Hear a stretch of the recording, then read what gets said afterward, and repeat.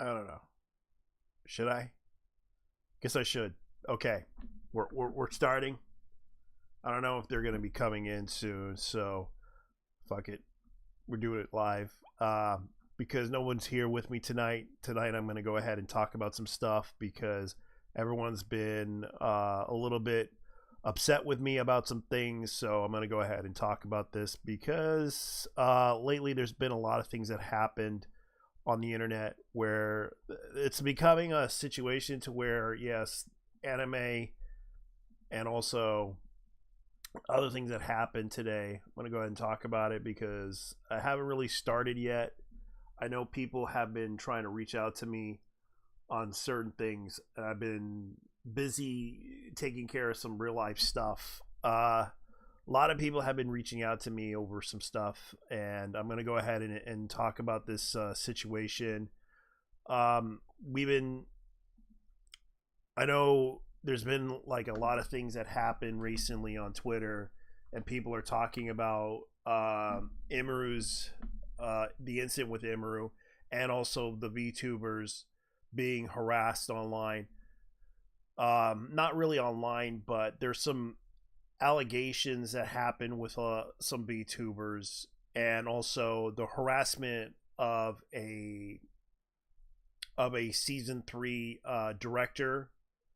Now, I will say this: I'm going to say, please leave the animators alone. They have nothing to do with it. It's all JC staff. They're basically hiring cheap labor, and I don't blame the animators. It's just that the lack of funding and the lack of effort to putting into the work, because you have to understand, anime is a business, and there are problems with what's going on. Now, a lot of people are literally pushing this issue for a lot of reasons. And I want to address this in a nicer way possible because people have been going over this whole issue and being upset over this issue. Now, keep in mind, I'm not going to try to attack anybody because this is becoming a problem lately with the anime community because they've been trying so hard to not do anything wrong, but we have a problem with a lot of the people online because they've been getting upset over this stuff. And the fact that Twitch has been supportive of streamers and everything, it's kind of funny how people are talking about this situation because of the fact the way they were treating a lot of VTubers like Chibi Doki and Iron Mouse, because the popularity of their fan base and going to Twitch and even going so far as to donate $1,000. Like, Twitch had gave $100,000 to the Immune Deficiency Foundation for Iron House's behalf because of PR reasons. And not only that, like, there are people that were employed by Twitch that basically were kind of annoyed by them because of how popular they are as streamers and the way they were treating the fan base and everything. And a lot of people have talked about this because of different reasons. Keep in mind, I am not going to go that far into it because there's a lot of problems with it because I could be wrong. And the fact that people have talked about the situation with Chibi Doki being that the whole Twitch situation kind of turned into a situation to where people are upset with that community in general because of the fact that Twitch has been very, very not so great with, because of the fact that this has become a situation with TwitchCon and Chibi Doki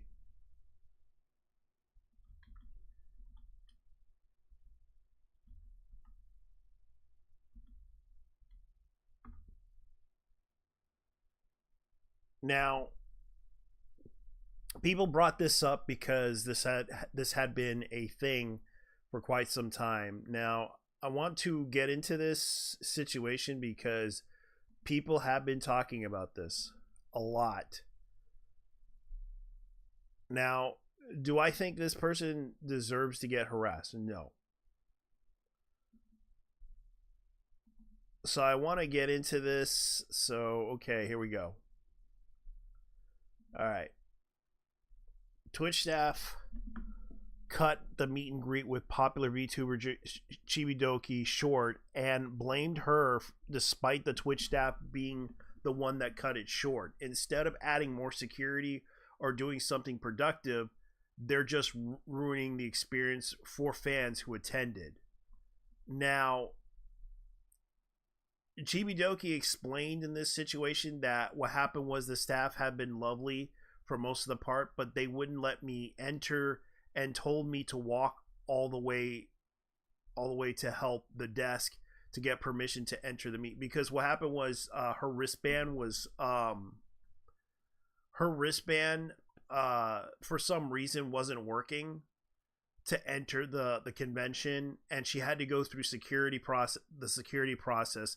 Not only that, what happened was a fan of hers went to that event and said, "Wait, they cut your short."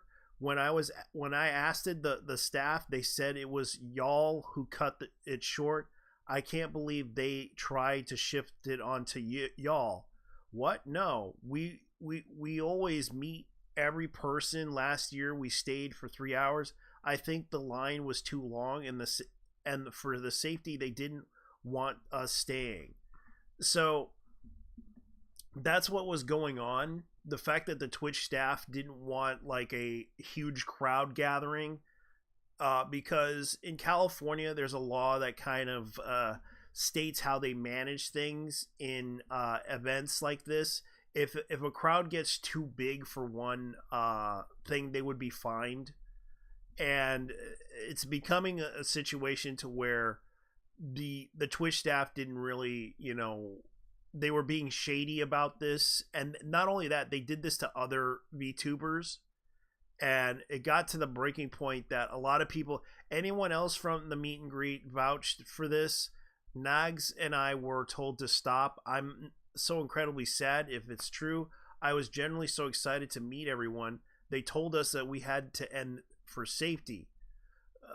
The stuff that happened yesterday was horrible, but they specifically said that if the creator wanted to meet everyone in the line, then they have to move it a separate area. However, for us, we were told to leave because, and this was the thing, I never even told any staff that I'm sick or so I'm confused. I showed up and asked if I could wait for Nags. Before going out, that was the only time the staff talked to me in the meet and greet area before telling us to cut the line short. I'm so sorry if this is true. So, more confirmation of lies. So this is what he said. Oh, that's sad because they told us the line was cut because your voice ensues. Typically they are move folks at different meets and greet areas due to health conditions, and it was cut off. What? I never told any of the staff my voice problems. I didn't even talk to any staff near the booth, only at the entrance. Because keep in mind, they basically didn't bother to know anything. And they also, from what I understand, a lot of people have been talking about this situation. And this is kind of funny. I'm going to TwitchCon. See you guys when I get back. Yeah, and Chibidoki went to Chibidoki Airlines. And she did the, like, she put on the work and everything. Like, it's so funny. I'm sick. I'm sick to my, this is her response. I'm sick and sound of my balls haven't dropped it because it, but I'm pushing through and hanging out with the guys because I miss you. And this is the thing, like, a lot of people have been talking, I kind of held hands with Chibidoki with consent. That's funny. That's funny. Thank you for coming to visit. See you guys. Making sure, and it's like Jasmine, and also like a lot of people are kind of happy about this. I'm meaning, it's like Snow Fox there, like Mimofu. Yeah, like a lot of people were talking about this stuff. Like all the fans were excited and everything, meeting their favorite streamers and everything. But it's kind of sad that they had to do that. It keeps getting worse. We have Imiru's essay case on the first day. Now a complete mishandling of Chibidoki's meet and greet in the second day. And I'm so excited for it. And you are the worst.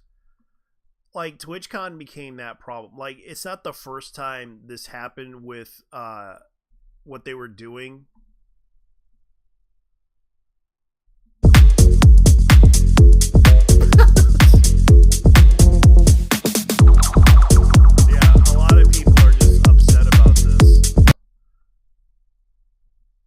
Yeah, because it keeps getting worse. Because Imiru's essay case, second day. And there was a lot more problems with the TwitchCon. Welcome in chat. Chat, seriously, thank you for being so kind today. I don't like attention like this, especially from something negative happening to my community. And seeing so many big streamers react to it, so many new people comment under my post, just having so many see my experience. Bienvenidos, pendejo.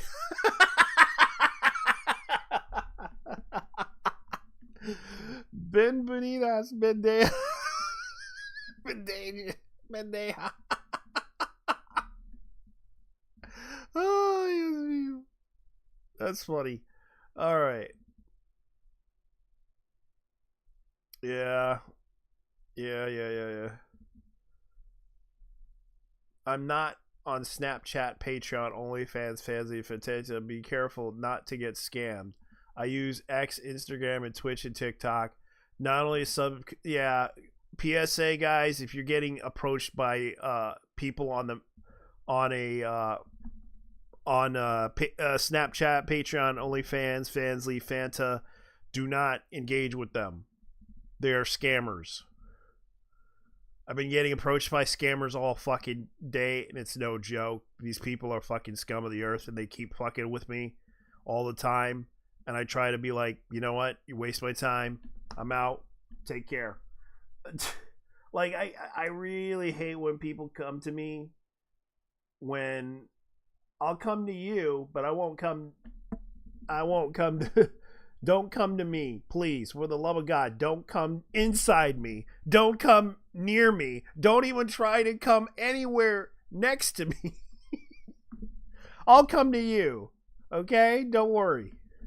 If you don't want me to show up, then I'm just going to walk away. Bye. I'm not coming on you. And I'm not expecting you to come to me. Oh, that doesn't sound right. Anyways, that's what's going on.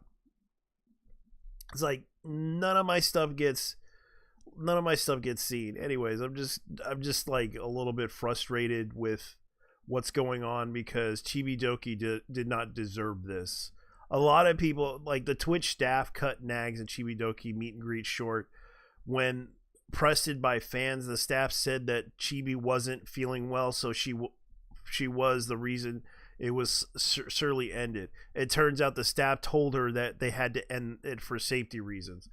And for safety reasons, unfortunately, due to the miscommunication and misunderstanding, any gifts or presents given to the meet and greet staff were disposed by the venue. The weird part is that they threw a lot of the stuff in the trash, and one of the excuses was it could have been a bomb. It could have been an explosive. Disposing it in the fucking trash can is not an excuse, because you have to throw that stuff outside. But if it blows up in your face, you're a dumbass. First off, you should put it in a safe area where if you feel like it's going to explode, and keep it inside an area where it does not blow up. And if you say it's a bomb, you're a dumbass. You're just using that as an excuse. Whoever you were that made that excuse saying, oh yes, seriously, stop attending TwitchCon, stop giving them your time and money if you go again next year. You're enabling this behavior. Because this is the problem. They disposed of this stuff because of the fact that the gifts that were given to them were very much given to those people. Unfortunately, and this is the thing. Like, I don't get why the meet and greet staff were disposed of by the venue staff. I'm sorry for anyone that gave me their gifts.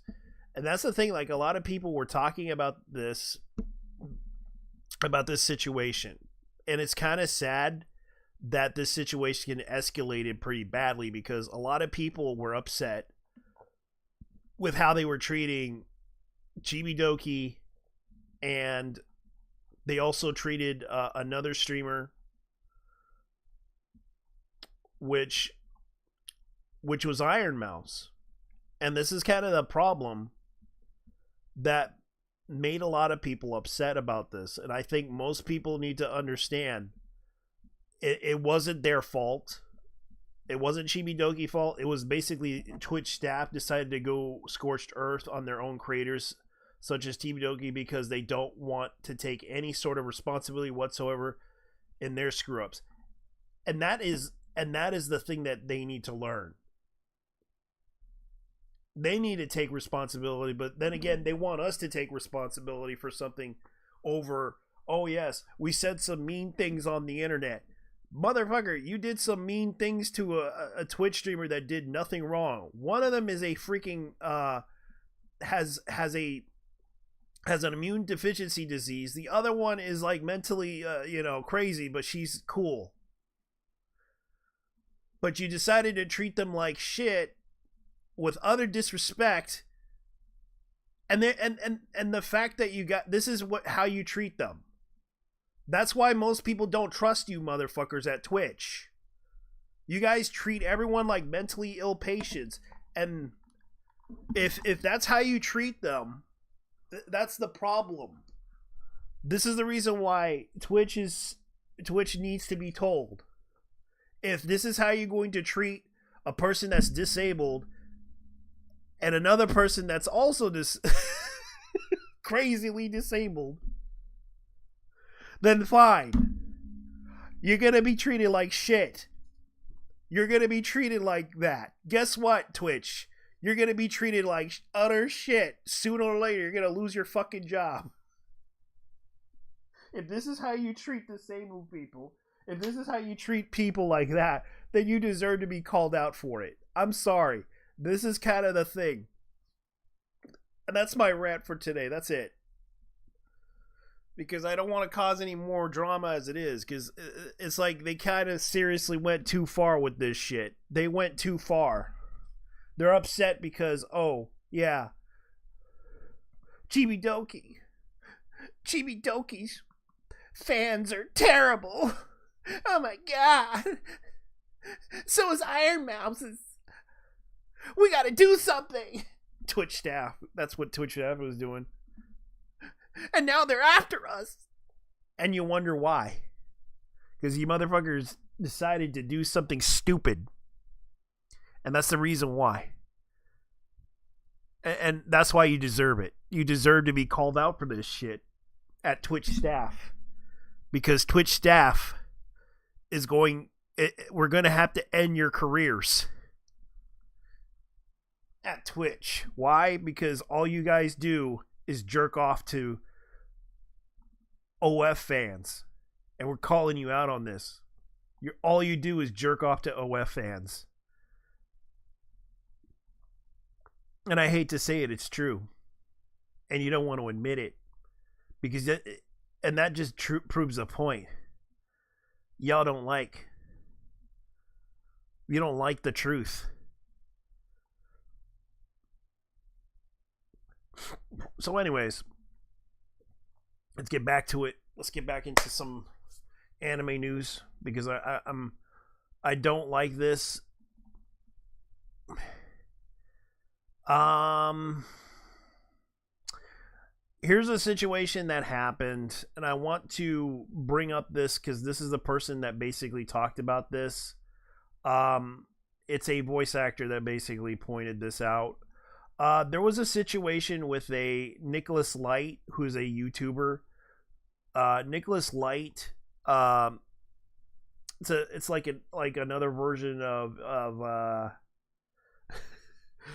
he's like he basically did the Death Note to a what you would call it, a director, harassed a director online, made a video that a lot of people disagreed with, and I want to point it out. A lot of people are upset with the season 3 of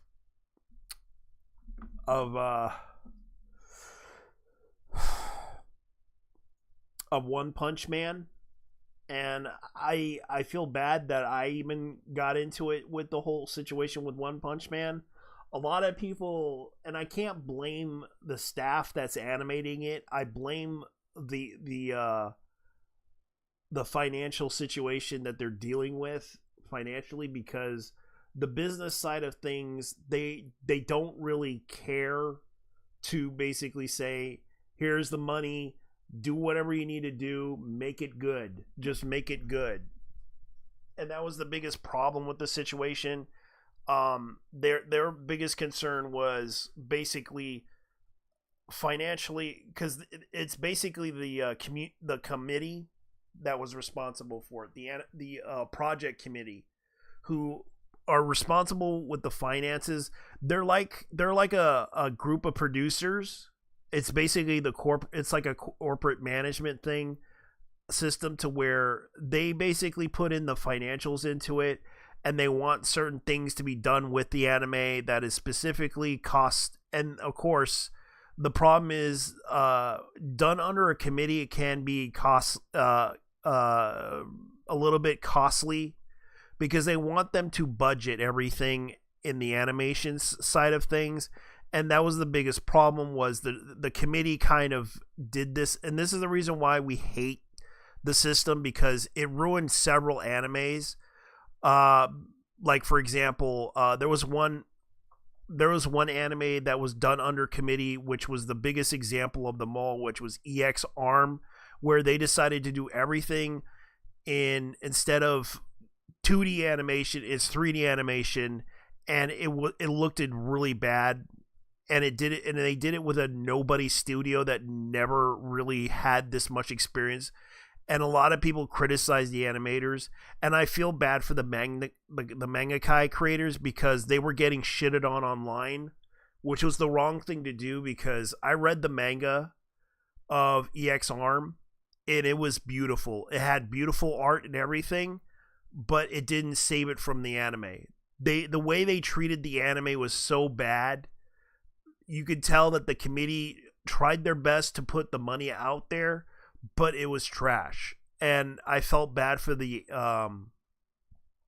people who got suckered into investing into this, and it was pretty bad. Under a committee, it should never be happening. It should never have had a committee working on this. It should be that investors should get money for this and then see how it works out.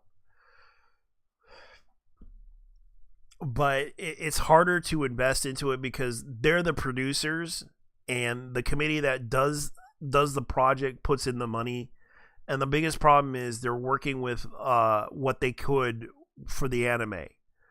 I personally don't have an issue with the anime itself for season 3, but I understand there are some criticisms to be made against it, and a lot of people feel like this was something that happened. Now, I don't blame the director, but Light kind of did this in his video, and a lot of people were getting upset over this. And of course, this is what happened. Light kind of was called out for it. Now, Nicholas Light basically kind of did this video where he basically did the whole "I hate the One Punch Man season 3," and he blamed the director and everyone else because the director kind of said something retweeted something. It's sad to see the kind of fans who had high expectations to get angry and curse, saying you betrayed our expectations.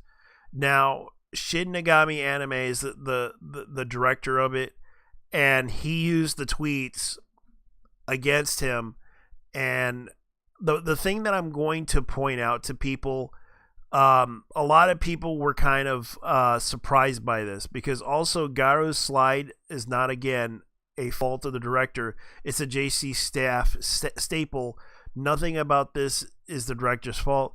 It's entirely the One Punch committee's fault, because it was explained by an animator weeks ago doing a podcast that it was the JC staff's committee, because they put in the money for it. And also, I want to add, the director had been reduced to a hentai director, which is extremely gross generalization. The director had also worked as a director for storyboards for Gatana, JoJo's Bizarre Adventure, Banana Fish, and Shogun no Sama. Now, oh yeah, Gangsta, that's the one. Banana Fish, JoJo's Bizarre Adventure. Oh yeah. So a lot of people are also blaming Flexi J. Dude, how hard was that? I can understand that these people are coming out nowhere yelling at me as if they're happy with eating trash. You made it look better, bro. The lack of care, the lack of detail, life is missing currently. Only scene I enjoyed was the Satama in the diner. So a lot of people are talking about this because this is what happened. These are the people that did the storyline. Yeah, Yoshimi Yotani, director. Like, he worked on Mangaloo. Oh yeah, Mangaloo. Gangsta was okay. It's an okay anime. I feel bad that Mangaloo went out of business. Ooh.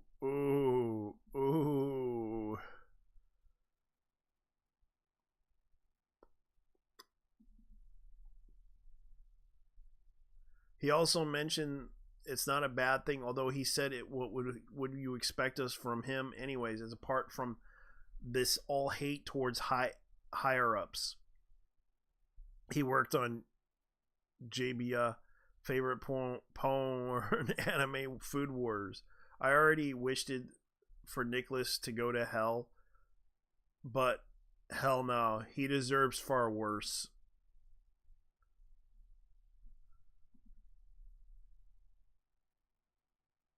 Okay, may try actually fucking watching the video you criticize instead of regurgitating other people's opinions. Now, I'm just gonna point out to people, because I want to address this. I don't want to harass the directors. I don't want to harass the animation staff. I do not want to bug anybody. I don't. I'm not that type of person, but people think I am. Don't. Please do not harass them. Do not bug them. I understand you're frustrated and upset with the quality work that they're doing, but I cannot blame them for that, because the money that was put up for that animation was done by the committee.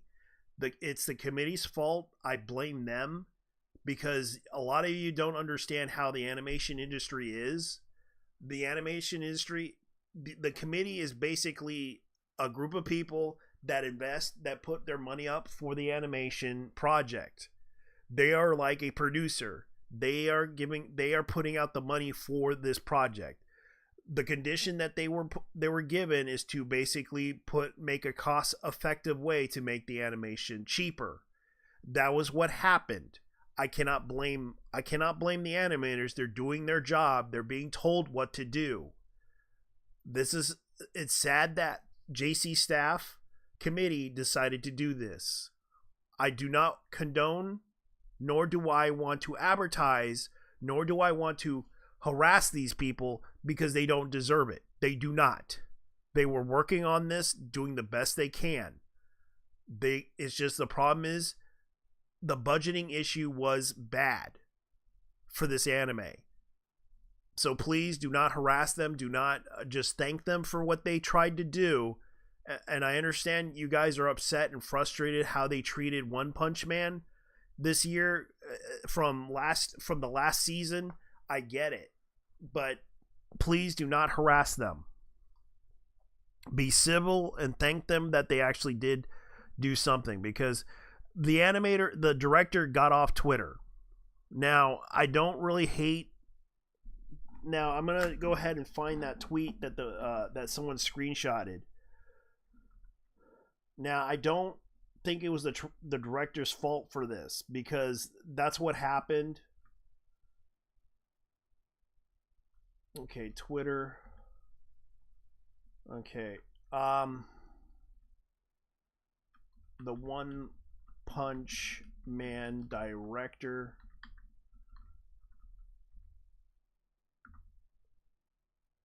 Because they do have the tweets. One Punch Man director Shiba Nagai has deactivated his Twitter account due to the harassment. And that's what happened. This is taking a toll on my mental health. It only brings negatives to the work and the staff of the original creators. Such despicable behavior is unforgivable.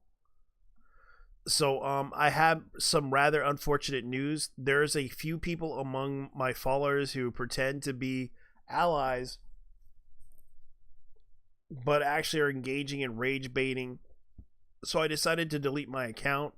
Their actions, such as taking my statements out of context, trying to elicit comments to violate NDAs and turning them into profit, are unacceptable and cannot overlooked. I've always done my best for the fans with the uttermost sincerity, but I've come to the conclusion that continuing this in this environment is unattainable for this project. It's always the genuine fans who end up suffering the most, and I cannot forgive those who tarnish the staff's honor or exploit the struggles of the creators for profit through hate. Therefore, I also will be deleting Shubble Nagai's account entirely. I cannot create any accounts in the further future either. I cannot overlook actions that degrade the work itself, so I ask for your understanding.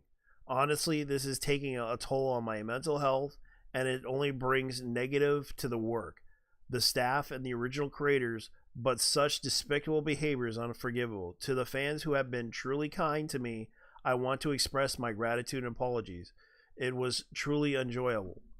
So, now a lot of people are talking about this situation because Nicholas was the culprit of this whole situation. More context being part of due to this loser spreading misinformation and encouraging harassment, even editing out his thumbnail that had Shiba Nagai's handles in it.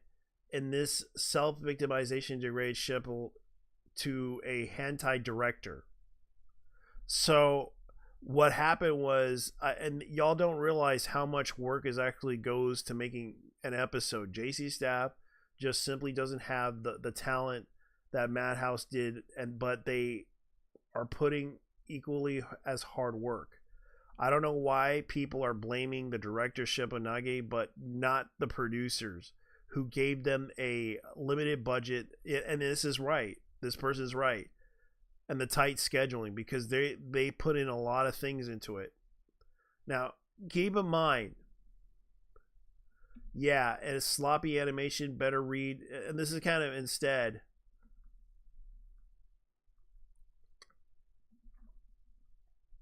And it's like I don't blame the people for One Punch Man. Shiba Nagai, the director of One Punch Man season, is a hentai. Looking through his work, he has done a lot of good stuff. I'm curious to see how he handles One Punch Man now. Yeah, because people were bringing up that stuff, but I don't think he also did key animation for Pokemon. He is a and I don't know why people are upset with him over that. The director of One Punch Man Caesar is upset at me. My response. The slop anime tubers such as Nicholas Light and Chibi Reviews. Chibi Reviews had nothing to do with it. Flex J Anime and misinformation and neo fans harassed One Punch Man Caesar. And I never did that. I only brought up the issue that the animation was not that, was kind of bad. Now, a lot of people are kind of upset because I did not understand, because a lot of people were kind of making fun of the mud flaps and everything in the animation, especially the art was kind of strange. But a lot of people have been talking about this situation. Keep in mind, no one here is trying to I don't believe in trying to attack the animation. If you feel like this anime isn't good, then don't watch it. That's the thing I'm going to point out to people, because you don't need to take it out on the animators. Don't watch it. That's the thing that most people seem to not use their brains for, because they don't seem to take that advice at heart. They get upset, and yes, I get upset too about anime. But the one thing, if you feel like an anime is not that good, don't watch it. That's the whole point of watching anime. You can decide for yourself not to watch it. Watch something else. There's plenty of other anime titles out there that are far entertaining than what you feel like that this anime is not good enough. Keep in mind, I'm not here to disrespect the animators. I want to point out to people, don't harass the animators. There are options not to do that type of behavior.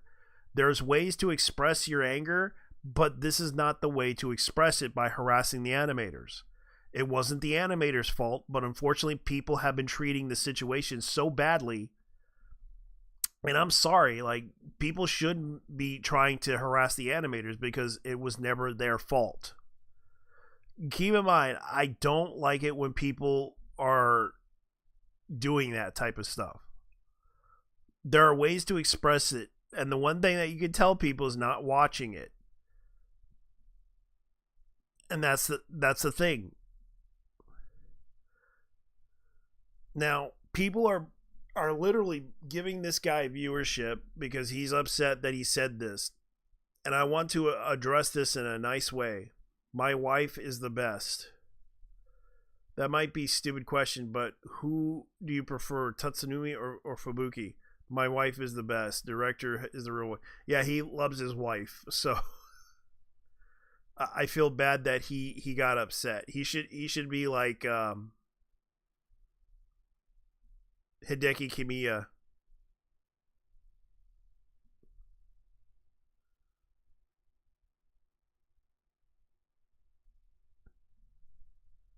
He should be like Hideki Kamiya. He should try to do that stuff. But the problem is, I can see why people are upset with this anime. I personally don't have a problem with this anime. I think this anime is pretty good. It's just some people are upset because of the budgeting issues that they have at JC staff and the committee that's involved with the JC staff. I think they could have asked for people to actually support the animation, but the problem is like, people are talking about the animation, people are talking about how bad it is, people are talking about, oh yeah, this is terrible, the talking flaps. And I personally don't have a problem with the animator working on this if they did hentai, but Jesus Christ, guys, keep in mind, a lot of people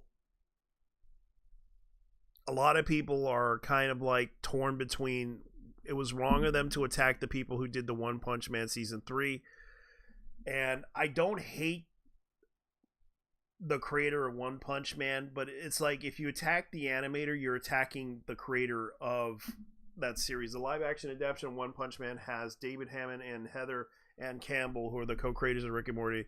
It's screenwriters. Its director Justin Lin, who produces by Sony. So they're also planning to do a One Punch Man live action adaptation. So, oh well.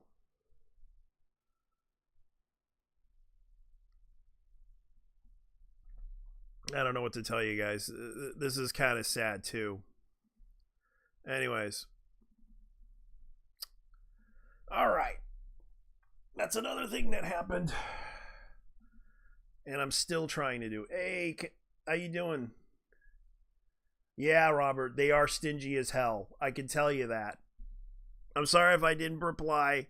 You know how I am. I'm just looking at I'm looking at the other screen. I have like one screen. And I don't believe in harassing the animators,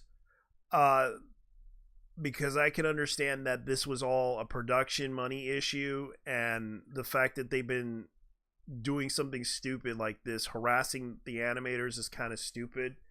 And if it's kind of the thing that they're doing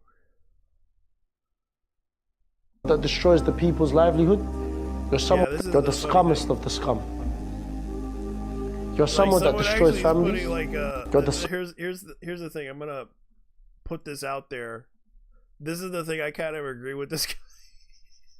All right, let me go ahead and put it out there. This is absolutely true. Scummest of the scum. You're someone that destroys families. You're someone that destroys the people's livelihood. You're someone that takes a father away from their mother. You're someone that takes a father away from the kids, or a mother away from the kids. You're the scummest of the scum. Yeah. You're someone that destroys families. And they're blaming Chibi Reviews on this one, but they're blaming Nicholas Light, who no longer has an account on Twitter. They harassed him off Twitter. And they're literally doing that. I do not support. Yeah, did you hear about in CS2? Did you hear about the suicides in CS2? No, I haven't. Well, I have not heard about that.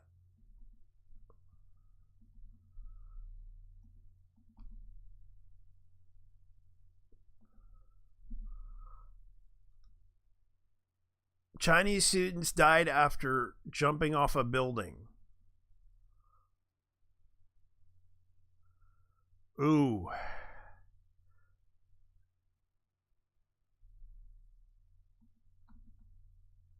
Let me look at this news report.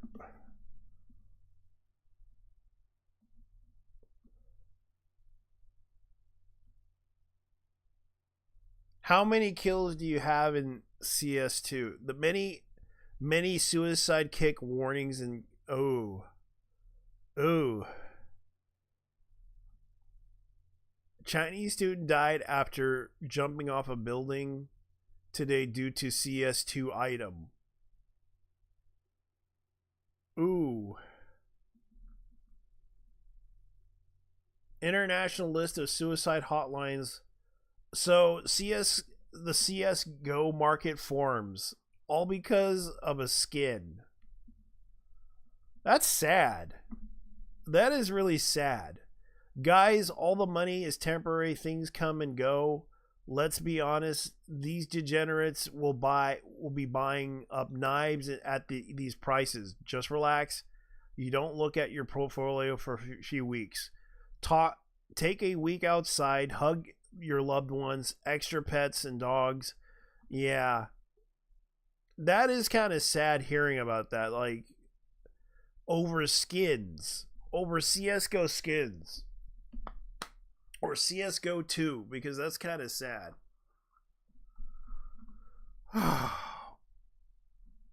They fixed the prices. Yeah, it does happen a lot in CSGO community. Yeah, like I can honestly tell you, I remembered I bought I sold a gun that was worth $50. I'm not joking. On CSGO, back when CSGO had a website. Jesus Christ.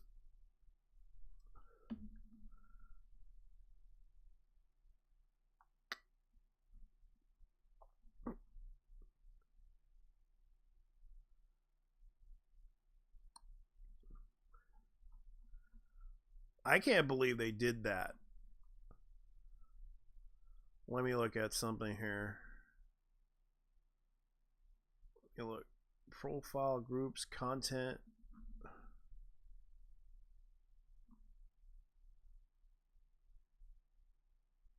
Market.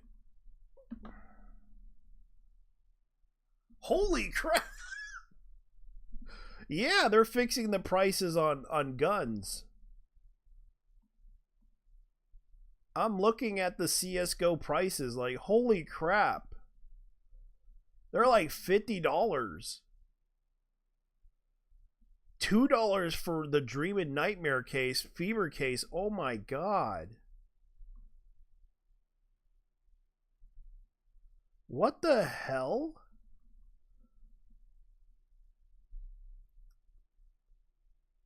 Let me see what's in my inventory. Because I do have some items on CS:GO. I wonder how much it would cost. 35 cents. 57 cents. $2? That's why they're fixing the prices? My god. And Dual Beretta Marina, like, that's $5? Holy crap. They are raising the prices on guns. $6? That used to be like $1.70. Like, yeah, candy apple. And it's like it's still in that price range. But I used to play CS:GO, but I was in operations. Man, like, they're fixing the prices on guns, man. I played probably around 600 hours of gameplay on this thing. Wow, yeah, they're raising the price on the guns. That's for sure, because some of the guns are worth like 8 cents, and they're fixing the prices on the guns. Like, half of the stuff that I have isn't even worth that much. Half of the stuff that you can see right here, I can't trade it any more than I can. Like, half of the stuff you can see right here is just, and they're fixing the prices on weapons. That's a big surprise. It's no surprise they're doing that on CS:GO. I no longer play CS:GO because if I decided to do it, I probably have to pay a monthly fee just to get the operation challenges. I cannot believe that. You're right about one thing. They are fixing the prices. Like, holy hell. Because one of my guns is worth $6 and it's not even worth that much. I remember one of the guns that I had, I sold for $40. Like, holy crap. And they're committing suicide over wanting guns that they think that, like, I used to remember playing World of Warcraft, and I remember I shouldn't be getting upset about not being able to do what I want in that game, like go into raids and have fun. But I understand that other people get upset with you because you don't deserve the items and they treat you like shit type of thing because you're not putting effort into the game or doing raids very well or doing higher DPS. I can understand that issue, but man, people getting upset because of the fact that they won't be able to get what they want and committing suicide after that is sad. Like, CS2 is leading people to suicide after Valve destroyed its economy overnight. Out of nowhere, unannounced, Valve dropped an update that completely changes the CS2 economy. So they're basically committing suicide over gun skins, which is kind of sad because And the fact that the prices went up on gun skins is no surprise. Like, Valve has ruined thousands of people's live savings over the years. Nobody says anything because it's Valve. It's epic. Oh, imagine, stupid. Your portfolio, brother in Christ. You sell JPEGs of knives. You are not a day trader. You are a retard. We are taking 20K knives to sell daily, going down to 8K. This market isn't a joke. Even if I spent $5 billion on knives, it was all the money I wouldn't kill myself over skins in a video game. Probably the second lowest IQ move you can do. The first was spending that much money on pixels. Like, a lot of people are talking about this. This is no surprise. Like, that is kind of scary. And the market for guns is a big surprise. The world is healing. My nephew, who is 15 now, can have skins he wanted without spending $10,000 for. Oh no, my digital pickles for fake knives in a video game went down in value. Whatever will I do? I dreamed about this years ago. I knew it will come one day. I really thought this skin was worth $20,000.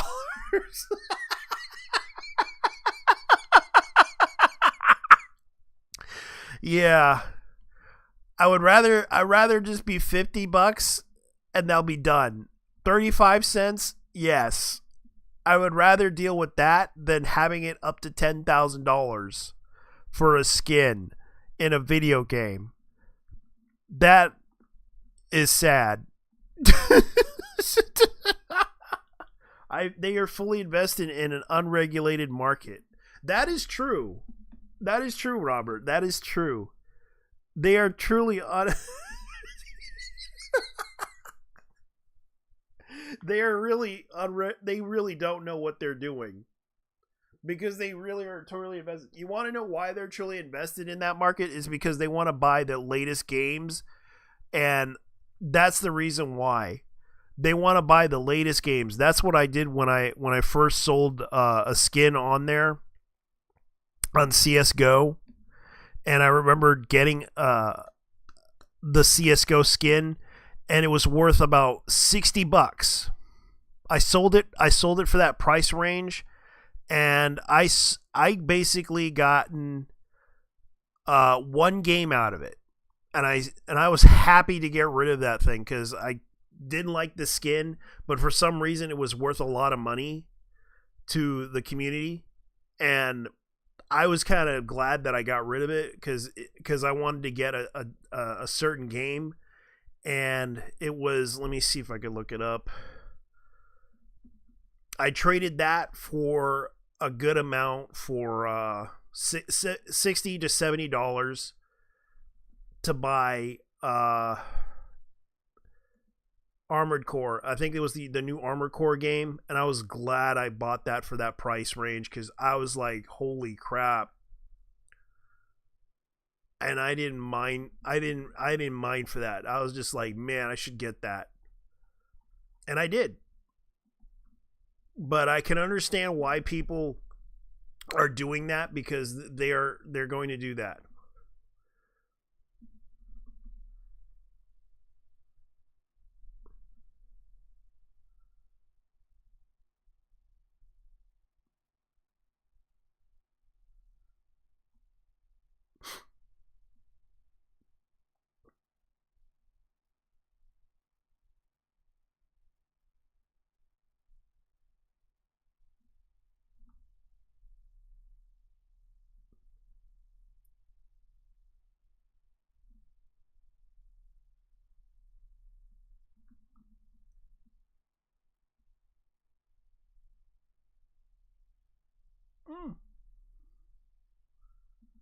That's cute. Let me see here. Let me see. I'm sorry. I'm just kind of lost in on my mind right here. Because everyone's talking about this.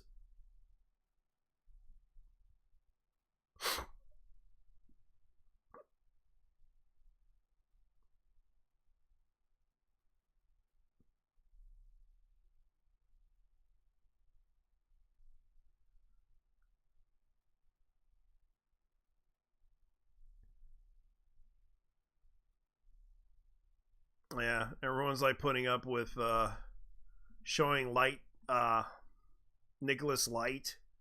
I'm 25 years old and I have no friends, living with social anxiety. You're okay now. We know why. Nicholas, you forget to mention how you literally harassed a woman online and offline and tricked them into an extremely toxic relationship, which is why everyone left you. You are sick. I don't know about that one. Now, here's something that someone brought up.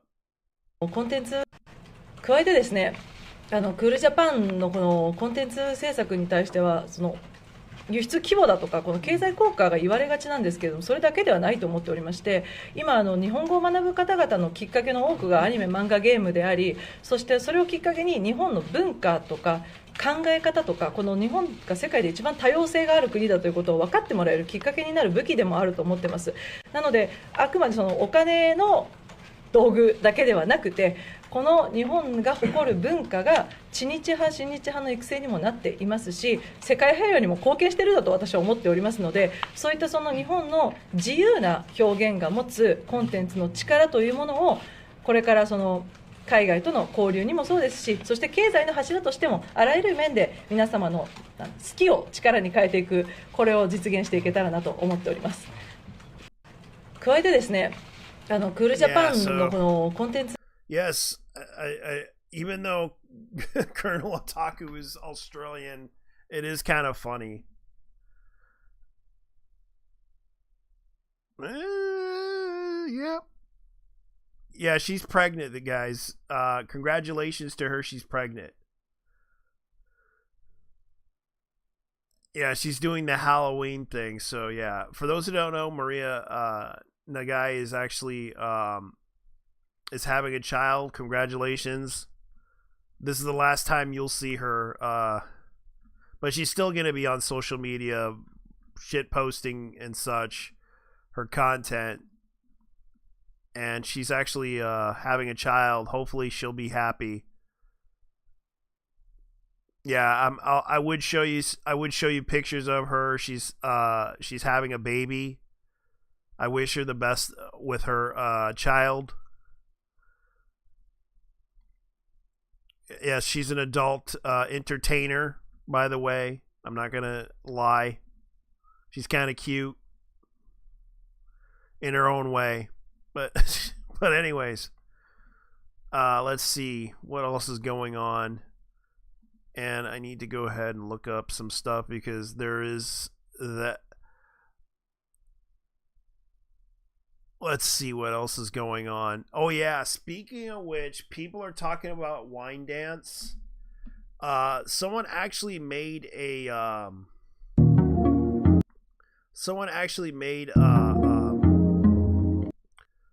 really good comparison.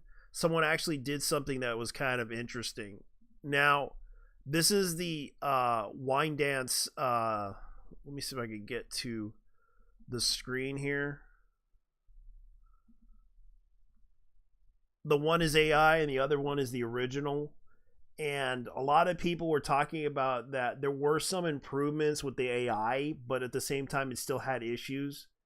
You could tell that they did some alterations with the AI versus the original. And the AI kind of did somewhat improve it a little bit. You could clearly see they did some changes and some alterations to make it look realistic, because a lot of people were complaining about Wand Dance, which I have to say I did check out the series itself.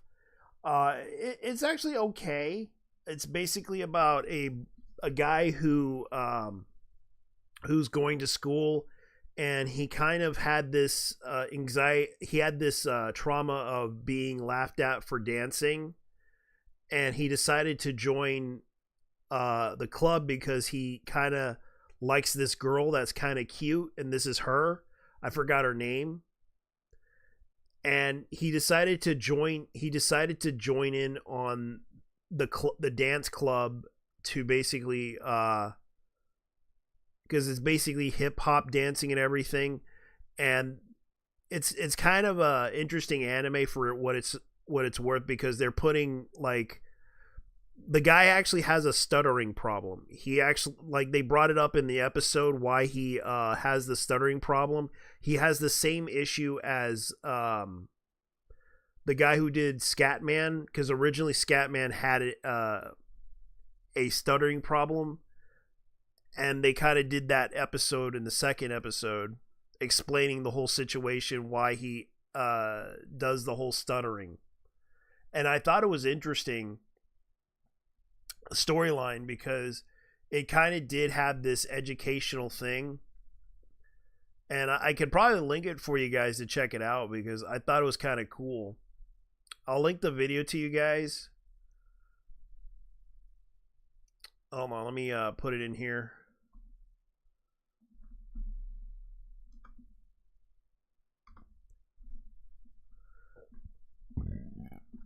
So you can check out the Wand Dance AI versus the original, and what they approved on the original, because the original had like you could tell they had like 3D lines in there, and there were some animation things that they did with via 3D, and they kind of improved it with the AI, and the AI kind of did somewhat improve the animation a little bit. I'm not saying it was good, but you could tell they made some mistakes, but they still did it well, and it kind of made more sense in a way that the dance was actually pretty good, and it made the animation improved a little bit better.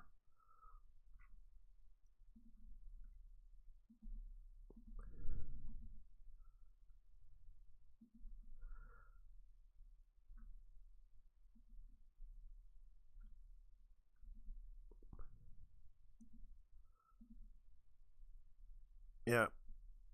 Hold on.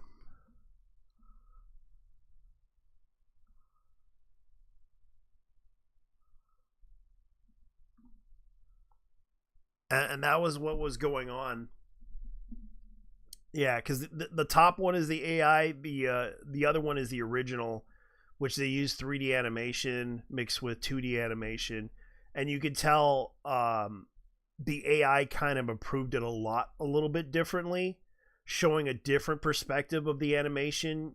You could tell by the facial structure that they did with what the AI did, improved it a little bit more by at least 10%, because the 3D animation they used in the original kind of didn't do a good job, and you could tell that this was an improvement what they did with the AI. And holy hell, the AI kind of hit it very well in a way that it kind of proved it, even though, yes, it was what they were trying to expect. Even though it didn't have a good structure, it did it pretty well. And you could tell, like, it basically showed a different style from the animation to, even though it's a little bit bright, and this one's a little bit, normal. You could tell they did something, and they improved the shadow and the lighting of it. That was the problem with the AI doing that, improving the lighting. It is too bright, but you could tell by the face on the original, it's 3D, versus this one, it looks like it's animated with a bit of 3D in it, but you could tell that what they did with that was pretty cool.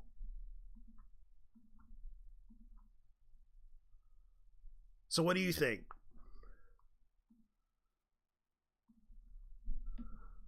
Anyways, I'm going to go ahead and go to the next topic, because I want to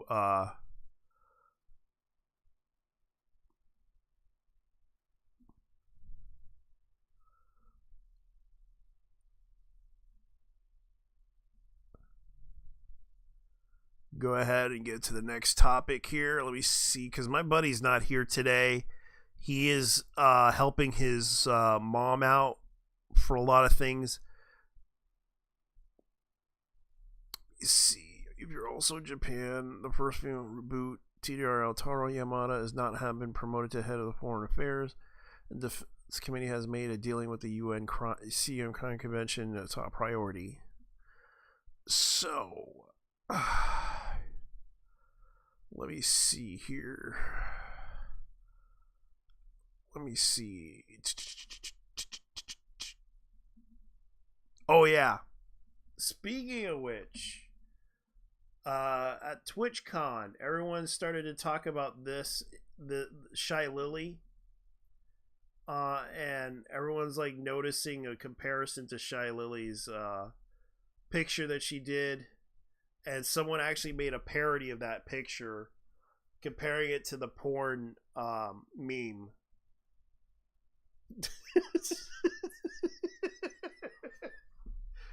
So this is her bodyguards, I believe, or her staff from Gamer Subs, and all of these guys are. And it's kind of funny. This is the real Shy Lily's IRL body, and people are like, I can't be the only one, right? I'm sorry. Like, they were basically comparing it to her to this.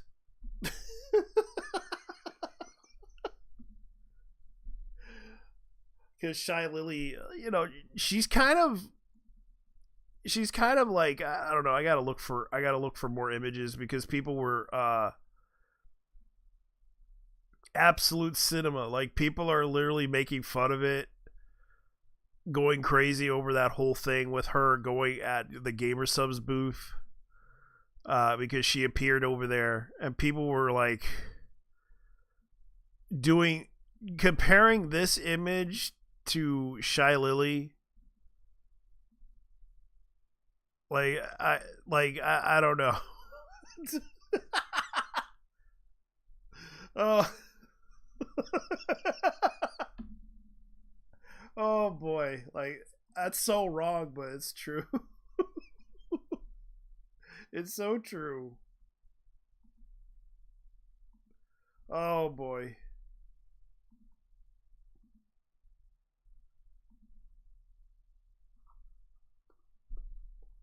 I agree, Robert. Yeah, he's gonna be another. I know, it's funny, and it's kind of funny what happens. Like, she didn't realize she made the meme, and that's another thing that happened at at TwitchCon. Like, people are literally like laughing about that.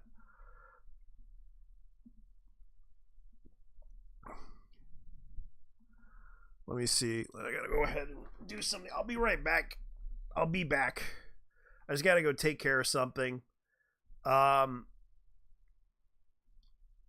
Speaking of which, I'll be right back. I gotta go check something that I haven't cooked. Let me see. I'll be right back.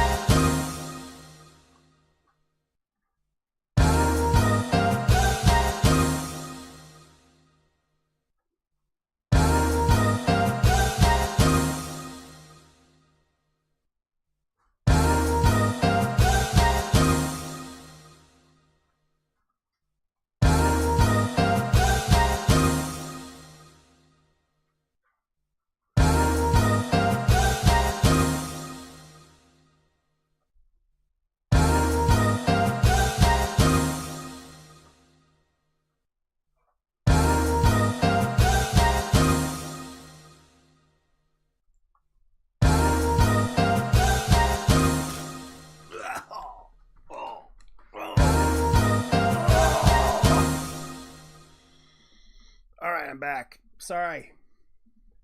I had to get ice cream out of the fridge. Because I'm kind of like hungry right now. It's basically ice cream bars, but yeah. Good.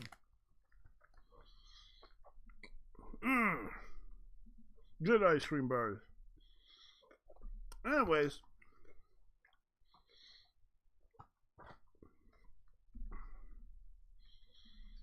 Here's some other news. Anyways, here's some other news I found out today. Sentai Filmworks has is reprinting Elfen Lied, the complete collection. And I'm kind of excited about this because I've seen this anime before. A lot of fans are talking about this. It's being retailed for $38.99. I'm pretty sure in the UK it's going to be sold probably a little bit more, but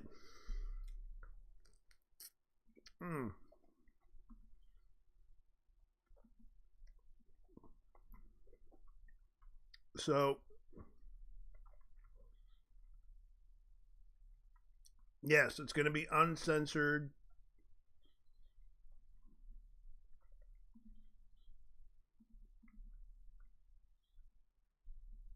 TV series includes 13 episodes plus the OVA.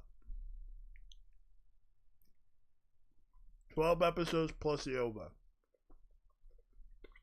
Called Passing in the Showers.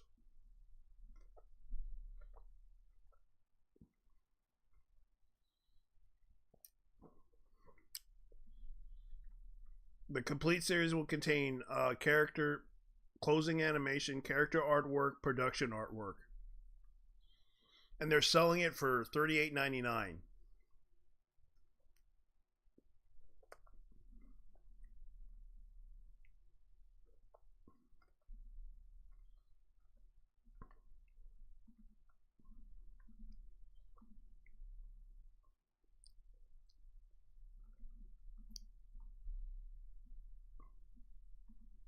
Yeah, it is a really good series.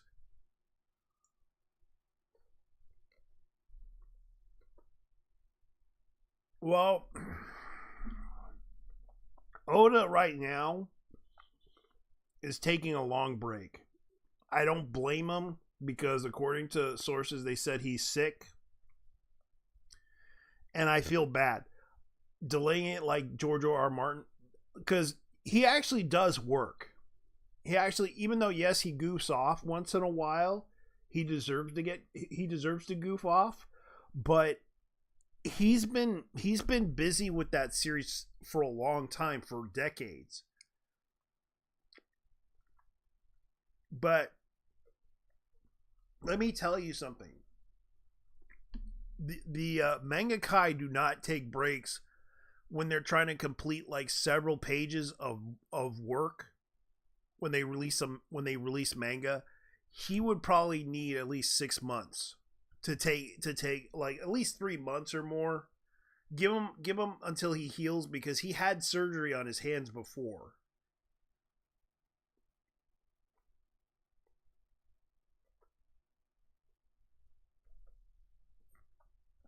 That's what I think. Because manga is not the same as the comic book industry where they get to take breaks. Like they get to work 7 days a week. They work nonstop. They work with no sleep. I'm not joking. They don't work with no sleep.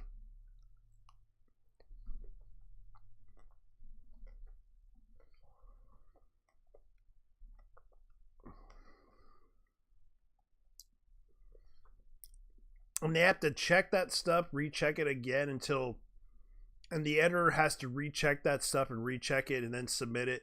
And then they put it out there to the public to see. And it's no joke.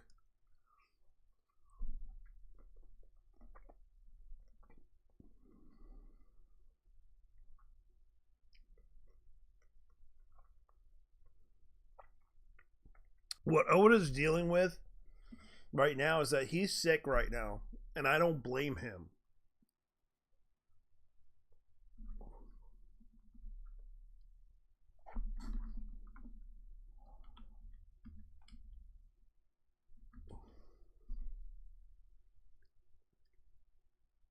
because that guy worked on that series for the past decade. More than the past decade. He's been working on that series for a long time, and I feel bad.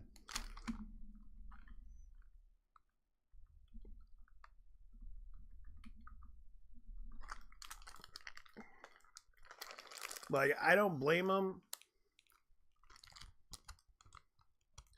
And also, there's also news about this. Spoiler on the One Piece chapter 1160 details the Valley of God incident where Imaru possesses Elder Saturn's body. And people are talking about that.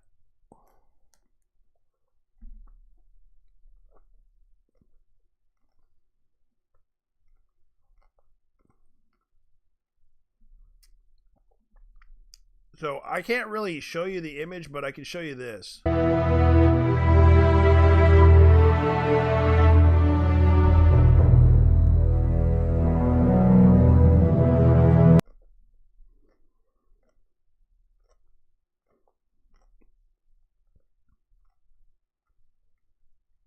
Now, it's being leaked.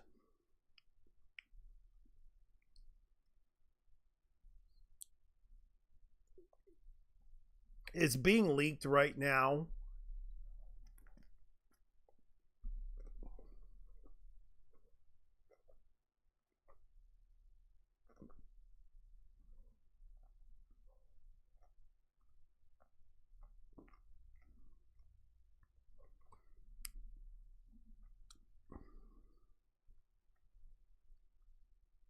Now, the script is being leaked out there.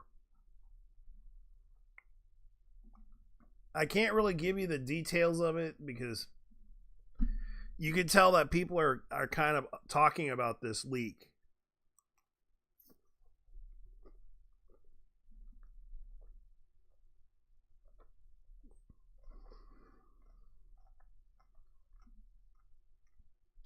And they're fighting the rock pirates. And it's leaked out on the internet.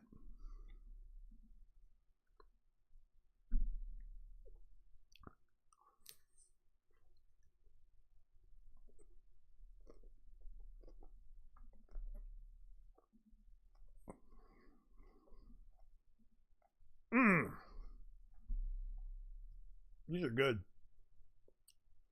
But I can tell you, that's what's going on.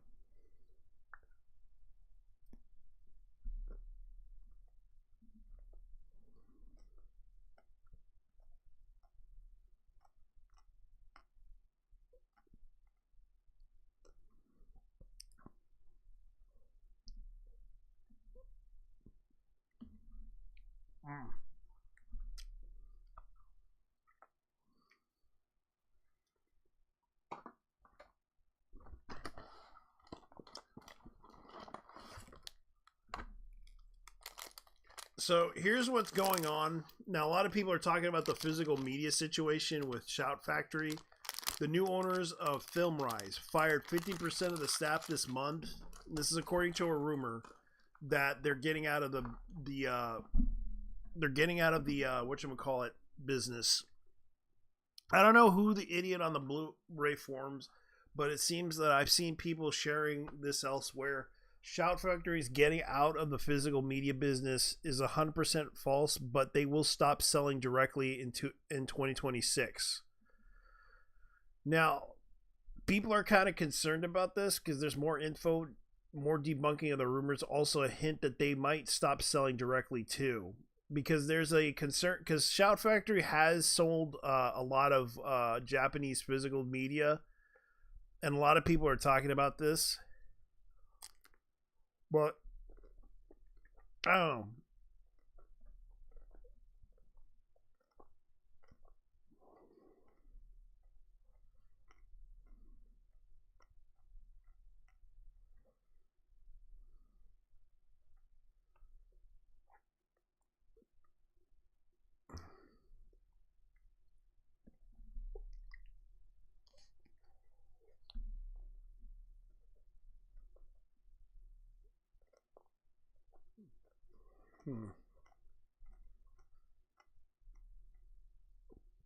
Oh yeah.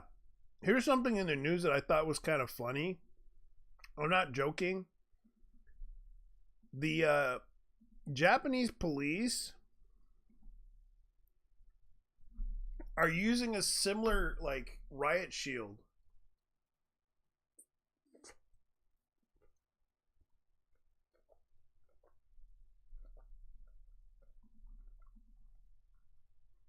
I mean, it's a real riot shield.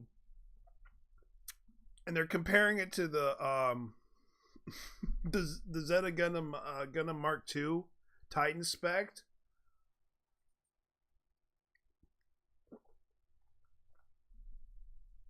But they got the public security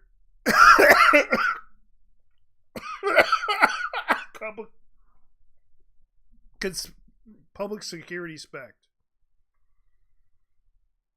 I thought it was kind of funny, and yeah, they're actually using the shield now. Now they got to make the guns.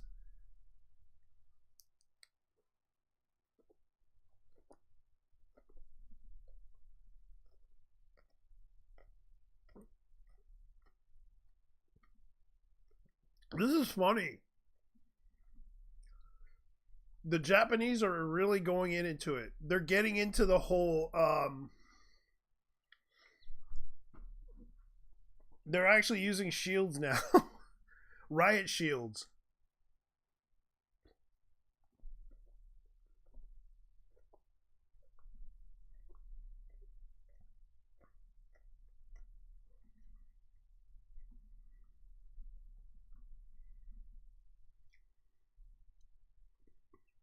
It's funny. Like it looks like a Gundam Mark II. Titan spec, rather public security spec. And I thought it was funny. Like I can't believe it looks like that. Like people are like making fun of the shield.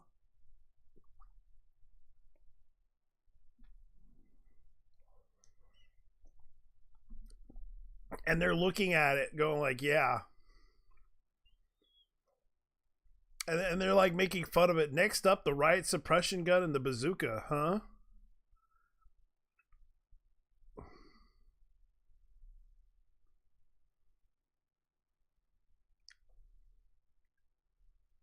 Yeah, and people are comparing that Mark II riot shield to a Zeta Gundam Gundam Mark II, which I thought was kind of funny because people were like talking about it online.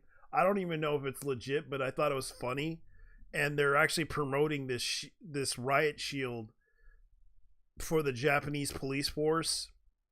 If riots are happening in Japan, they would use that shield to defend against people that like to, get violent, and they're getting probably ready for the revolution because they're afraid that might happen, and they might just they might just wear those. Which I'm thinking, they're gonna go full blown defensive now, because now they're getting ready to start a riot, and they're afraid that the revolution will happen because they're gonna be dealing with immigrants and everything. So we will probably see what happens next when they introduce that riot shield, Mark II, as I like to call it. It's a Gundam Mark II, right? It's a police riot shield that they're basically doing, and it'd be funny too. Like, oh no, they're making a riot shield. It looks a bit thin on the sides. That is true.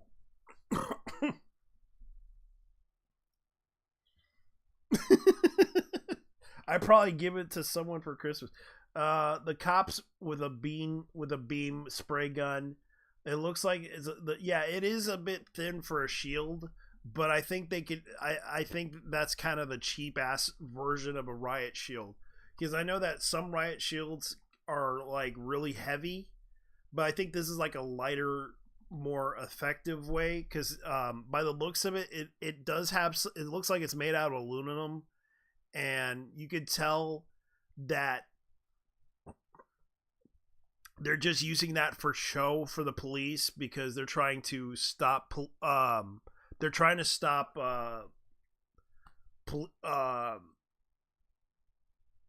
rioters or because they're expecting riots to happen in Japan sooner or later, and they're gonna use the cheapest riot shield ever that looks like this. And I'm not joking, it does look kind of thin, and I do agree, but you know, they need something for an aesthetic saying, hey, we're gonna use this shield to stop you, but we also know how to defend. They know how to defend themselves with the proper training. They could use that shield effectively if they know how to do it. By the looks of it, it looks like they are.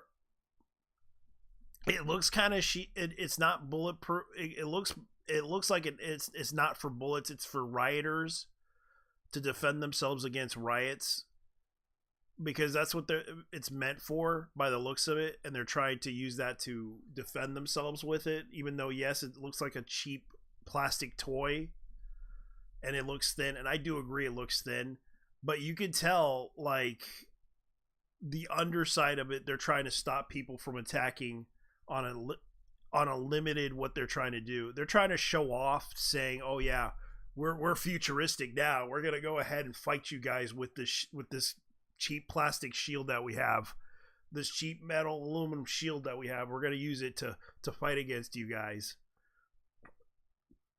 I think this is kind of for show. I think they're trying to show that we're not going to take your bullshit, so we're going to show off our new shields and beat the shit out of you with them. That's what it looks like. Considering that they think that's going to be effective, I think that's kind of what they're doing. They're trying to show it as an aesthetic.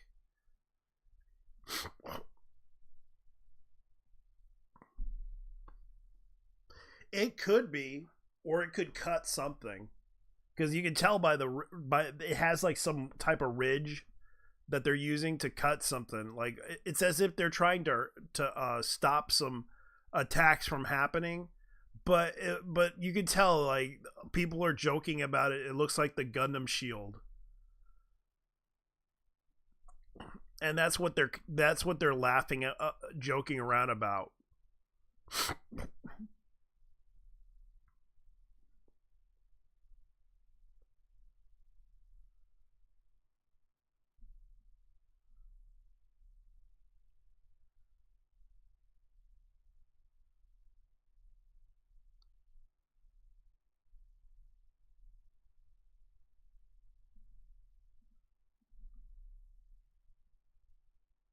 Let me see what I can look at.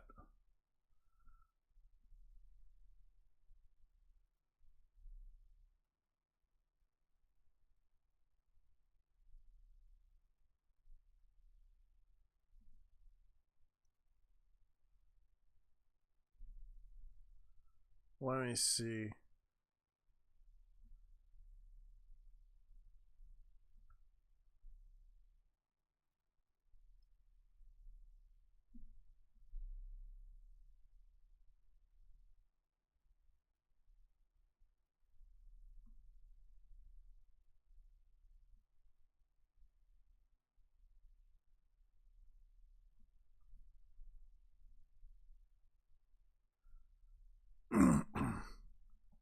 So here's the image that popped up on the net.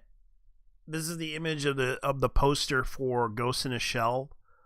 This is the new series that is coming out for Science Saru in 2026. They just announced that there will be a TV broadcast slot revealed. The producer of Saru Science, the new animation of Ghost in a Shell, and Kensai Telecast Corporation and Fuji TV Network broadcast confirms Tuesday night on 11 p.m. in the Fire Anime slot. Please look forward to the broadcast next year. Okay, cool. I don't care for it. So let's look at the news. Let's see what we can translate from this to English and see what they're going to tell us. because I'm not saying that this is accurate, but they are saying, okay, Fuji TV starting on January 2026, they're going to premiere the preview of, by the looks of it, anime slot at 11 p.m. Tuesday nationwide on the Kansai TV and Fuji TV networks starting in January, because considering that Fuji and Kansai are separate networks and they are from separate regions of Japan, that's my understanding of what Fuji TV is and Kansai, because they speak different dialect of Japanese, and that's what I understand. Further information, such as the broadcast start date, will be released subsequently on the Ghost in the Shell official global website, on the official social media. So this is what we're expecting. We're going to be expecting it on January in 2026. They're going to be starting to premiere the Ghost in the Shell anime, the new one, which you can see right here. This is a new Major. She's gonna be in this series. Hopefully it'll be good. I hope it's good, because if it's gonna be based on the manga, I hope it's gonna be good, because I do have the manga that I had for a while. It's like the first volume, and I read it. It's okay. And it looks like it could be a good blunt. Yeah, the shield.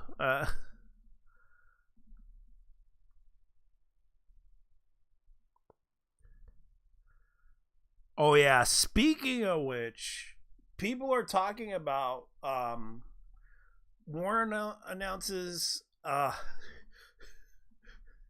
you probably heard that meme news that people are talking about.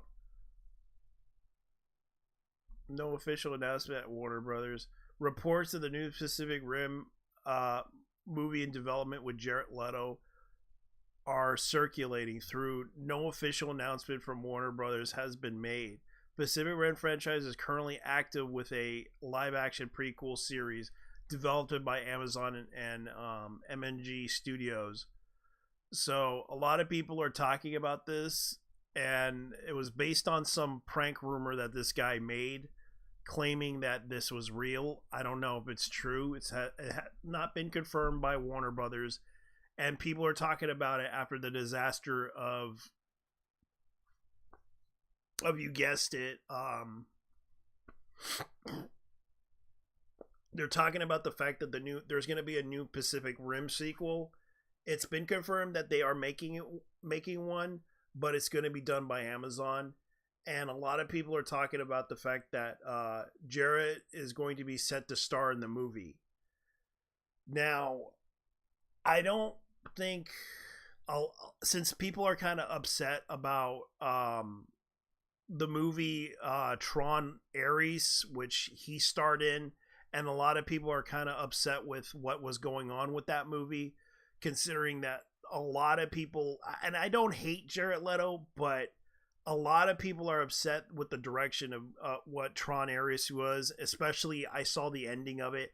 I was upset because it kind of hinted the fate of what happened to part 2 of all the characters of Tron Legacy, and it made me saddened to hear about this, because I was kind of like, oh man, it hasn't been confirmed that Jared Leto is on board on this whole Pacific Rim sequel that they're making, and people are like literally making memes of this, like no joke. You can see right here what's been happening. Like he killed off the Suicide Squad, Morbius, Tron Ares. Now he's going Pacific Rim, and people are kind of worried about this because I do like the Pacific Rim movie. I actually watched the first one and I did enjoy it, but I didn't enjoy the second one because it just didn't really make any sense what they were doing. Yeah, it's the acting that peeves me, and then I found out he's the producer.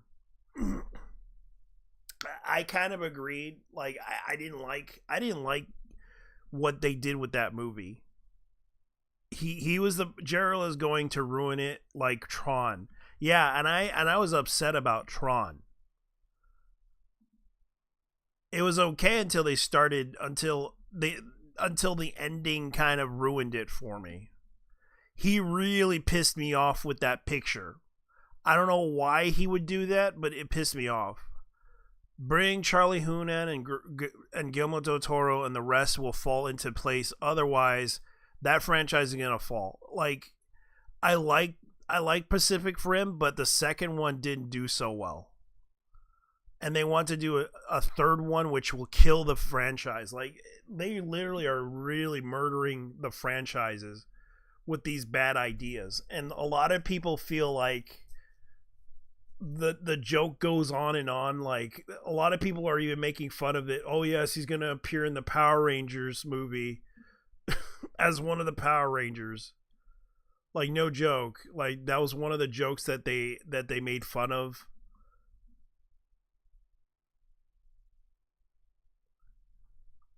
The best part of Mobius was that it's Morbin time over those guys. Like, people were just making fun of it. Like, when the movie came out with Morbius, 4chan had to prove a point that the feedback for keeping the movie what it was. Like, Blade Runner was another one that I really liked. He played the villain in that movie, and people were kind of upset that he ruined that one too when he appeared in it. Like, Jared Leto is an okay actor, but the problem is like he places himself in these movies like they were art house films, but they don't really make money. And that was the biggest problem with him, is that he really destroys those franchises when he picks them and works on them. And it's like, people literally any movie, Jared Leto, and people are just saying that he is the Achilles heel of the movie industry. I personally don't hate him. I just don't like what direction they go for when they try to make the movies. That's the thing that I hate the most about it, is like, whoever wrote the script really hated Tron Ares when he appeared in that movie. And a lot of people are just shitting and rightfully so. They're pretty upset about this because he's going to ruin another franchise and kill it. And he's becoming he's gaining the reputation as the franchise killer. He was good in Blade Runner, but he should stay away from lead roles. I agree. Like, he should just stay away from lead roles and just play him like anything, but lead roles is going to be difficult for him because he is kind of old. And that was the problem with Jarrett. Like, he's a very old guy that kind of, like, sure, people like him in 30 Seconds in Mars, but it's like, Jesus Christ. Like, the guy is basically an absolute, like, terror when it comes to movie failures. Like, he's been around since 30 Seconds to Mars. Like, he was in that rock band, for Christ's sake.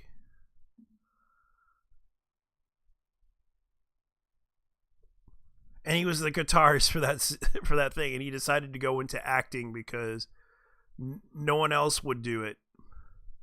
In the mid 2000s through the 90s, through 1990,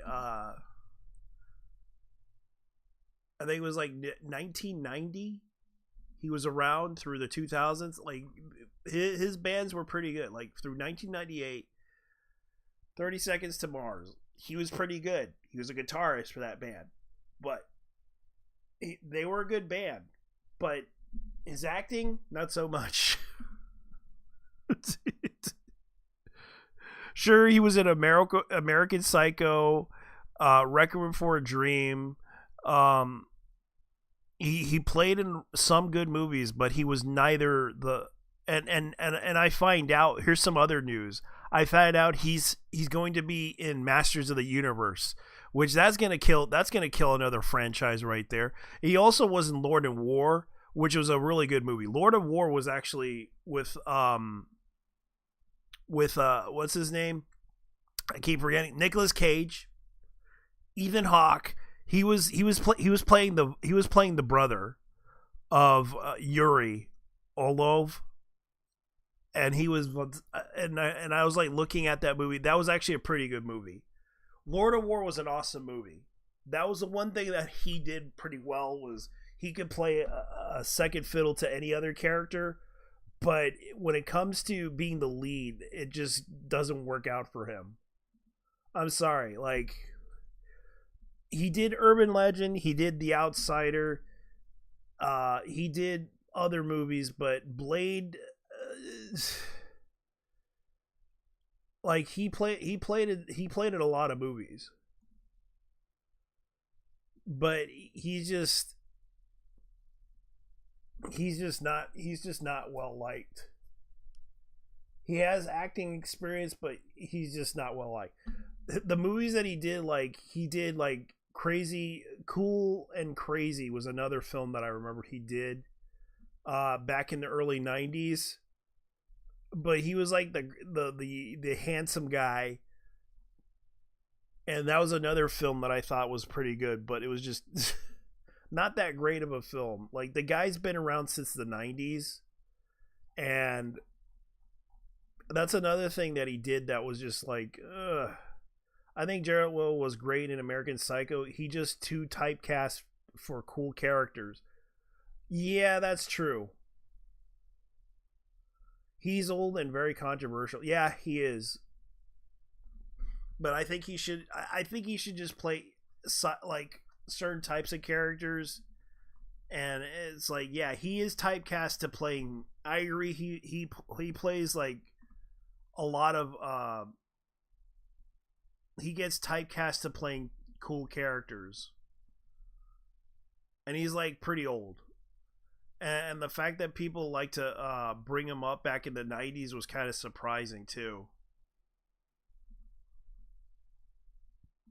But I don't know why he wants to produce that movie. If he likes the franchise, he should really understand what he's working with. And the problem is, a lot of people are upset with him because he's gaining the reputation of killing franchises, even though he puts up the money for it. He's really gaining that reputation. And already he had several failed projects. I don't know why they gave him another project to fail. And that's what I'm concerned about. Because Jarrett should not be doing Pacific Rim after Tron Ares failed, and that's kind of the thing that I'm kind of concerned about, and that's why a lot of people are talking about it. Like, Pacific Rim is very popular. Even Hideo Kojima loved it the first movie. I don't know about the second movie, but a lot of people feel like that was kind of funny.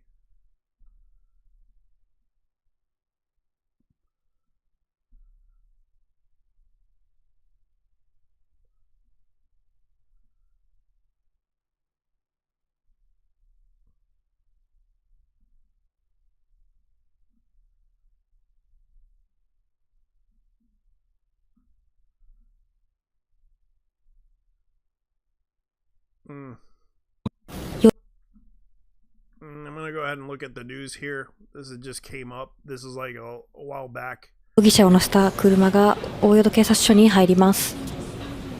売春防止法違反の疑いで逮捕さ。Okay, the video likely covers the recent arrest of Guanbo, a 32-year-old Chinese national managing an Osaka adult entertainment services called Sazakakari, faces charges for arranging prostitution where a Japanese woman serviced Chinese tourists, breaching Japan's anti-prostitution laws. Police also alleged he paid a scout back fees to recruit for introducing women following an initial bust in September. The highlights ongoing issue of unregulated sex work targeting visitors. Ooh. Ooh, yeah. Ooh, yeah. That's sad.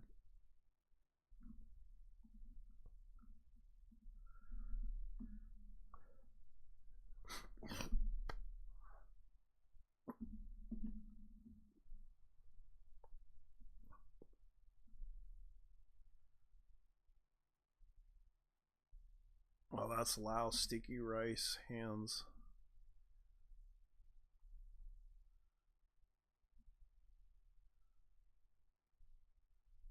Let me see.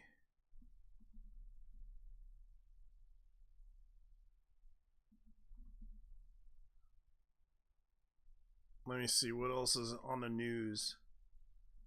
Oh yeah, people are even making memes of Jared Leto. I want to point out something to you guys. Oscar, like, okay, let me go ahead and. This is funny.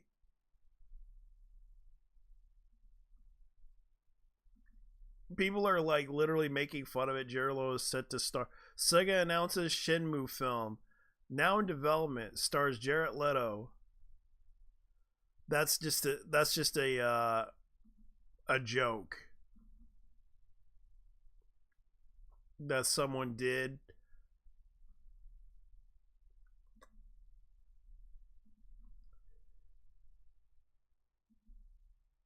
It's a joke. People are just literally making fun of it. It's fake. Like, people are just doing it as a joke.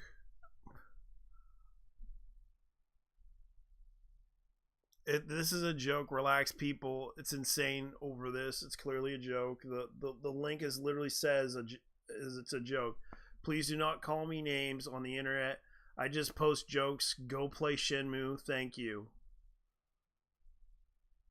And people are just joking around about this whole thing because he's literally a meme, and they're worried about the fact that the franchise is gonna be. Yeah, Jared Leto is stiff at the acting of that Shenmue is better. Yeah, but it turns out to be a joke. It's not. It's a hoax. But it's kind of funny that people are doing that as a meme. And yeah, that's another thing. Meanwhile, in Japan, everyone's like talking about the gotcha. You know those little mouse pads with the boobies? Apparently, there was like an event where there's like a gotcha event, and a girl, and I thought it was kind of funny. Like, the post was unavailable, and people are like, honestly, the Japanese are just too over the top with sexual women with little girl characters. Japanese version, Chinese version. You know, I've seen a lot of Chinese women that are not so conservative before, and they're pretty cute and attractive. But some of them are okay when they're conservative about themselves. I've seen Chinese women before. There's a lot of them that show up here in the United States, and a lot of them are pretty cute. But there's like a rumor going around about the Chinese women that they're all spies, and they're marrying like men in the tech working side of things or in the plane. Because where I live, Boeing does work there, and you'll see some Asian chicks hitting on you if you do. Like, I don't know why some people get upset over the fact that, but the truth is, not all Japanese women are like that. They're very conservative too. But sometimes some of them can look pretty sexy in their own way too. Same with Chinese women. Like, they can be pretty sexy too. If they wanted to, if they go over the top with their outfits, they kind of go over the top. And some of them can be really attractive in their own way. Like, I've seen women that are very attractive, and there's even some from like other countries like Cambodia, or There's even some Asian women from from other countries that can look pretty attractive. Like there are Japanese women that do look pretty attractive. Like compared to what I've seen, like Chinese models.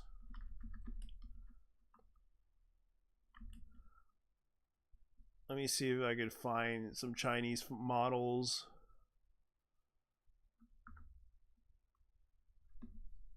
Like for example, let me see. Say hi. Let me see if I could find them. Because there are some Chinese women that do have like, I've seen like a fitness model before, like Chinese bodybuilder, like she looked at pretty, she was pretty cute. Let me see if I could find her.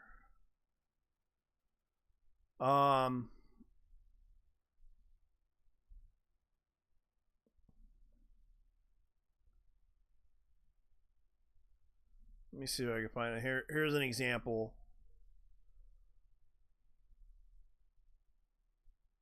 Let's see if I can find that woman.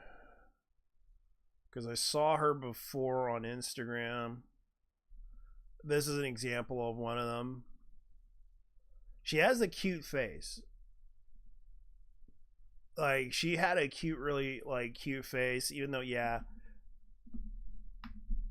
she has the muscles and everything, but she has that cute face, that cute angel face. Like for example, this woman, same as this woman. And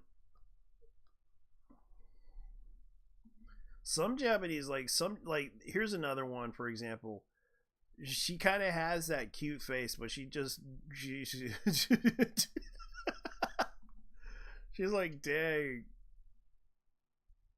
But I've seen some cute women before. There's even the Japanese women. Let me see if I can find a cute Japanese woman that I've seen before. Japanese bodybuilding women, male bodybuilders. Let me see, because I've seen some of them before.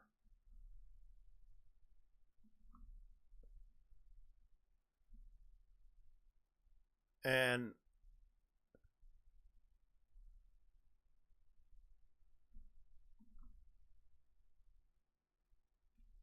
they can be really sexy if they wanted to be, but it's all up to them.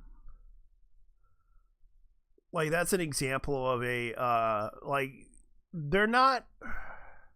they can be sexy, but they can also be conservative about how they dress.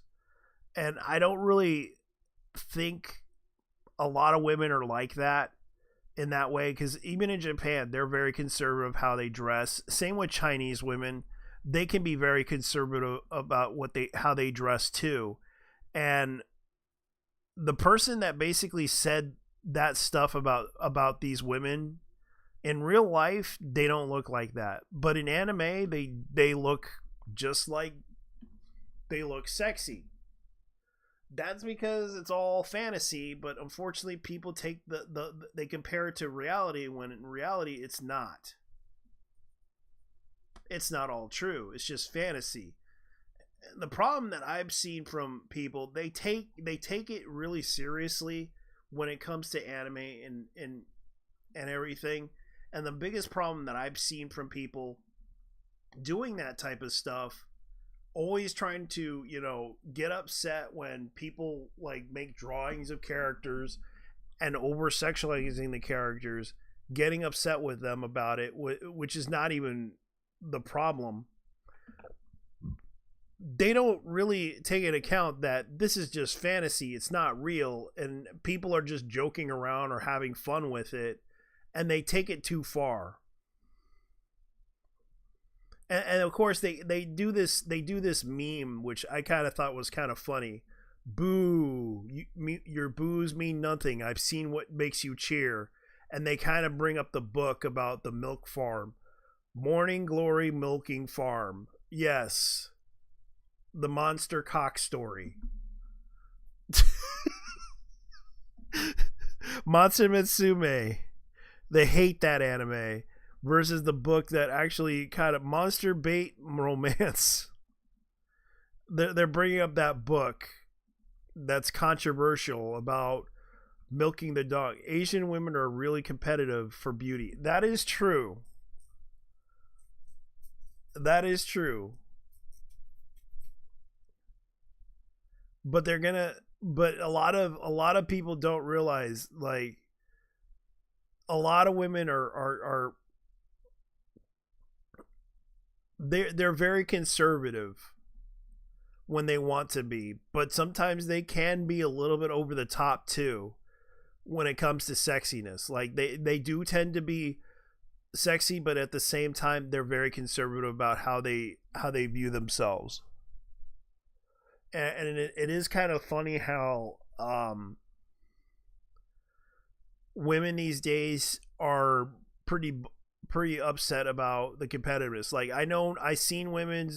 I've seen how beauty standards are with men and women, and it's kind of weird. Like if you go to what was that one country that is like in, let me see, in Western Europe.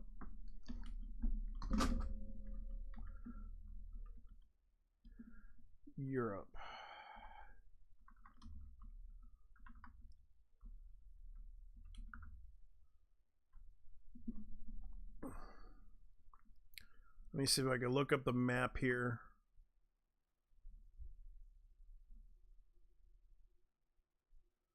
There is a country called Latvia.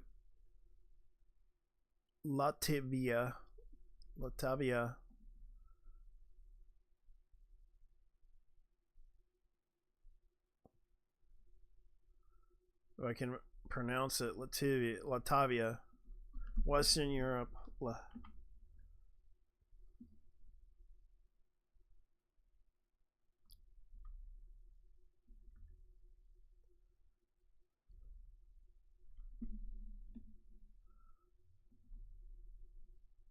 Let me see if I can look it up. The country, Northern Europe, not Western Europe. Okay, my bad. Latvia is a country in Northern Europe, not Western Europe. It's on the east coast of the Baltic Sea between Estonia and Lithuania. It has like the lowest population of men, because a lot of the men can't find jobs in their own country, so they go to other countries. And the weird thing about, I heard a lot of women over there are looking for men, even outside their race. They're looking for men, and this is and it's kind of crazy how they do that stuff. Like they want, and they have a really good educational level. They're very smart women. But the thing about them is, like, it is kind of crazy that they have approximately 2,000 something non-citizens, including stateless persons, limited to access to some political rights. Only citizens are allowed to participate in parliamentary multiple elections, although it's no limitation in regards to joining political parties or political organizations. So they do have a resident. They're essentially just Latvians, and that country actually has a large population of women. And and the beauty standards, they don't give a shit if you have money or you're they'll meet you up. But they do have standards.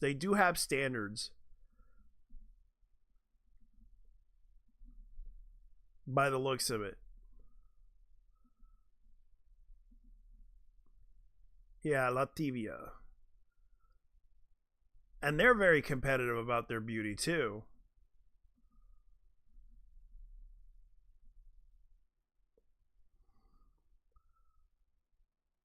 Latvia, yeah. Sorry about that. Latvia lies in the eastern shores of Baltic Sea.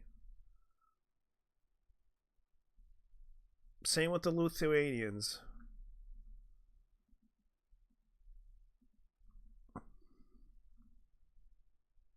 Yeah, that country. But I heard they have like a shortage of men too. Same with the Chinese. Same with the Chinese women. And they're trying their best to find men so they can repopulate the nation.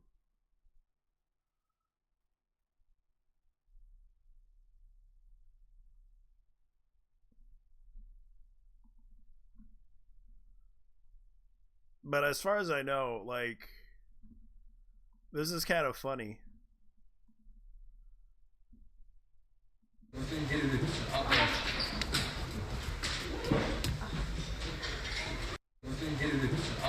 this is like from an event, like an art event, where they basically use like mouse pads.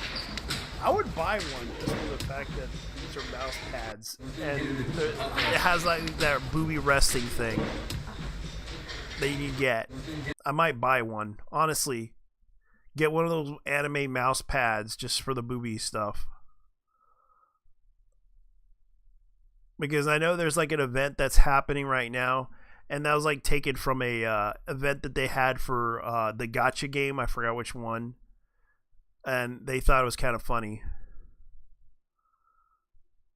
Oh God! Not Filiata what? Place. What? Oh God! Ah! Not Filiata what? Place. What? Ah! Not Filiata. Oh man, fill in.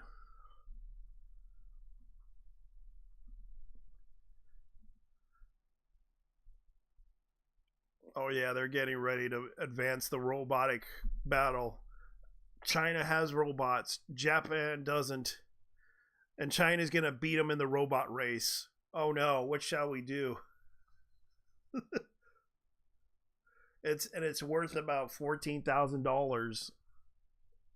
And already it could do some movements. And Japan is falling behind on the race of robotics now.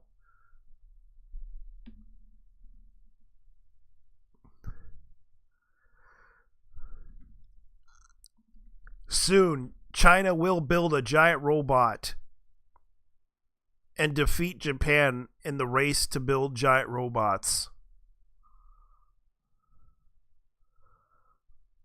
Oh yeah, speaking of which, a VTuber got doxxed. In case you're wondering,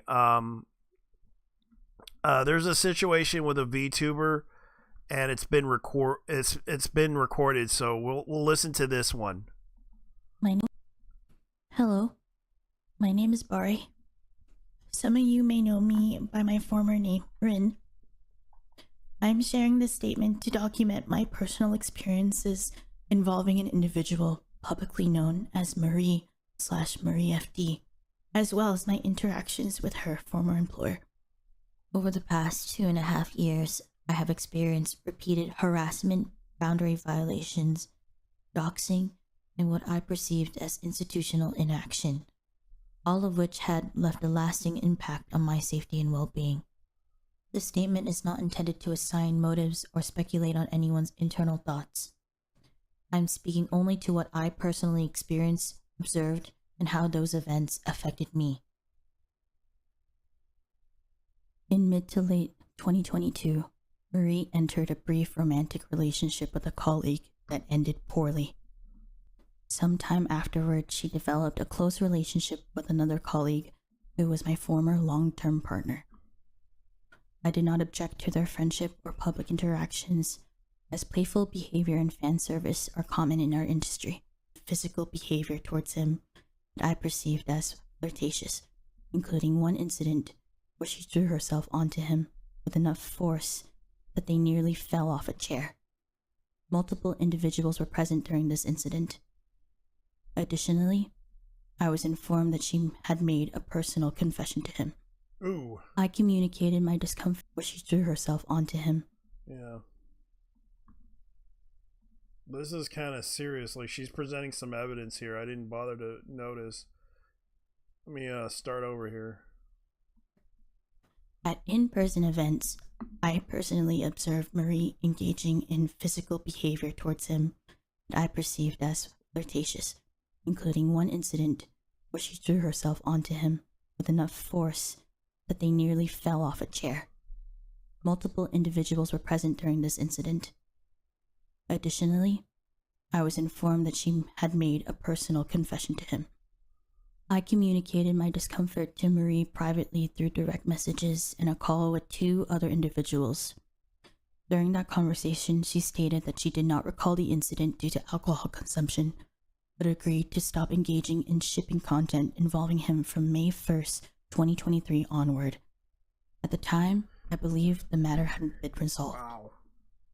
In the months that followed, I personally experienced exclusion from collaborative projects, negative statements and rumors about me within company and mutual networks, Wow. and finally, harassment, including the doxing of personal information and death threats.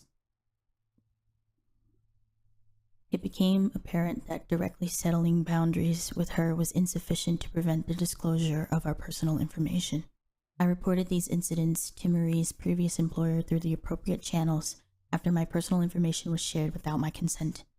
It was communicated that, following their internal review, the reported conduct was being addressed in accordance with company policy and that the potential disciplinary measures were under consideration. I also understood at the time that other individuals had submitted related concerns. From my perspective, no meaningful action appeared to be taken. I continued to see Marie receive sponsorships, design upgrades, and high-profile opportunities, which made me feel like my concerns were being minimized. In April of 2025, after my former partner resigned from the company, reportedly due to increasing stress and dissatisfaction with the company's response to certain concerns, I was notified that Marie's contract would not be renewed. The company publicly characterized this as a graduation without acknowledgement of any related complaints or disciplinary actions. Following her departure, the harassment I had been experiencing online stopped abruptly, coinciding with the timing of her leaving. My intention was to move on and not address this. However, Marie recently spoke about me publicly, presenting a version of events that, from my perspective, does not align with what I experienced. Remaining silent has allowed misinformation to persist, and I believe that transparency is necessary to protect myself and others in similar situations. Wow. I am sharing this to document my personal That is experience, terrible. highlight what I perceived as a pattern of harm and inaction, and advocate for greater transparency and accountability within our community standards. I am not asking or encouraging anyone to harass or retaliate against Marie or her former employer. The information in this statement reflects my personal experiences, perceptions, and understanding of the events as they unfolded. Thank you for your time. Okay. Yeah. So, former corporate VTuber doxed me. That's great, but what about your former partner privacy? Like, I'm sorry, Bari, but you didn't deserve that. No one does. You're very courageous for speaking out. You've always been very kind to me. I'm all for you. And this is Mr. Raincloud. Nothing but support for you, girl. Yeah, and this is kind of thing. If Marie spoke about you publicly, surely the timestamps wouldn't be hard to find. Sorry, genuinely sorry, but VTubing in general has been through many trust me bro situations, some hard evidence, and that's kind of a reasonable argument here. The government really needs to make doxing a federal crime. No offense. My heart goes out to you, Bari, but no person should ever be subject to this amount of harassment. No person should. And yeah, she graduated, but she lost multiple opportunities with her previous company, and now she got raided by a popular streamer. All of a sudden, you claim she talked about you on your streams and that you supposedly didn't want to bring the incident up while bringing her up. This is the top of defending a pedo before she became a VTuber, let alone a corporate one. Long track record of terrible behavior and opportunism. Yeah. Good luck to this person. Hopefully they become a pre-debuted VTuber. Okay, that's her character.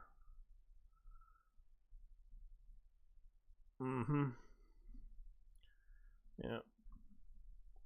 I'm sorry for sending. Okay, so there's a lot of things going on with. I don't know who these people are, but it sounds like to me she had an issue when she was a corporate VTuber working for a company, and of course graduated from that company. I can see why she's very upset with the person in general, and the fact that she kind of got her self into this mess, complaining about this person. Now, do I think she's a bad person? I don't know her. All I know is that there's been some drama that happened between the two, and by the looks of it, there's been a lot of problems that happen within the VTuber space, and already there's been that incident with Shy Lily versus man, I keep forgetting people's names. I'm always getting fucked over. Now, I'm not going to try to say anything about this. It is kind of sad. Like, I'm just going to tell you, like, there's nothing but drama in the sphere of things. And yes, I can understand people having beef with certain VTubers in general, and I'm not going to try to start something because it's stupid. And I understand some people don't like that. While corporate EN VTubers are extremely toxic, yeah, they are. It's because ego is a part of the business, and I can tell you from experience, yes, ego is a part of the business. And I'm gonna be honest with you guys. Like, there are people out there that have huge egos, and I'm not saying anything about that, but yeah, that's what's happening. Oh yeah, speaking of which, here's another VTuber thing that happened. And I thought it'd be funny. McDonald's gave Makoko a cover song that she did about McChicken.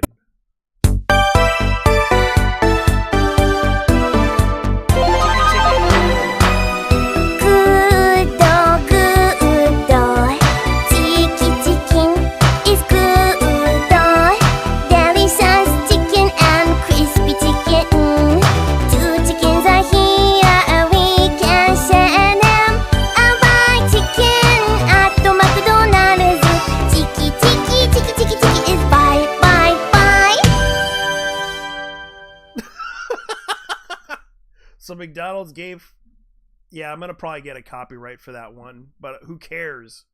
It's all for the good of entertainment.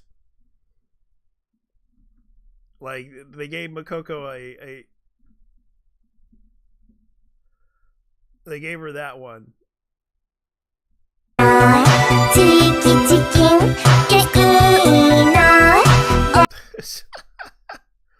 Yeah, they're really going off on that one.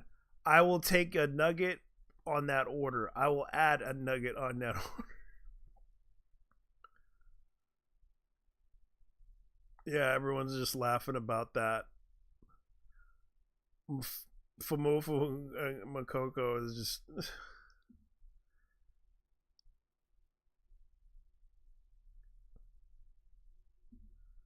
Like, people are literally shit posting on the McDonald's thing. I gotta give them the retweet on that one.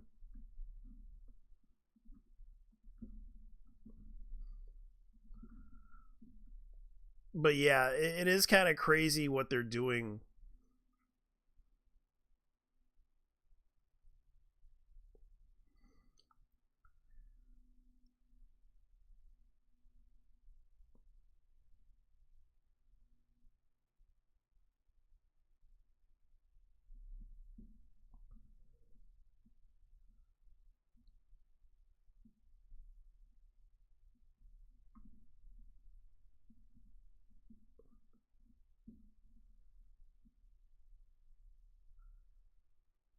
me see what else is going on.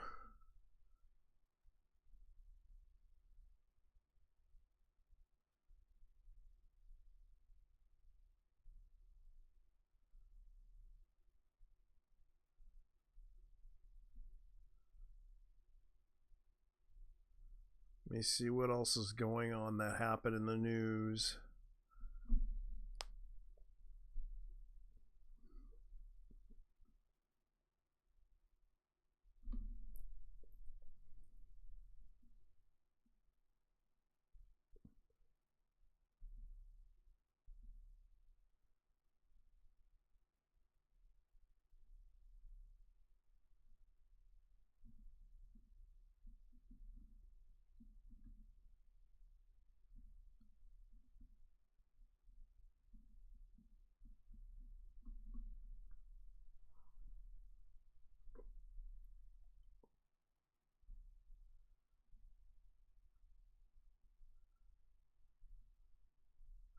And I'm trying to look for something here.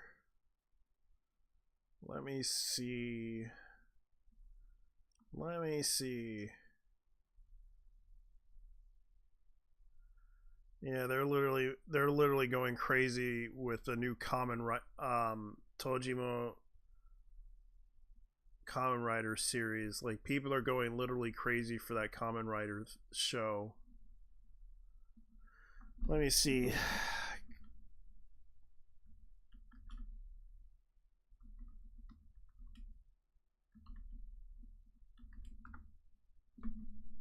People are literally going crazy over Tojima.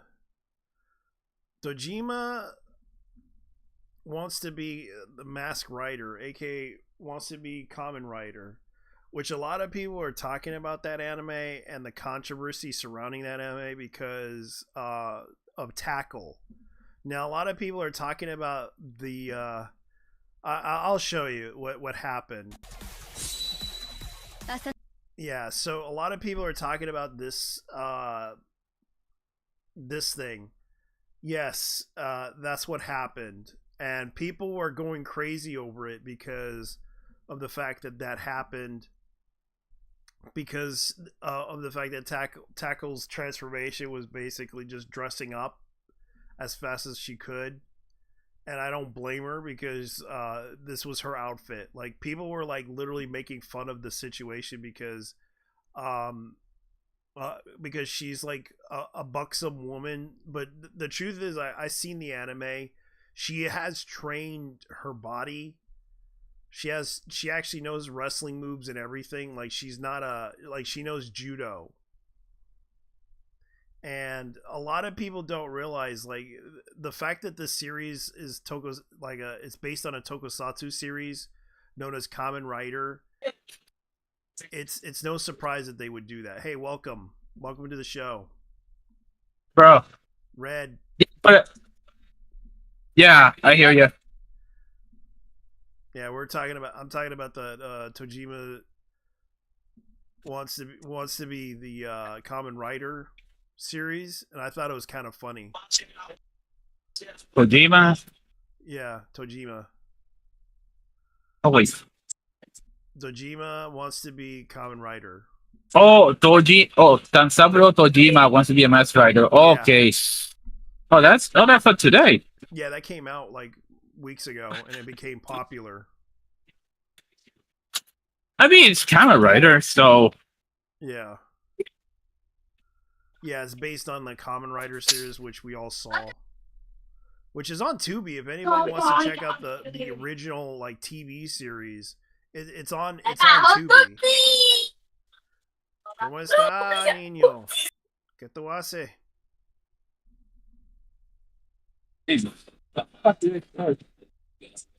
Oh, it started about hours ago. Started around 5. No,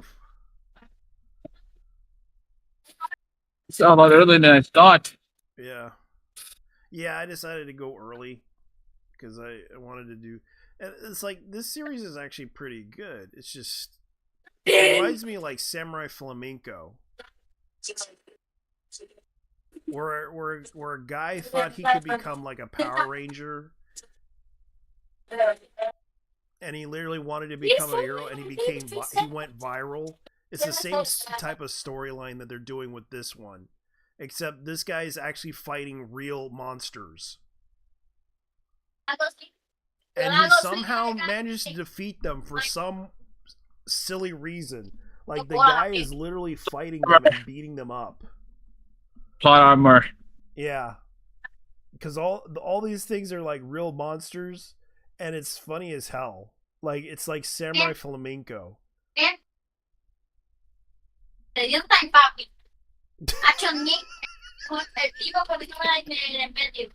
Oh man. Shaman. Yeah, I did watch the Shin Rider movie. That was actually okay too, but it's just silly. Yeah, I seen this movie. This is actually a pretty good one. All right. I was actually helping a friend of mine in another chat. Yeah. What happened? Private. Oh, it was game related. Game related. Game related. Ah. Yes. I don't blame you. The Kamen Rider action comedy. Tsumu wants to be Mastered Rider. And I have to say, it's not a bad series. I gotta say, so far, so good. So in the case of Tansaburo, he wants to change the string, which is fine. Yeah. Yeah, I was talking to Robert. What for each of us will obviously, dude. Yeah, I actually did. It ends up that in the weekends, Chihaya gets more unhinged when it comes to being an opponent. Wow. I haven't raised her yet. Being the that's the thing. I haven't raised her yet. Mm-hmm. In the weekend form. Okay. But if she ends up being like rejected angel, well, I'll have to brace myself. You're gonna have to upgrade your car or buy a new car. Nah, I already have. Nah, they're messed up. I have no problem. Okay, and you just have to know the curbs of the area. Well, there's also the fact that some of these guys are fucking dirty when it comes to the AI. Okay. Hell, you can't even hear her song while we're racing, which is actually fun. Well, that's cool. However, the issue is it's limited edition, as in you have 1 year to download that DLC and then it's gone. It's a limited edition game. It's a limited edition. Yes, sir. Okay. Limited edition collaboration with Hololive. Because I'm not surprised.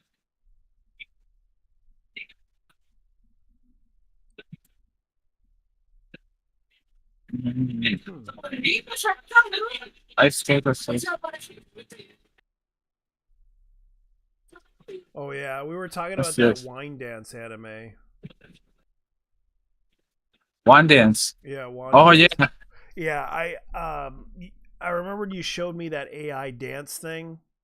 Apparently, it wasn't even AI. It was CGI. Yeah, CGI, and someone actually put on an AI version of it to improve on it. Because you told me because I did see the video of it, and they did an AI version. Apparently, the AI version improved it a little bit better.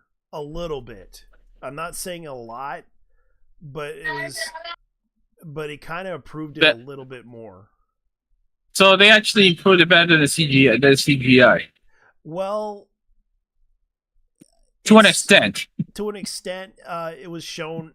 The person that did it did it online just to show a comparison of it to see if it can be improved, and he approved it a little bit more less than what you would expect. I did link it up on the stream, so I might just have to pin the message out there to everybody about it. Like, this was the video. Because I was like showing the comparison of it, as you can see right here on the screen.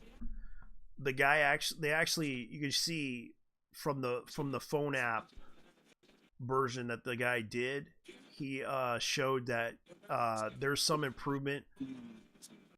He showed like the AI showed the facial structure better than the even though it had some blurriness to brightness, it improved it a little bit better. I do see a little bit of it's also brighter. Yeah. Hikari Wanda. So that's her. So that's her name. Yeah. And she does the dance and everything, and you could tell that in this version they did the animation face versus the 3D face. But you could tell, like, but Wanda's kind of skinny. That's the thing that I kind of. I mean, that's how is that not how is. Oh, she's flat too, but you know. Yeah, she's kind of skinny and flat because she likes to dance. But in the AI version, she's kind of like a little bit bigger. And you could tell, like, from that perspective of the animation they did with it, you could see the facial structure. The one's 3D, the other one looks like it's animated perfectly well. Oh God, I'm checking out the. Okay, so I'm checking out the projections. Hey, would you remake the horrendous CG version of Persona 2016 with AI? It'd be epic. I wish they did, yeah. Because it would be better. It would look better. I would probably do it too. I have the CGI anime of Berserk. And it'd be funny if to see how they would do it with Berserk. Just to see how that works. I would have to go see how they alter the changes and make it look realistic with anime. Well, because you have to generate, it's gonna take a little while. Yeah, it would take like one episode to do that too. And especially how much they charge. And then you had these dumb motherfuckers say, but you're wasting water. You're wasting water. You know what's funny? Half the water in some of those servers actually recirculates back.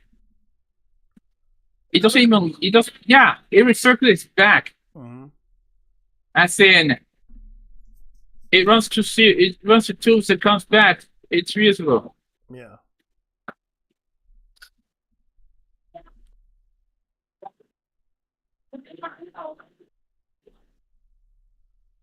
And it only looks like a small amount.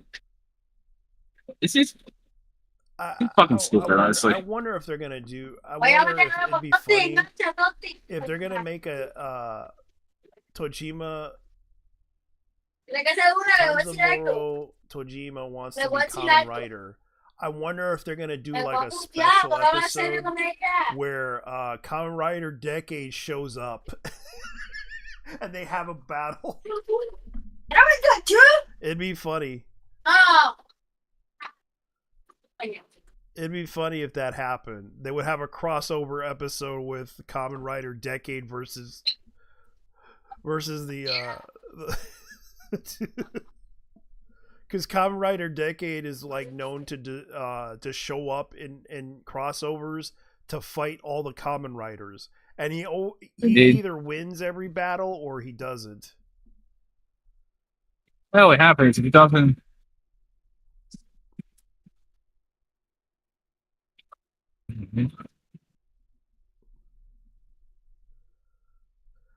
Yeah, it is kind of funny, and everyone is liking Kamen Rider, and yes, it's in Spanish, I think.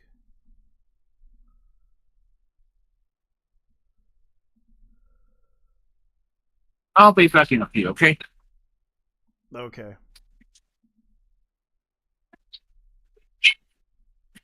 What's this? Oh, is this a ship post or is this real? What?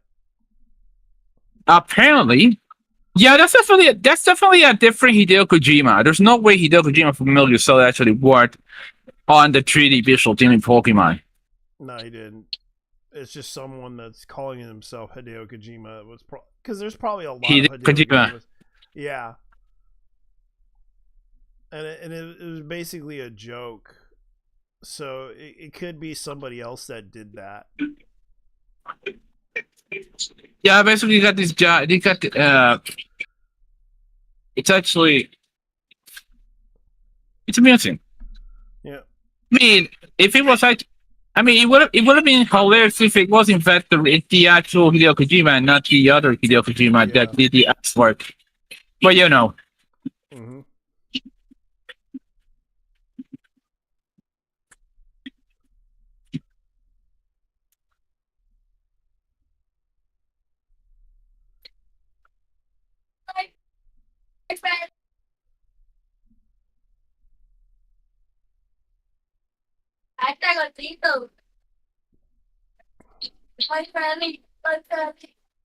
No boy, Matsu on AI. I never used an AI and probably not well. I mean, it's your choice. You don't have to go be a vegan about it. Yeah. 君も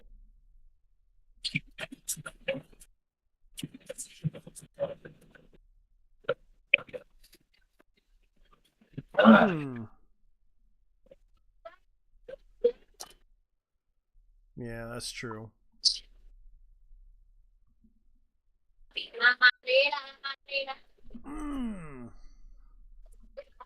Let's see. What else do they have?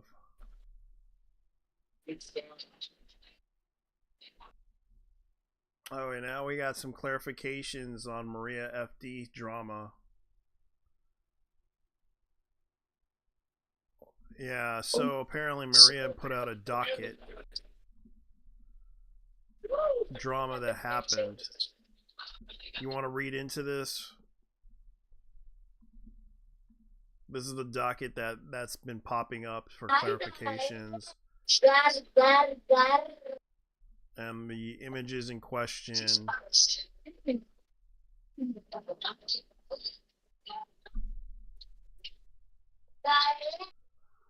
So I'm not including any screenshots of any of my friends had more context regarding her attitude as requested. Also due to the fact that the Discord groups were made back in 2019 through 2020 no longer exist. To respect their relationship as much as I can, I only disclose one of my problems that they had. She had told me how their relationship had started, baggage and they carried, and what she called her boyfriend's history with relationships, which made her even more insecure with all that matters. Okay, so I kind of figured out the way she kind of vents it out. She vented to me about the many problems she had and her feelings during the time I opened up to her as well. I thought we became comfortable with each other and I could give her as much reassurance she needed to in a relationship. And this is like partially what I'm reading right here from Maria and Bari. So they're still, by the looks of it, she's still not over the fact that Maria kind of had a thing with the boyfriend, and Bari was probably jealous of it due to the volatile. It seems like regarding my presence, no matter what I did not do. What I did tell her was mutual friends to tell her, or her ex-boyfriend would tell her, I decided to cut my interactions with my friends, her ex-boyfriend, completely. I was stressed and honestly emotionally tired and decided to leave them to be so they could deal with their relationship problems by themselves without having me as a stress factor as well. So it tells me that she kind of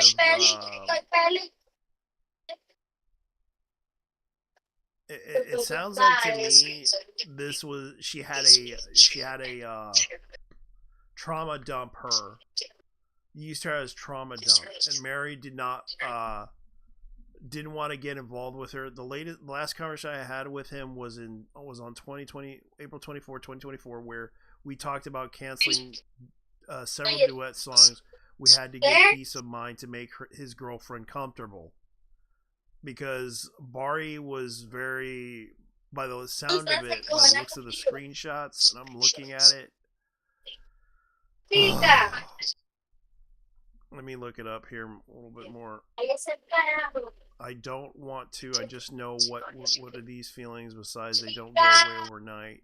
Can't hide it that he's upset that I'm still upset. This is going to sound stupid, but literally what I learned in the recent therapy, you need to slowly learn how to be patient and kind with yourself. That's all the main thing. And it sounds like Marie's kind of right about this, and I feel you're kicking yourself too hard.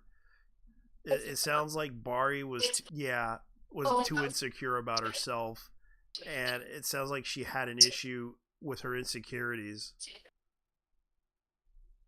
By the looks of the screenshots, like it does seem like they're not really the conversation like these. I apologize for making the document so long. It would happen again and again, the same pattern. She would show me a tweet where I was wishing her ex-partner good luck with their work, and she asked me when he wasn't answering to her, but he was replying to my tweet.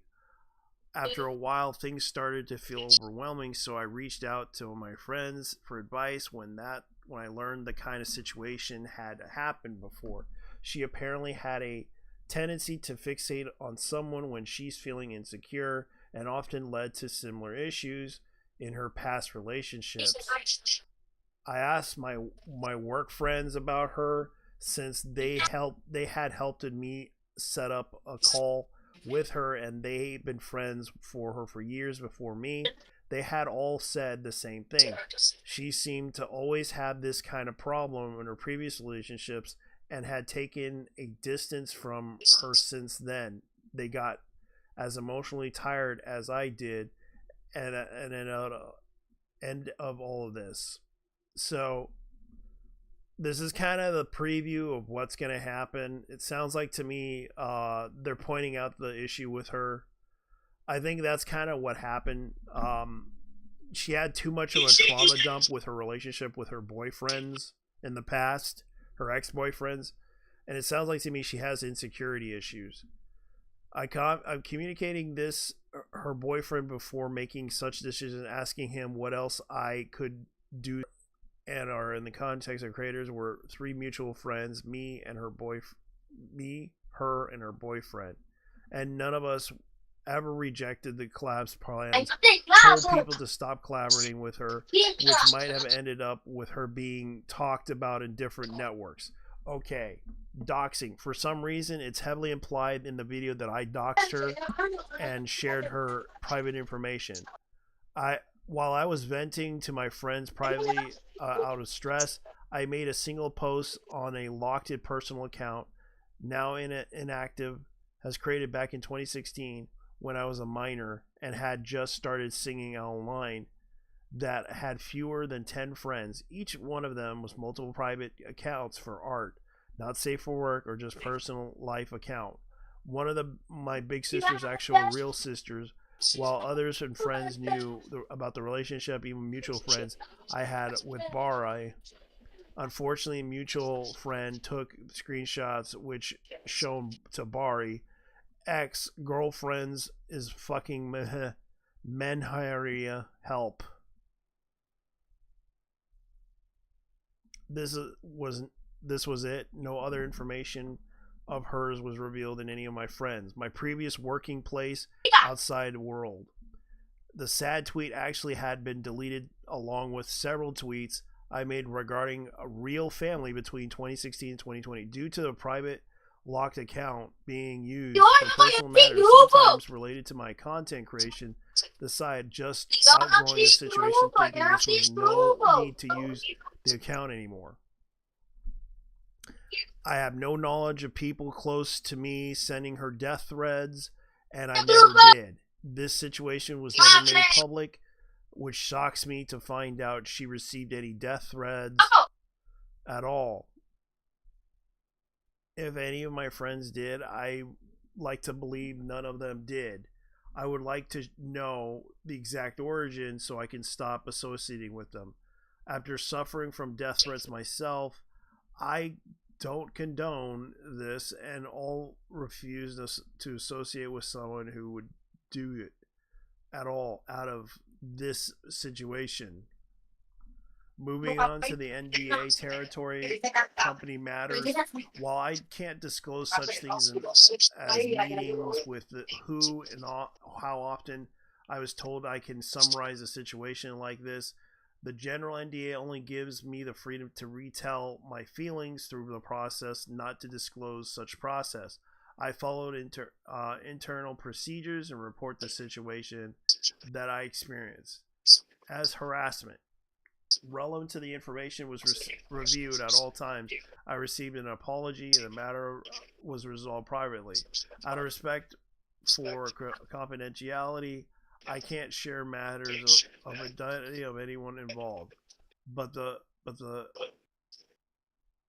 appropriate departments were informed that the issue was closed, and that they have been informed today that this has been due to the recent inaccuracies in public statements.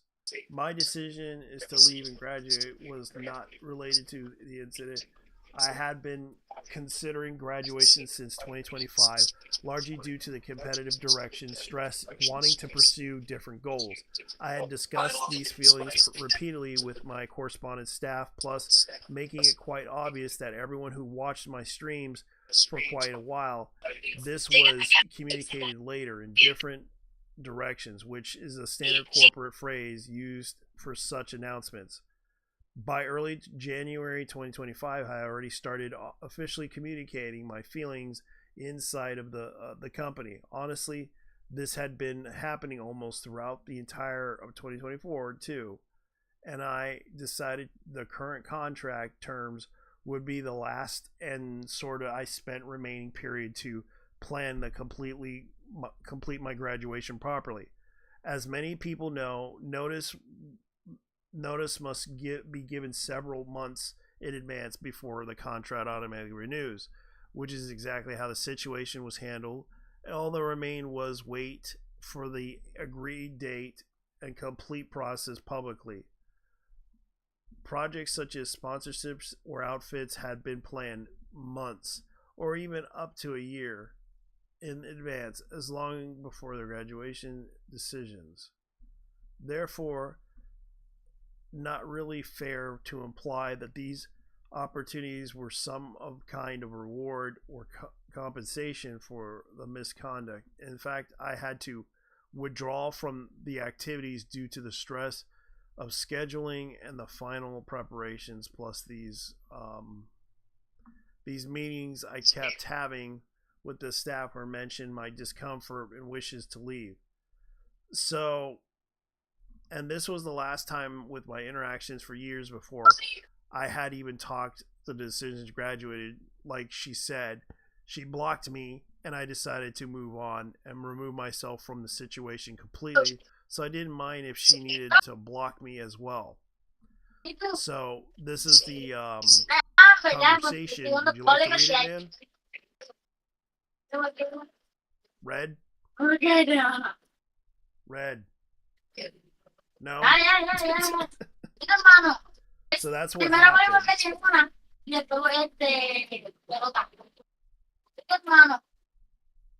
So basically, Bari, thank you for feeling comfortable enough to share all of this with me between you. I know I really start with our interactions on a lighter note. I want to say I really appreciate you offering your time, being understanding, letting the door open in communications. Really sorry if my actions hurt you. Even if my reasons, you're still a person with feelings. Feda, good luck with you. I don't even know what she was saying with the FG thing. You got this. Not at all. Thank you for being brave, reaching out to me through blah blah. I know it's hard. It's meant to be. Thank you also listening to my BS today, LMAO. I thought blank would be a lot more helpful than in regards to conflict resolution in the group setting. Besides, she knows both of us are platonically, and I didn't want you to feel both of us and I were ganging up on you or anything like that. She's a good egg. What's a good egg? Yeah, don't worry. I don't mind. Besides, I'm come to you. Why not the same, right? Plus men. With the frog Icon, such a mood. Thank you, really, Mariafield. Bari, if you and I have any questions or anything, sure, communicate. Haha. If you really helped me a lot with with my doubts, now go and get ready. Was a nice talking to you. I really appreciate the efforts you made so far respects to my boundaries relationship, but after trying to give the chance online IRL, I constantly hurt by the image of you, your name, and your interactions with my boyfriend. Everything. If I have an issue, I will communicate that through. I thought that adding would help me heal, but it's doing more damage. Seeing you more. Just today, seeing you interactions with another. Why are you so friendly with each other? Is there something I need to know about? Are you guys close friends? Why is he ignoring me to answer your messages when he's with me IRL? And you won't have to worry. I'm going any blank events in the future. Test. The message could not be delivered. So she blocked. So she blocked her. I've been constantly harassed in the past while doing my online activities. I received death threats, and I have dealt with stress and public scrutiny, which sadly happens when you're in the field of work. Nevertheless, I never had been in favor of it. I've always spoken out when allowed to. If you have done the NDA against it, which is why I'm terrified, that's why I'm being implied that there is a constant harassment, death threats being sent to Bari from 2022 since the incident happened.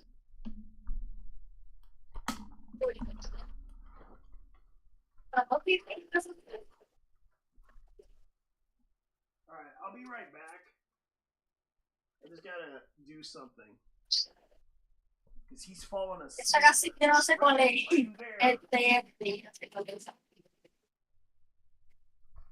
because I'm trying to fall asleep. Well, I'll be right back, guys. I gotta go get I gotta get some soda.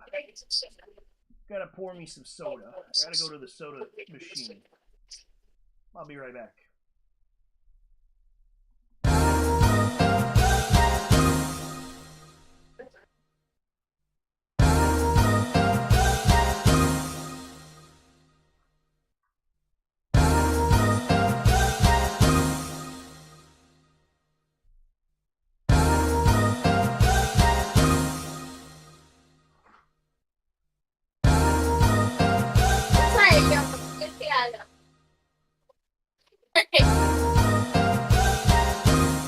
Es un placer proceder a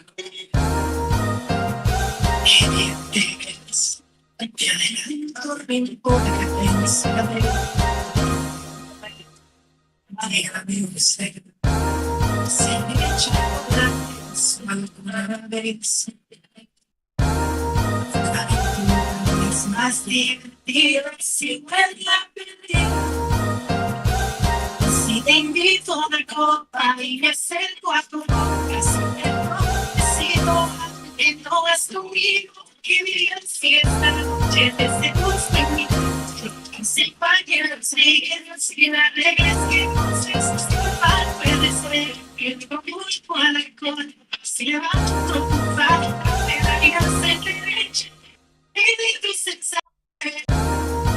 Un saludo ahora. Yeah, I'm back. You want to get over his things? See right here. I'll be right back. I'm here. Don't worry, man. I'm back. I was asking where you were at. It was like Red. I was taking motherfucker, I was taking a shower. Oh yeah? Yeah, sorry. It's okay. Yeah. I was like reading that whole situation, that drama with that VTuber. Apparently Laura had a insecurity problem. Laura, the Italian VTuber? Mari or something, her name. It's this one. Oh.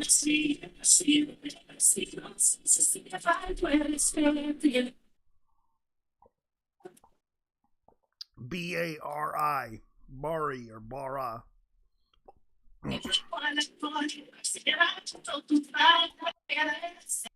Barai or something like that. And Maria. FD. All right. Hold on. It's body, dude. Huh? Body. Bari. Okay. So they both had an issue. It's over the boyfriend, which is nothing. Typical. Yeah. Typical. VTuber drama over a boyfriend. This happens a lot in the VTuber experience. You took my boyfriend away from me. Now I'm gonna get my revenge. Oh my god. You people are cruel. You're harassing me. Oh, woe is me. I can't believe you people. It turns into telenovela. ¿Por qué?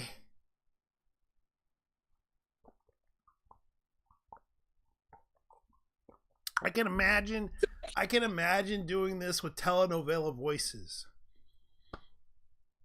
Just go ahead and do it, man. Go ahead and do it. Do it in a telenovela voice.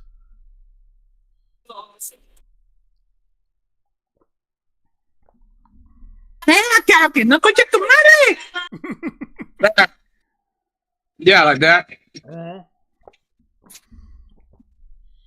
¿Por qué? No.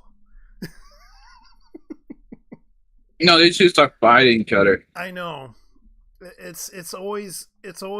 turns into a telenovela drama with the VTubing sphere.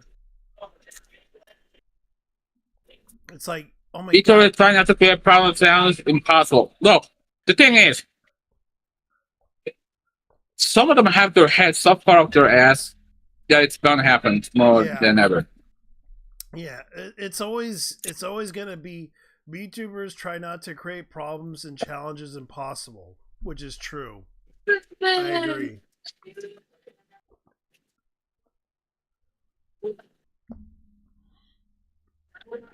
And it turns into a telenovela drama that we have to have popcorn, and even my mom would probably watch this shit. Your mom would probably watch telenovela dramas like this. I mean, used to back in the day, not so much anymore. Yeah, I used to remember that one TV show, Marima. Remember that show? Yeah. Marima. Yeah, I remember that was actually very popular in Puerto Rico too, even in Mexico and other countries. It was a hit. Yeah, it was a hit.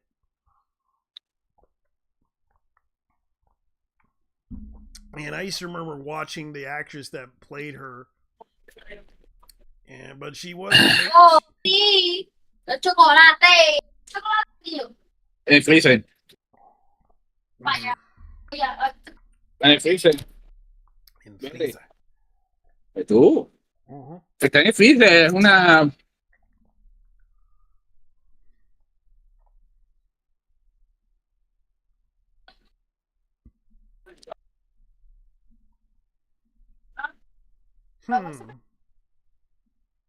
Where does this anime come from? This anime came from the 60s. No, that came from the 90s. And people are talking about this image.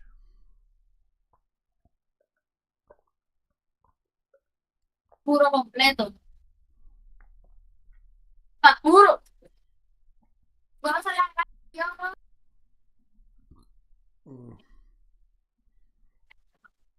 More like late 80s, actually. Mm-hmm. The late 80s. Ah, damn it. You gotta love Hana Bunny for that one.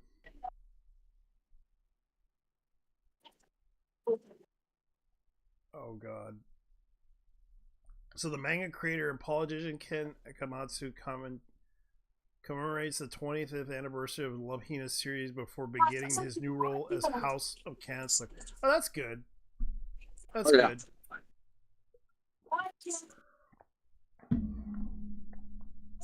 His handover duties for the new primary vice minister of education, culture, sports, science. Jesus, this guy has never stopped. So the manga artist, because I know I actually did see Love Hina before, but it's hard to get that manga or anime series because it's very rare. I would like to ask him if he would like to reprint that anime on Blu-ray, which is never going to happen. It's very hard to get that anime, and I wish Ken Amatsu would get on his butt and get that thing reprinted. For the love of God, please reprint that anime. For the love of God, so that we can all watch it again. His creation, Love Hina manga, debuted in October 1998. Akamatsu appointed primary vice minister of education, cultural, sports, science, and technology, and primary vice minister of reconstruction on November 2024. As part of an emergency cabinet meeting with newly elected prime minister. Boy, not everything from the past is going to make it Blu-ray. I know, but I want it to happen. Trust me. It will happen. You don't believe me? It will happen. Because I found out today, guess what other anime that's getting reprinted? Guess what? Guess which anime is getting reprinted? No, it's Elfenlade. Elfenlade is getting reprinted. It's getting a reprint.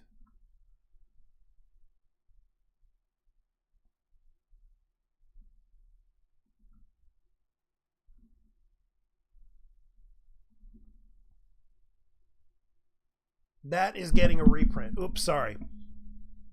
It's $38.99 if you pre-order it. But it will go up in $59.98. It will go up to $60. It's the complete collection Elfenlade.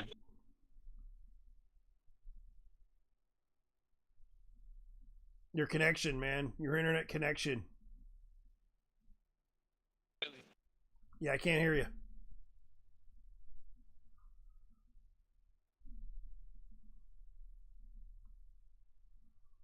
Okay, so it became the first manga creator to win the seat of the House, Japan House of Chancellors, the upper house of National Diet Parliamentary. Amakatsu has historically focused on issues affecting Japanese creators, including the controversial freelance invoice taxation system. Yes, I kind of agree with that one. Matsu delivered into politics in 2011 when he warned the proposed changes to the Japan's copyright law would destroy deviate Doshonen's self-published works. Ken Fuki, a lawyer and Nihon University professor, wrote an essay about the ongoing Trans-Pacific Partnership Agreement (TPP). Talks about the prompted Ikamatsu remarks, and Ikamatsu continued to speak about his concerns about the TPP Trans-Pacific Partnership talks the following years. In 2013, Ikamatsu joined other creators to opposing the LPD, the Liberal Diet Party, and its partners proposing amendments to child pornography laws. According to the bill, opponents' initial drafts did not differentiate between pornography featuring real children limited and images of liberal Democratic Party. Yeah, Liberal Democratic Party.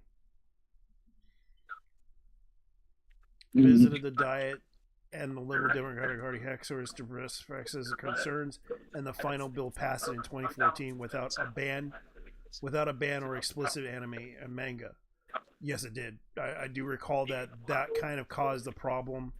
They banned it in Tokyo. In 2019, Akamatsu and the rest of Japan's Cartoonists Association firmly expressed their concerns on the government subcommittee plan to expand the scope of copyright law, downloading anime images, illustrations, photographs that were illegally posted to personal blogs and Twitter accounts that would have also been illegal. Would copying and downloading images themselves, taking screenshots of illegally uploaded media would also have been against the proposed law, which I kind of disagree with that one because, but I can understand the issue with uploading episodes onto Twitter. That's another thing I'm going to keep my mouth out of that one because I've seen people upload movies on Twitter. I'm not joking. They do. In 2022, Okamatsu characterizes criticism of the global gender equality organization UN Women's external pressure to regulate Japan's freedom of expression, and this happened in 2007. I do recall that situation. It was called Equality Now. They have been doing this for decades. And they tried to take down the hentai and all that stuff, and of course it got counter argued by the fact that you guys are a bunch of frauds, blah blah blah. You care about you only care about fake women versus real women, and that was kind of the argument that was countered against them. To elaborate that such regulations needed to be approached with rationality, not to be obeyed simply because outside party is demanding it, which he's right, because this thing is kind of stupid that outside parties are trying to intervene in the country and try to influence change upon everybody, because it is kind of stupid that they're doing this whole ID thing, which is introduced by the UK, and now the US is following through, and look what's going to happen. What's happening in the UK is pretty bad. Like, everyone is getting their information dumped on the internet already because of this.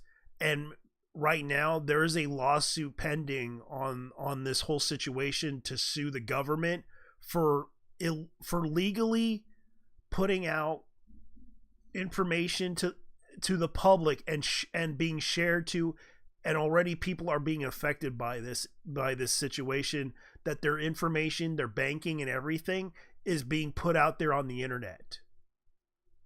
This has caused a big problem, that if they use government ID, it not only hurts people, they don't realize that there's a reason why people stay anonymous, because they're afraid that they might get arrested. Someone might just try to take over their account and try to use it to attack somebody else. Because that did happen to me when my dad divorced my mom. She used my face, my name, and it caused me to get into a fight with my dad. And I told my dad I didn't do that. I let mom use the computer to check you out. And I felt really bad that I gave that out to my mom, and not only that, it hurt my trust to my mom. It hurt the trust with my mom. Even with my dad, like, I didn't want to do that to my dad because I didn't have a problem. I understood that they had a problem, but my mom did the wrong thing. They just say that she blocked your old man. Yeah. Yeah, but she used my name, which which she should have never done. Because I didn't want to do that to Dad. I didn't want to hurt my dad. And my dad was like, "Did you let Mom do this?" I'm like, "Yeah, I let Mom. I didn't mean to say that stuff to you, Dad. I didn't say it." Because she typed it and I had to delete that thing. I was so upset.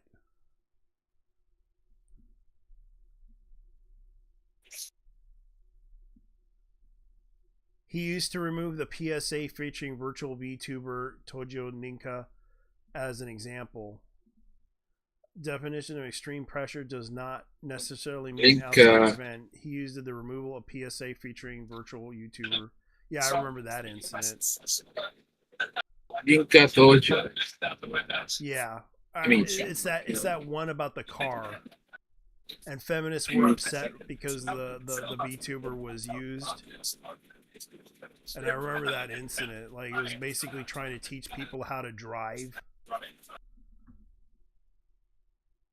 Yeah, local VTuber Tojo Rinka tries to save the town. Content promotes the city along with the Masudo City Police Department. And it was like a crowdfunding campaign that was launched to support the local VTuber. And also the fact that they also did a bus thing for her too to support her. And this is her. And not only that, she promotes like tourism in the city. A lot of people don't realize like she's a nice person, but feminists kind of attacked her because of the outfit that she wore. And this was her outfit. Like it's like the typical like conservative outfit. Like a local VTuber named Ranka had been, and I thought it was kind of funny. Like she wasn't really a bad person.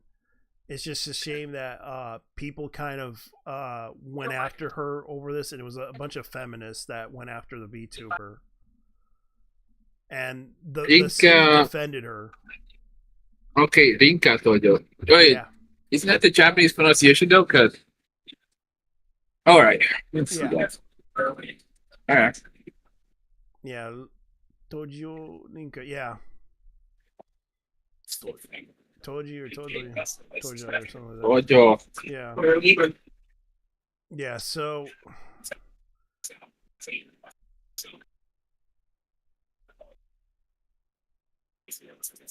yeah, that's what's going on. Might just look up some more news because this is kind of funny. Oh man, Apocalypse Diaries. Today. Warner Brothers evaluates a possible sale of the company. So, not only that, they're going to probably sell their oh boy, Warner Brothers is going to die. Announced it noted that Warner Brothers Discovery has received unsolicited interest multiple parties regarding possible acquisition to the entire company of Warner Brothers business. Warner Brothers Discovery has also been leaving open to possibly an alternative separation structure that would enable a merger of Warner Brothers or spin-off Discovery Global to our shareholders. Warner Brothers Discovery has no deadline or timetable for the completion of the strategic alternative review. Does not assure that the review will resort to a final sale of the company. The company intends to make no further announcements regarding the review until the company board approves the transaction to deem further disclosure necessary. It'd be funny if Elon Musk tries to own Warner Brothers, because he would probably own the Warner Brothers media library and everything.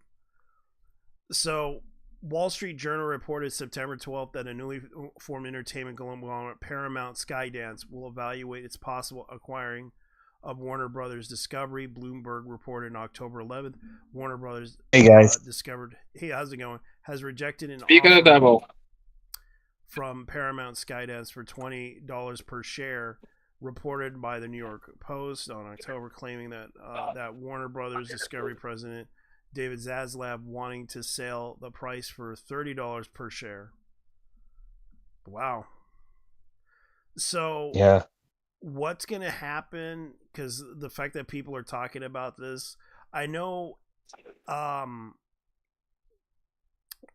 like the one thing that people are talking about, Warner Brothers Discovery has formed it after AT&T spun off from Warner Media Business, and it is merged with Discovery process began in 2021. Completely following year, the anime industry related assets involves the company's formation, including Cartoon Network with the Toonami and Adult Swim programming blocks, Bloomberg and HBO Max, VR, and other channel services have offered anime in their programming on Discovery's side, but Discovery Family Channel, formerly known as The Hub, featured programming of some Japanese roots such as Transformers, Pac-Man, Datora's Quest. Warner Brothers Discovery also owns the production company Warner Brothers Japan, which launched in 2011.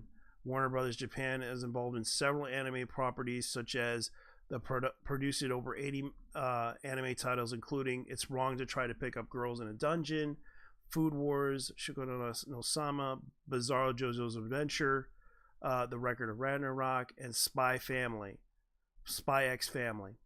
Warner Brothers Japan has its parent company also handles the overseas domestic live-action production of the Japanese projects such as Godzilla, Rurouni Kenshin, Gintama, and Death Note.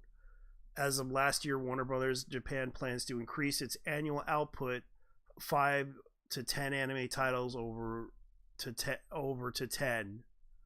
HBO Max streaming service offers G Kids, the entire Ghibli film library, at launch of Crunchyroll's previous part of Warner Media. Cartoon Network, Adult Swim, and Rooster Teeth also offered a content through its service. The service announced an increase in the price of its subscription plans Tuesday, making it the third price increase in the launch. HBO Max raised its subscription prices from February 2023 and June 2024.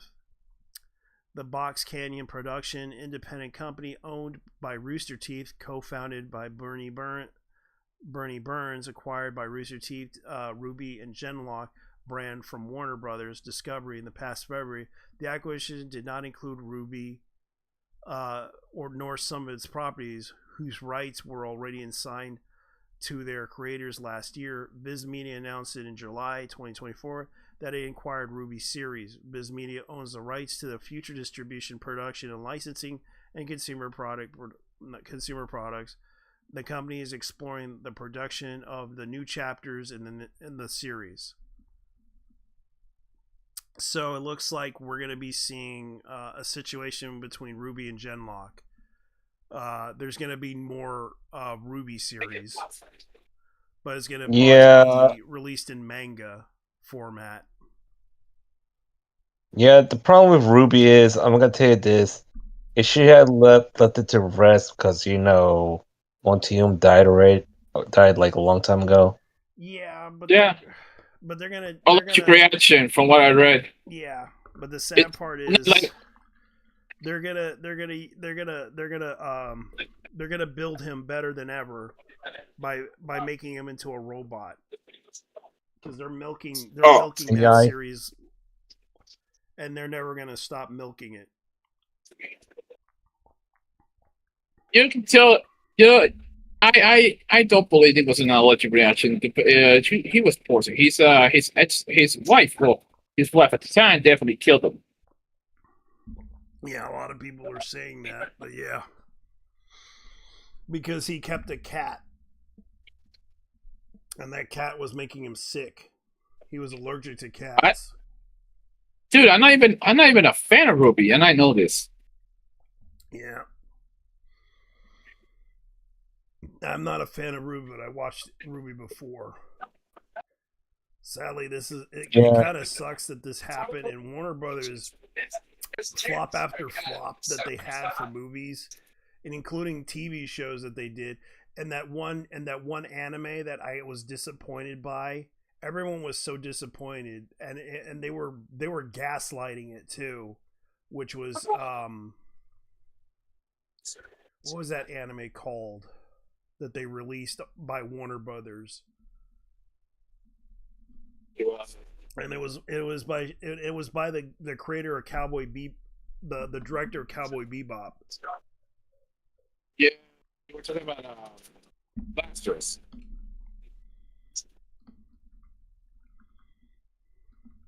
Yeah, it was a Lazarus. Yeah, Lazarus. Yeah. I know a guy in one of my circles. He fucking hated that show. Yeah, and a lot of people did not like Lazarus for a lot of reasons.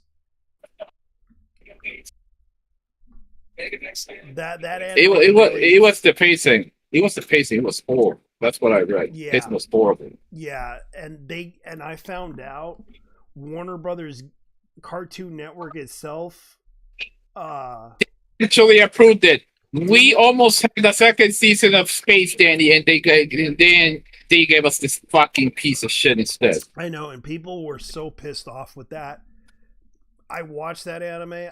It had so many plot holes. Like it just did not make any sense. It was like, oh, we have a month before we all die, and they were trying. It was like some, and they turned it into some like I don't know, NCIS type of situation. We almost had second season 2 of Space Dandy. Mm-hmm. We almost had that. Daily reminder. A show that was actually good. And then you got these fucking retards saying that they wanted a serious show. Yeah, some absolute fucking retard spook brain at Adult Swing said, I hate this shit. I want something really serious. I want something that's fun, like NCIS. Oh, Lazarus. Oh, hell yeah. That's what I'm talking about. Yeah, and Yeah. the sad part Whoever ordered it, gaslighted in that anime when I watched the ending of that anime. Whoever approved this, I hope you I hope you get ass fucking hell by Cerberus. I sincerely hope you get ass fucking hell. The thing is, And you know they'll how find much out. money they spent on that anime? You know how much they spent on that anime?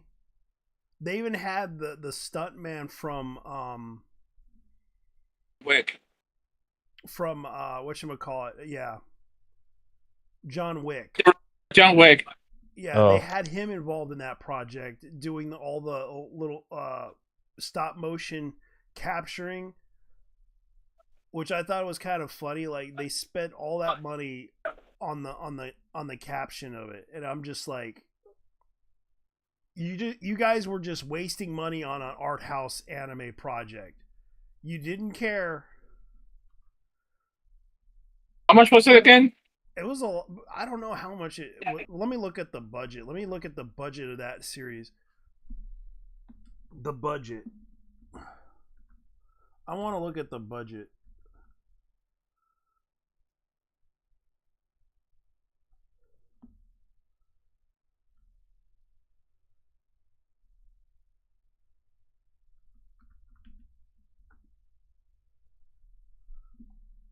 It's not publicly disclosed.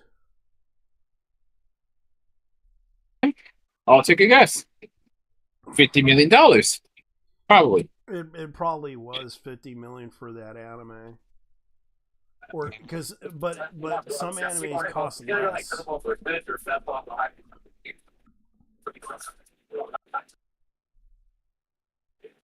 But it was American funded series that had a significant larger budget than his previous anime.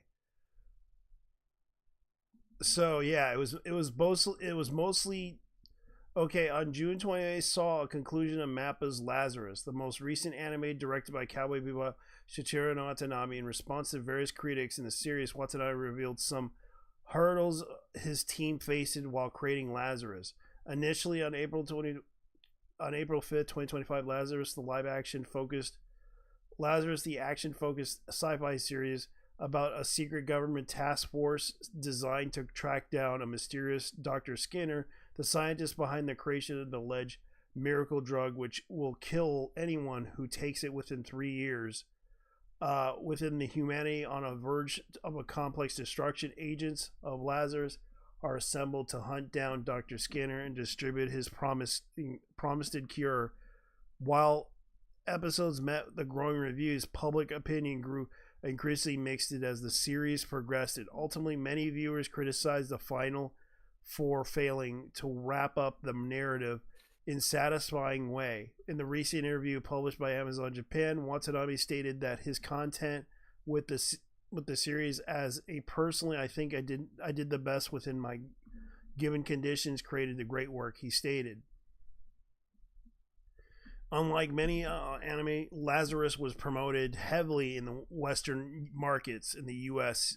The series was broadcasted on Adult Swim, one of the nation's most popular networks' mainstream anime content, according to the company, releasing several previews of the clips of Lazarus English dub.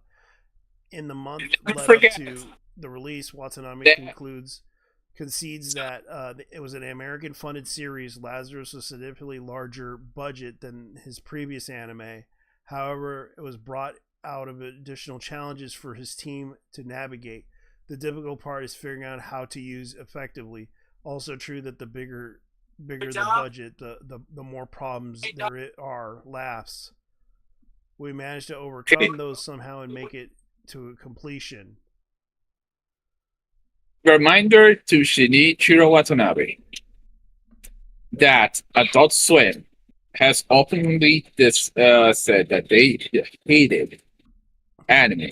Yeah. They openly hated anime. Yeah, and they spent a lot of money on it with Lazarus, benefiting the collaboration with major players in American film industry. Most notable, the John Wick director Chad Stanwyck. Yeah, Chad Stanwyck, and his action production team, 8711 Entertainment. When I was working with the action anime, I wanted to make it truly modern. Sorry, Stahelski. My bad. It was Stahelski. Stahelski. Connected 8711, the coolest action team today, who handled action scenes from Keanu Reeves' movie John Wick. I contacted them, even though I didn't think they'd be able to help me. Turns out they were fans of my previous work, like Cowboy Bebop and Samurai Champloo. They agreed to design an action scenes without 60 to 70% of the episodes. The majority of the scenes involve central protagonist Axel Gilberto, sorry. You know who Axel is, right? I don't pay much attention. You ever seen Beverly Hills Cop, Axel?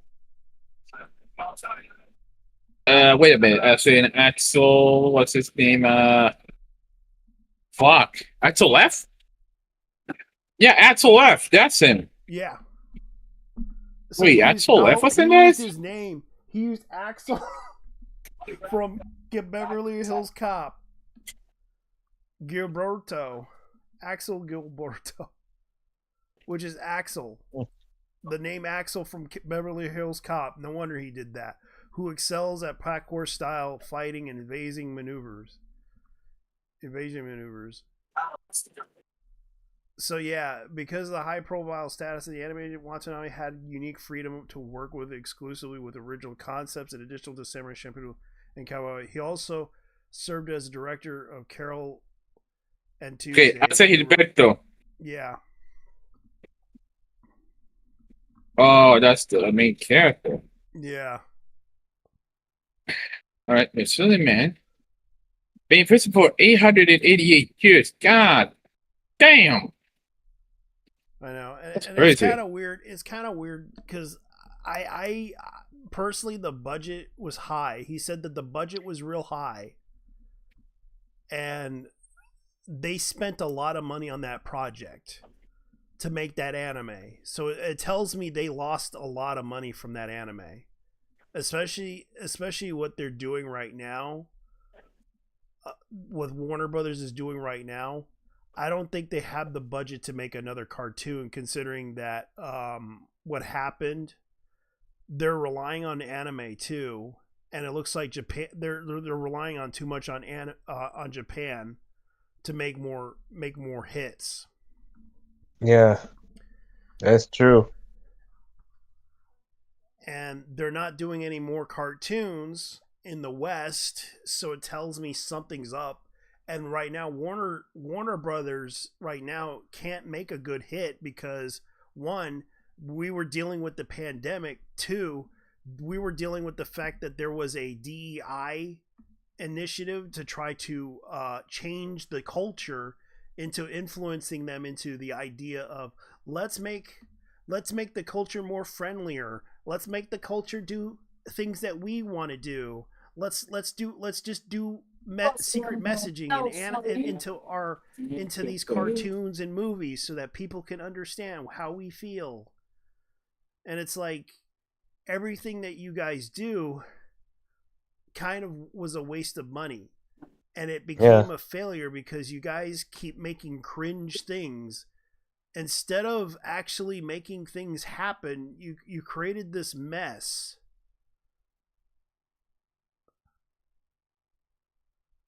That not only did you kill a movie, you killed a business, wasting billions and billions of dollars in the 4 years of being a part of it.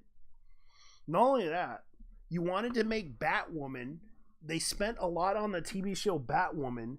It didn't make much money in the advertisement side of things when they first put it out there. And not only that, they spent all the money on making all this crap. Let me see what Warner did. Let me look at the list of Warner Brother animes that they did. Warner Brothers animes did they release? Because I know they did the Batman anime thing. They did the Lord of the Rings, the Rohan thing. They did the Suicide Squad Isekai anime. They also, Japanese studios with variety productions like JoJo's Bizarre Adventure, which they did. Fist of the North Star, Warner Brothers Japan. So the current one, Steel Ball Run, which is the up and coming one, which Warner Brothers Japan owns the rights to. They had done other projects like Blade Runner, Black Lotus, which I did see. Batman Ninja, I did see that. The Record of Ragnarok, which is the Netflix series that they did. Co-productions that they did with Pune Manjai Madoka Magica movie and Summer Wars. Look, don't make it difficult. Just say Madoka. Madoka, yeah. Madoka Magica. Yeah. DC Universe animated original movies, which were all direct-to-video movies, which didn't do so well. The Lunar Chronicles, theatrical adaptation and currently set in 2028. What is this Lunar Chronicles thing? Okay, so they're based on a book series. A young adult science fiction series by Marissa Meyer reimagined classic fairy tales in futuristic world. The main series consists of 4 novels. Cinder, Scarlet, Crest, and Winter, which follow a cyborg pilot, a hiker, and a princess as their fight against the evil Lunar Queen. The series also includes a companion book of prequels, which I never heard of, and I never even seen these book series. Yeah. Yeah, and I don't understand why they're producing this without understanding. Let's look at the Goodreads reviews of this book series. Let's see. They're partially 4.5 stars. 4.5 stars. 3.5 stars. 4.5. 4.5. 3.5 stars. Marissa Meyer, Cinder, the Lunar Chronicles, 4.5 stars. 4.5 stars. So we're dealing with a mid-tier book series. That's what we're getting at. Is this the best that you could do, Warner Brothers? Is to make an anime based on a mid-tier book?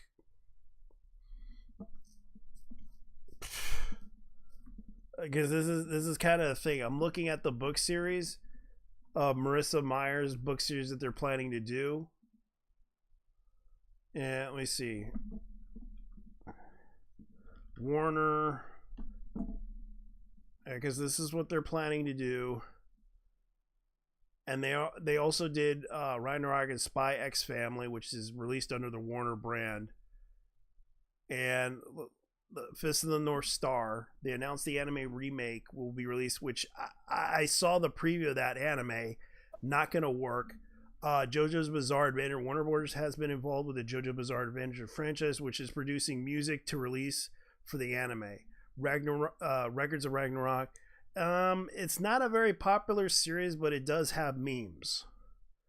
Spy That's X the one with Family. the My Family is actually one of their best known series. Yeah, it's one of their best known anime series that they have. I like it. It reminds me of Matilda, to be honest. Well, in a sense. In a sense, it does, because the girl has psychic powers, but she tries her best because she's adopted and she has psychic powers. I thought it was interesting. And other titles like The thing is, try to pick up girls in a dungeon, and Food Wars, which is I think it's a telepath. I think it's a telepath. Matilda is, if I recall,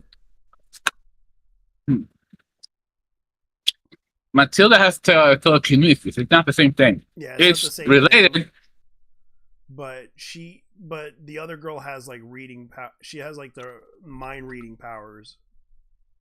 Like she can read people's minds. It's telepath. Yeah, she's a telepath, which I thought it was pretty interesting anime. But it kind of reminded me of Matilda in a way. Not to, it's just the hairstyle and everything, and the clothing.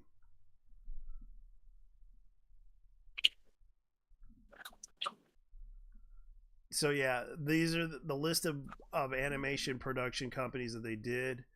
I seen it. Space Jam, The Quest for Camelot. Yeah, that one.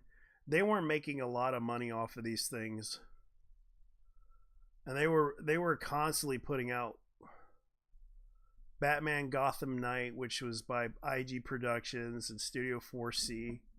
Madhouse. They were all doing those little animatrix series. It did pretty well because the fan base really wanted to really like the animatrix stuff.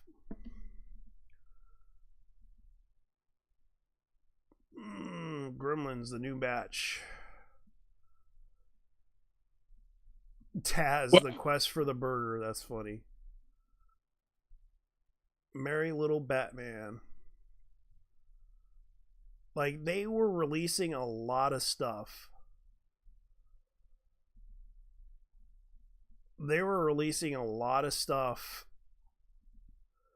But the Gotham Girls, remember that one? Producing all these cartoons.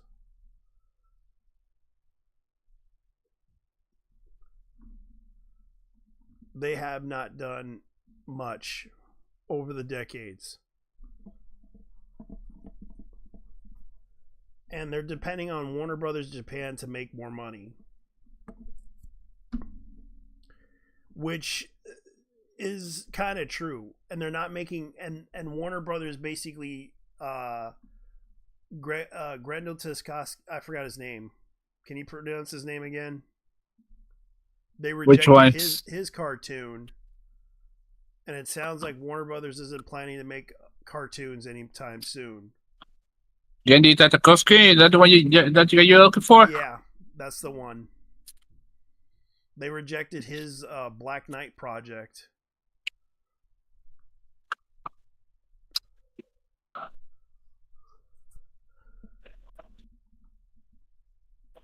The thing is, they did Gendy Tartakovsky dirty. Yeah. More than once.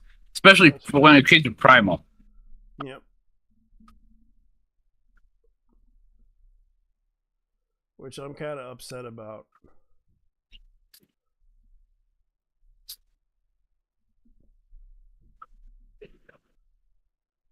Oh no. They're doing it. Yeah. Fist of the North Star. Angie O'Ken's Army Grunts animation announced cast. Betrothed to my sister. LG O'Connell. Yep. Oh.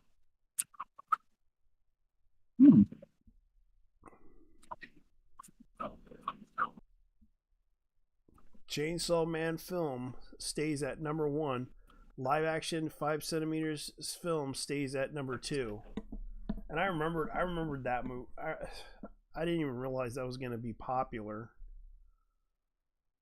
You mean 5 centimeters per second? That the one? Yeah, which is based on an anime. It was based on an independent anime production that they did. Oh, that's my Kotoshita movie. Yep. I've seen it actually. Yeah, I've seen it too. And they're making a live action adaptation to it, and it became number 2. And it looks like Chainsaw Man Reza arc is getting. It looks like it's making more money. It's at number 1 in Japan, and it's already premiered here, and it's coming out on October tomorrow. Oh yeah. Was it tomorrow or today? Because I know it was going to be coming out on the 23rd. Yeah.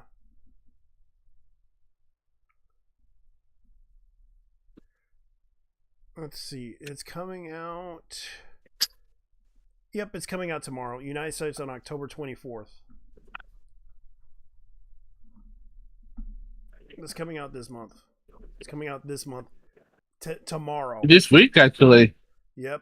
And on the United Kingdom, it's coming out in October 29th. So it's going to be screened in 80 countries.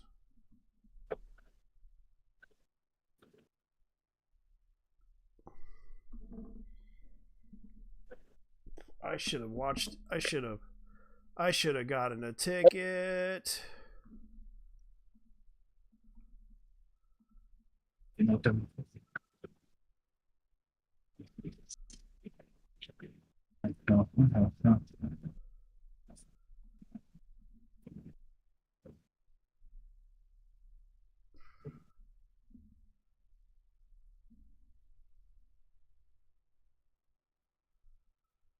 I might watch that film just to check it out. It's hard to get that Blu-ray DVD. My friend has the DVD of 5 centimeters per second anime. Yeah. And that's the thing. All things consider Your Name Sucks Dick, but this movie it was actually better. Yeah, the animation one. Yeah, Garner Dreams, however, holy fuck. You know, for what it is, it was actually better. It's actually better too. Mm-hmm.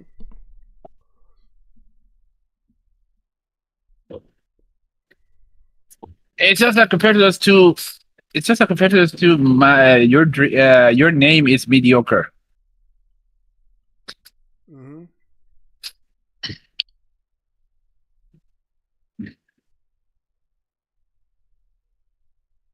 Yeah. Right now, I'm just training special ticket and winning ticket. I mean, special week and winning ticket, but they're too hard to get to to the highest. To be honest. Really? Yeah. Yeah, I'm just looking at some news. But anyways, like since yesterday told about the bad reviews of the Pokemon ZA game, but yet you already told that already, or not? It's already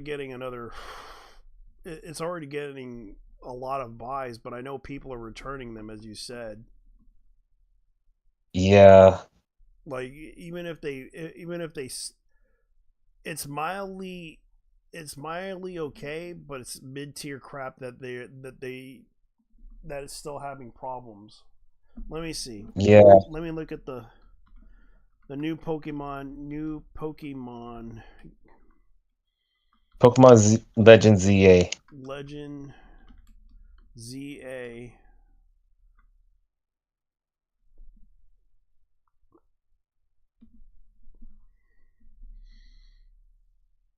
And people are saying, like, you can tell, like, they're people like shilling the hell out of that game.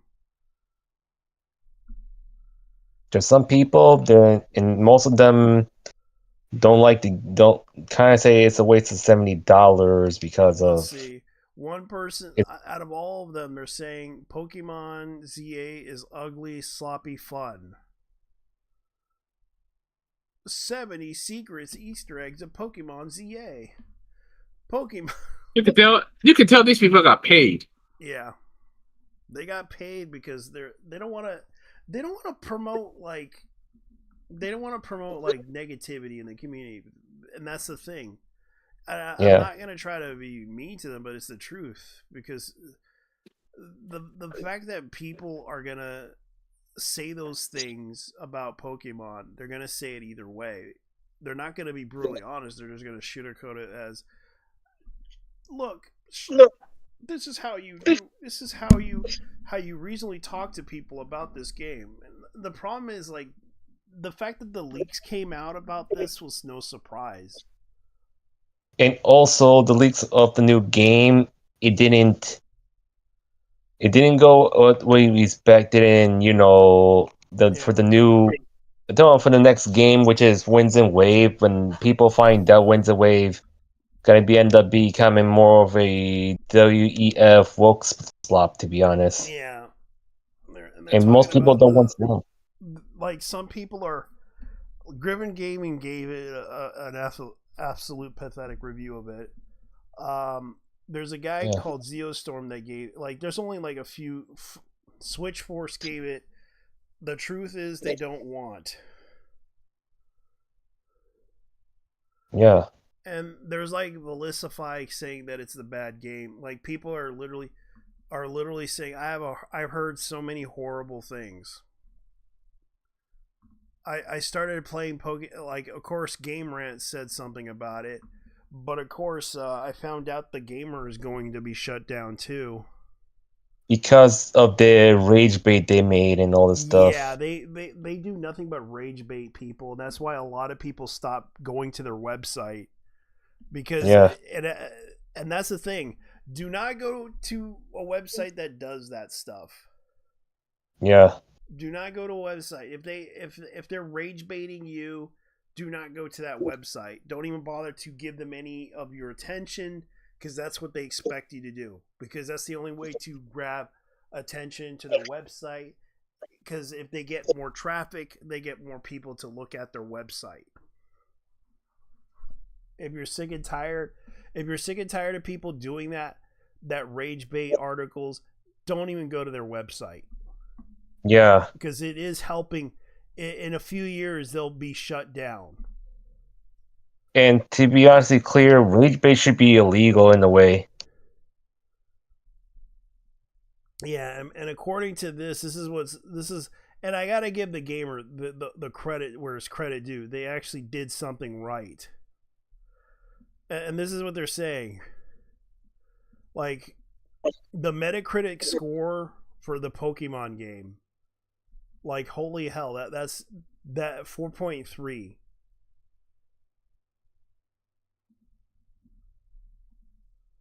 Rage bait should be illegal, according to you.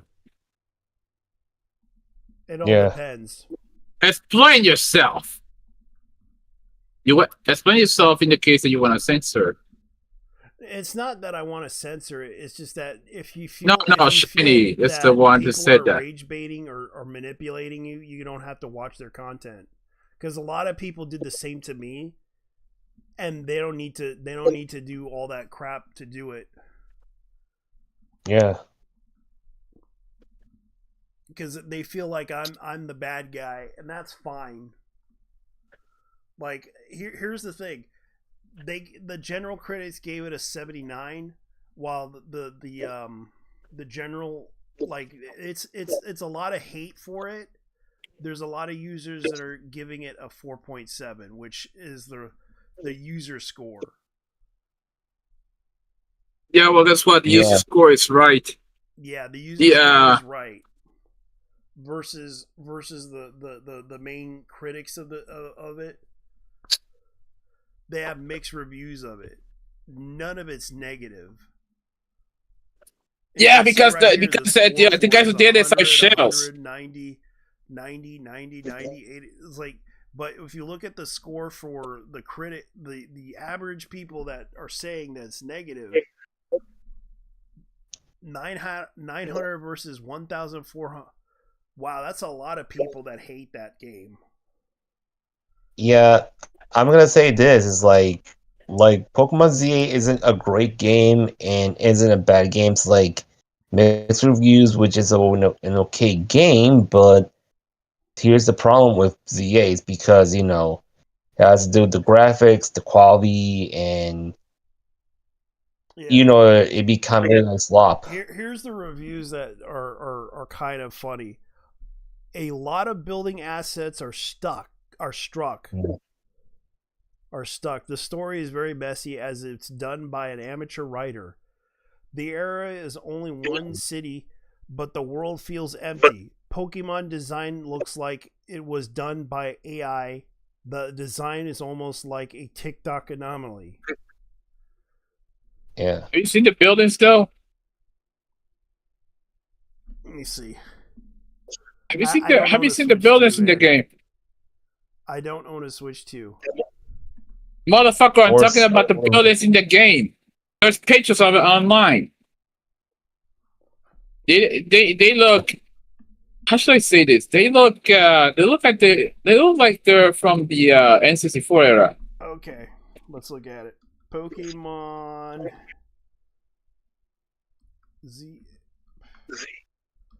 ZA buildings.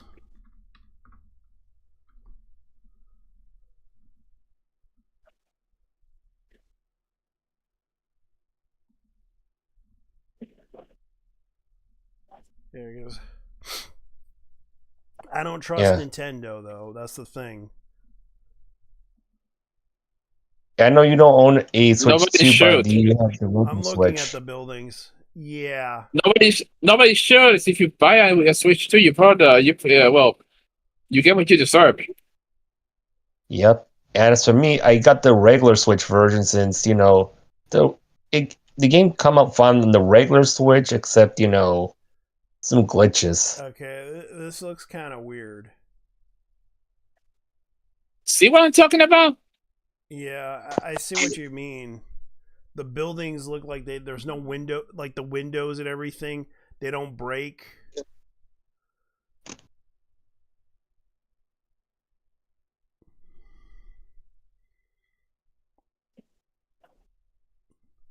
And now everything is lifelike. Yeah.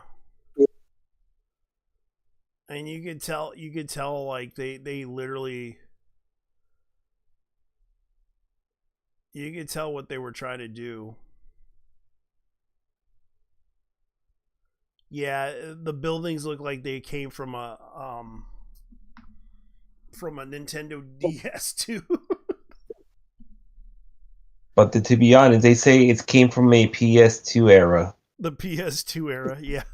Dude, I see PS2 games that look better than this. Yeah. And this is the stuff that I'm looking at right now. I'm looking at the clip of it, and you can tell, yeah, this is like PS2 era design, and they weren't really doing a good job with it. You could tell that they were cheap, and the budget that they were doing with, like, I found out it was 20 million. Yeah. They actually spent 20 million in this. To make this, yes, they spent 20 million. From what I heard, they made that. It wasn't enough that they banned Junichi Masuda from directing this. No. It wasn't enough to insult the Pokemon fanbase with this. Now, but to give them a game this shit. Yeah. For the next It became generation of Pokemon, fans, it's an insult. And they wonder why. And they wonder why people are like getting upset with him. It's like the building and everything. You can see right here, this guy's like jumping up and down and everything, trying to jump off the.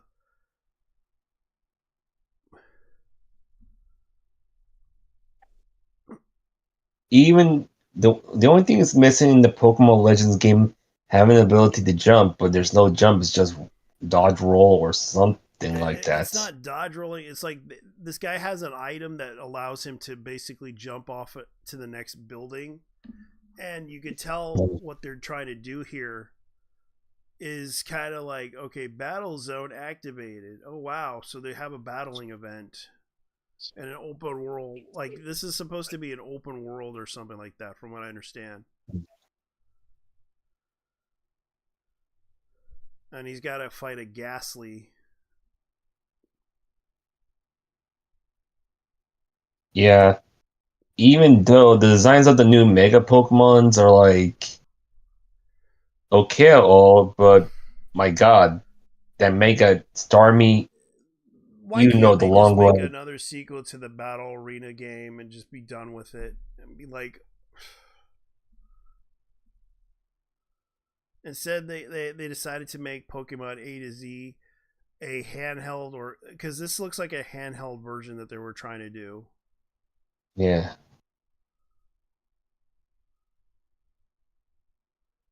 And you could tell Because to be honest, they were planning to, they were trying to do something here. yeah.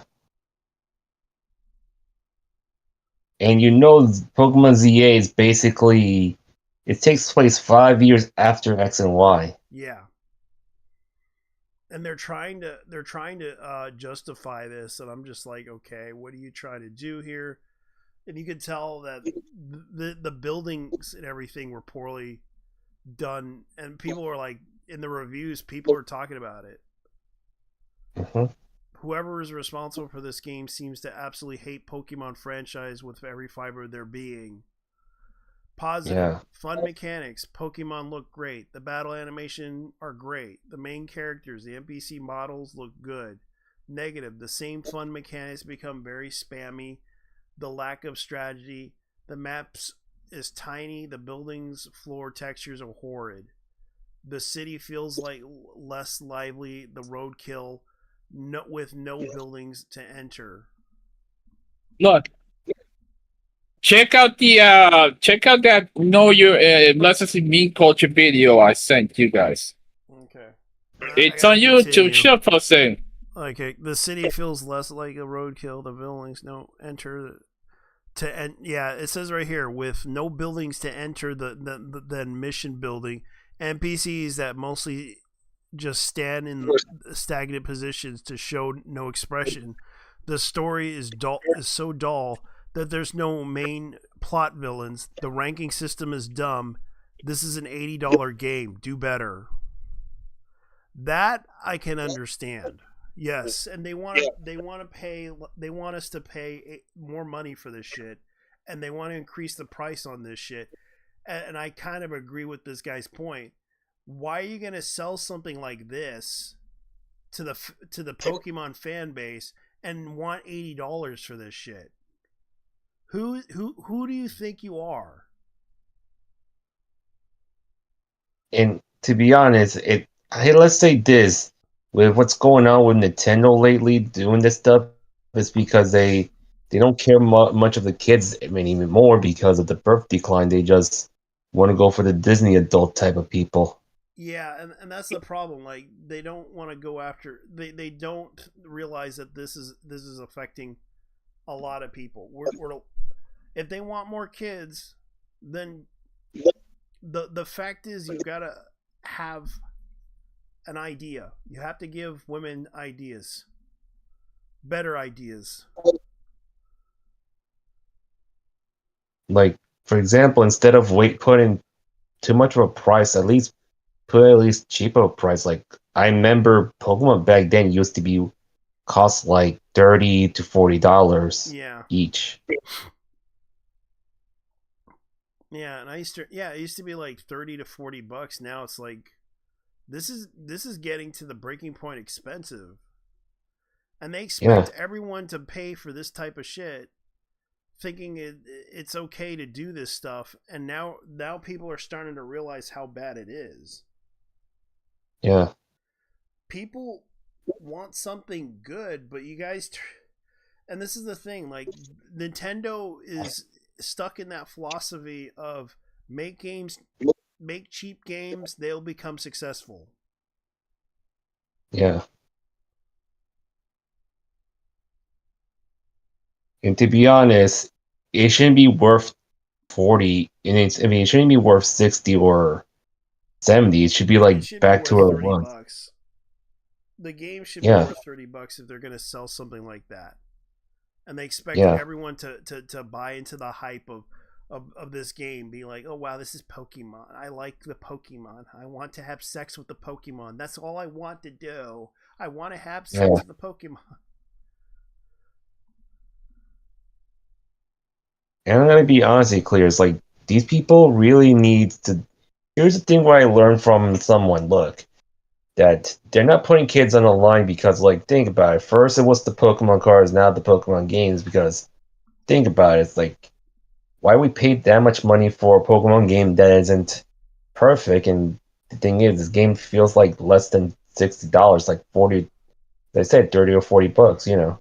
Yeah, and it's like, this is like the highest grossing franchise, and they absolutely blew it. Who the heck were you listening to when you made this game, guys? And the thing is, like, look, there are some games that will cost 30, 40 bucks. They do better than what Pokemon make. I know. And this is like the best growing franchise ever, and it's like people don't realize this series has been around for decades. Yeah. And this is what Power exists. Yeah. To compete against it. And it's like, this is the reason And not just why only people Power Worlds, don't like also it. Digimon as well. Excuse me? It's also Digimon as well because they're both competing against Pokemon. Well, Digimon right now, from what I heard, is getting successful because I'll show you why. Yeah. Dude, back in my day, the people who were Digimon were the most obnoxious assholes out there. Yeah, but they actually had actual, like, they had. How should I say this? They were basically contrarians. I mean, back in the day, Yeah. they were the contrarians. Yeah. Because they said, "Hey, Digimon better. Pokemon sucks. Pokemon sucks. Pokemon better." If you had Who fun, cares? if you like Pokemon, it's okay. If you like Digimon, that's okay too. But Yeah. look at what these people are doing with Digimon. Like, when you look at the Digimon game and it cost $70, and you know they did very well, like, on the game. And they quietly released it, of all things. Yeah. And people are talking about the Digimon game. Let me see if I could find the video footage of that. And The new one, right? the other one.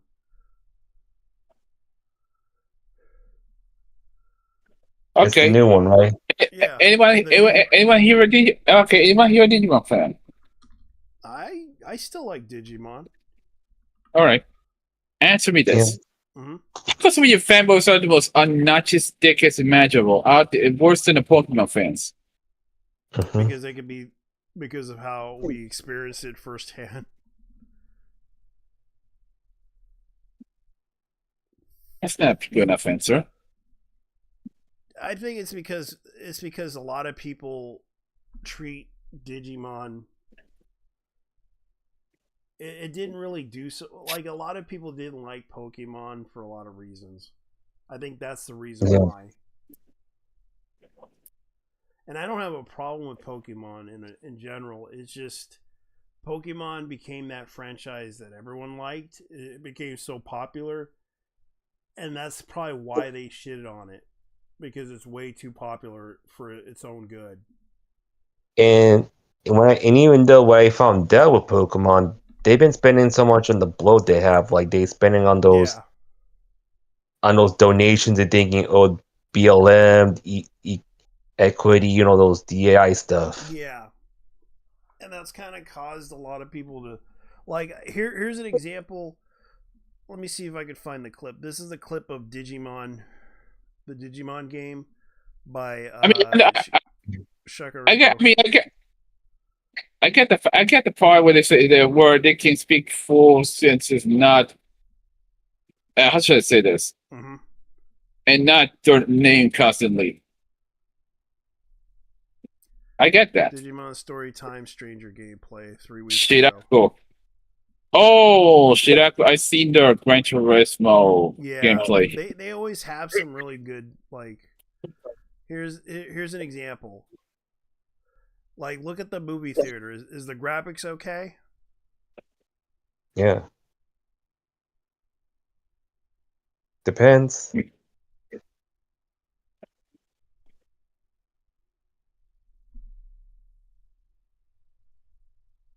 Yeah, because Oh like yeah, the Robert example left. of Digimon.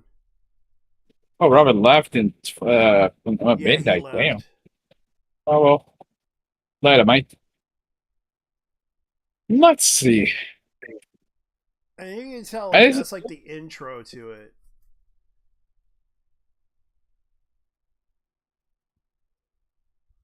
But we got to see the gameplay. That's the thing that we're here for, is the gameplay. Yeah. All right, you can see right here. This is it's RPG style storytelling.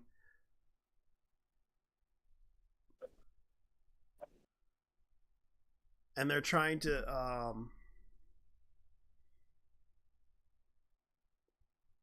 and you can see right here they're trying to do, it's the typical RPG stuff, but at the same time you can see right here, here's another example.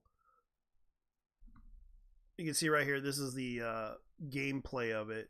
Does that look from running around from the area? You can see right here from that Digimon. that is actual 3D graphics right there. Yeah. Compared to the Pokemon game, is that good? Dude, that is actually a proper graphics thing in comparison. Yeah. It's proper 3D. And you can tell they put in the work.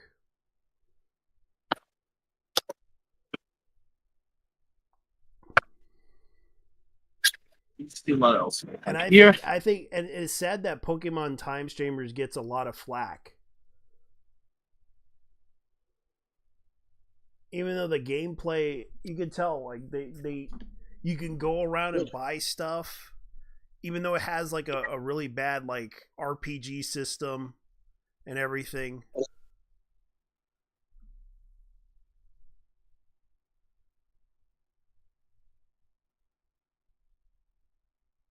It's a fucking mirror. Yeah. Oh yeah. It managed to get like, it even has like an environment where you can go inside a house. The new Pokemon game doesn't. That's the sad. Back then, let's say this. Like back in the old Pokemon game, you could go into people's houses, but when Pokemon Scarlet and Violet came in, you can't go into people's houses. Yeah, even in ZA, yeah. It looks like you can't go into people's houses. Yeah. This one can. And for some reason, Nintendo can't even get it right. Yeah. You mean game for they're asking, and the funny thing is, they're patenting everything. They claim they did it, but you could clearly see the fact that they can't do shit. Here the thing is, Nintendo owns a part of Pokemon, same with the other two companies. Yeah, but the thing is, they're claiming that they own the game design stuff, like the programming patents, but when they put it out into the gaming world, they can't even get it right. That's true. Like, and it's sad that they can't even get it right. It's like they can't fucking do their job properly, and that's the thing that pisses me off about Nintendo. They're claiming all this. They're claiming we own the copyright to this thing, and we claim this, and now we claim this patent. We're gonna claim this patent. We claim this, and we claim all of YouTube. We claim all of the programming in Digimon 2. Because they used our patented dick swinging mechanic and we're just gonna go ahead and claim that too because we want to make sure that everyone knows we own the patent, and therefore we want and also the climbing of the ladder patent, and also the other one. It's like every freaking time they claim something that they own and they can't even properly execute it in a video game. What the hell, Nintendo? Yeah. What is wrong with you guys at Nintendo? They're wasting their money on lawyers, but not. Yes, you spend all your money on your lawyers, but you can't even pay your freaking developers to develop a freaking good game. What the hell, Nintendo?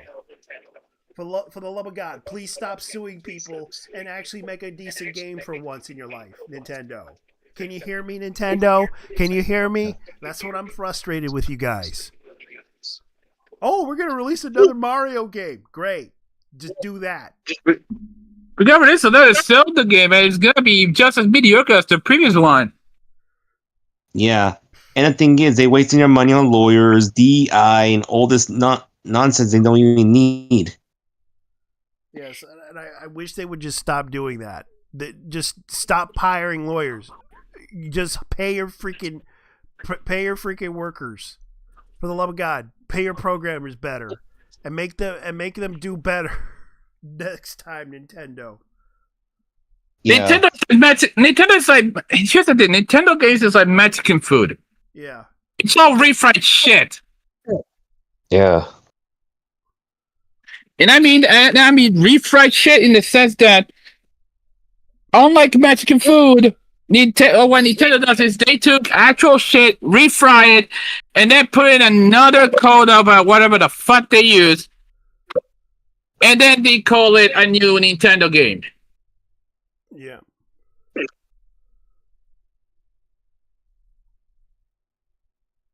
Yeah. And people are really and of course you wonder why people are returning your fucking game. They expected good out of you, Nintendo. They trusted you. They trusted you. They believed in you. They're willing to suck your dick, Nintendo. Their fans are willing to suck your dick. No, the thing is, these guys are willing to die for Nintendo. Yeah, just they're ask willing to ride and die and suck your dick until they die, Nintendo. Yeah.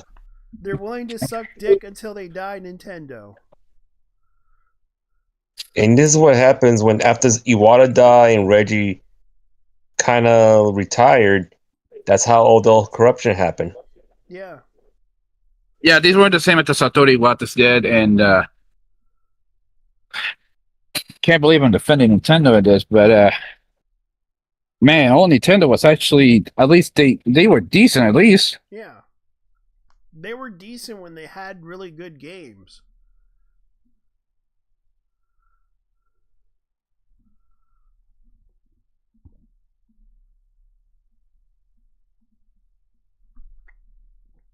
But it's like, damn.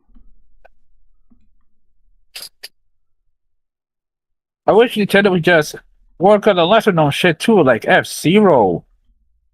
Or, well, give the Mother fans a new Mother game. Or, what was that other Nintendo game that was a cult classic? Mm-hmm. So I'm back on. So it's how the corruption happened because they got comfortable. Yeah. Yeah. And I really wish Nintendo need to stop being like this and just do their goddamn job instead of suing people all the goddamn time. Stopping Ferrari, for God's sakes. Ferrari does the same thing. They're always suing motherfuckers for the dumbest shit because it infringes on their copyright. Yep. Yeah. That's the thing. Like, people are a little upset about this. It's like,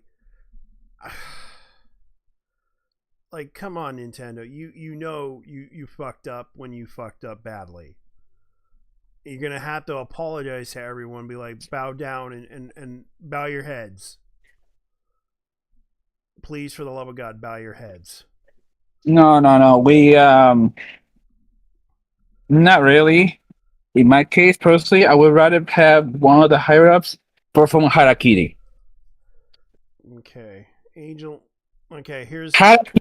I say the ritual suicide to atone for their sins. Yes. Yeah. And the thing with Nintendo, they in the need to just kicking back burner basically. to Apollo. The Oh, thing dude, is, get rid Apollo's of design I really do Furukawa. enjoy. It's so Mega Man-esque, and I love Mega find Man an actual stuff. Like a CEO who does Kabuterimon, I play can evolve him games. into Hercules Kabuterimon. So let's go ahead and cares do about that. So gamers? beautiful, so beautiful. I feel so powerful now. Nothing. I feel okay. Angel Woman that we farmed from the temple can evolve into Junomon. Oh my god, we have Juno! We can evolve our Flaremon, which I had in the kicking back burner, to Apollo. Oh, dude, Apollo's design I really do enjoy. It's so Mega Man-esque, and I love Mega Man stuff. They got the like the Gunner Girl style digi evolutions. Yeah. Like yeah. Boy, it's the turn Gunner. Well, because the they have like digi evolutions of female looking Digimon. Yeah. And you can see right here the download the like Junomon. Yeah, everyone's like talking about Junomon, the Divine Oracle. Man, I fucking hate that term, honestly. Gunner. Yeah. I know, but everyone's like talking about the combination of the two Digimon, and you could evolve them into the ultimate form by combining them all together, and they create an ultimate Snubbermon. Yeah. All right. But you can make the female looking ones, which a lot of people are like laughing about because I remember the days where people used to they used to go nuts over Renamon.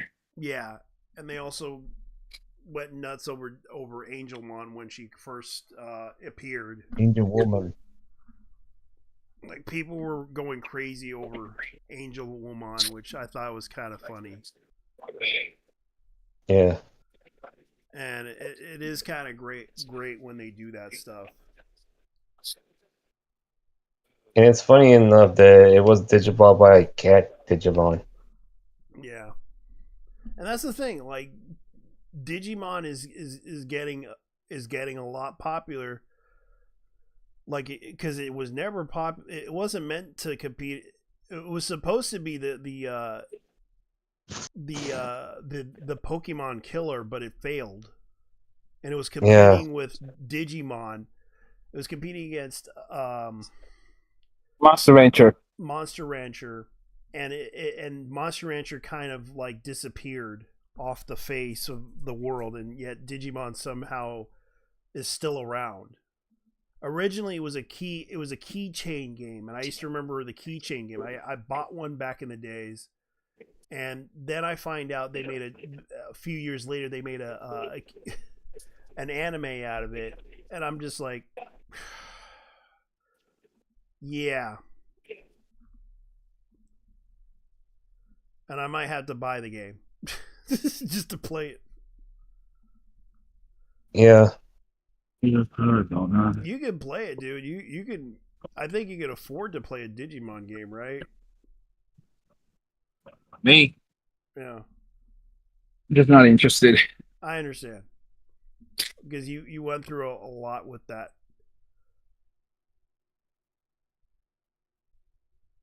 Yeah, but I did actually play the Smash game that back in the day.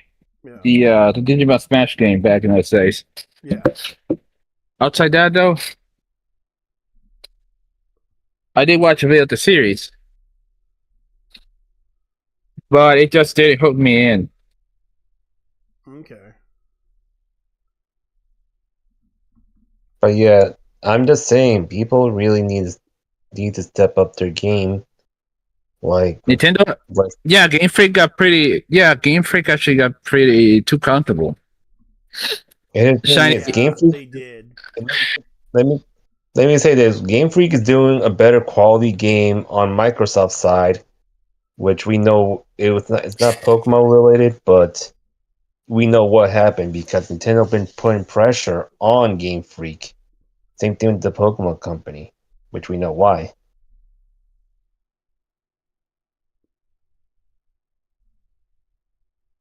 What exactly is that Game Freak game?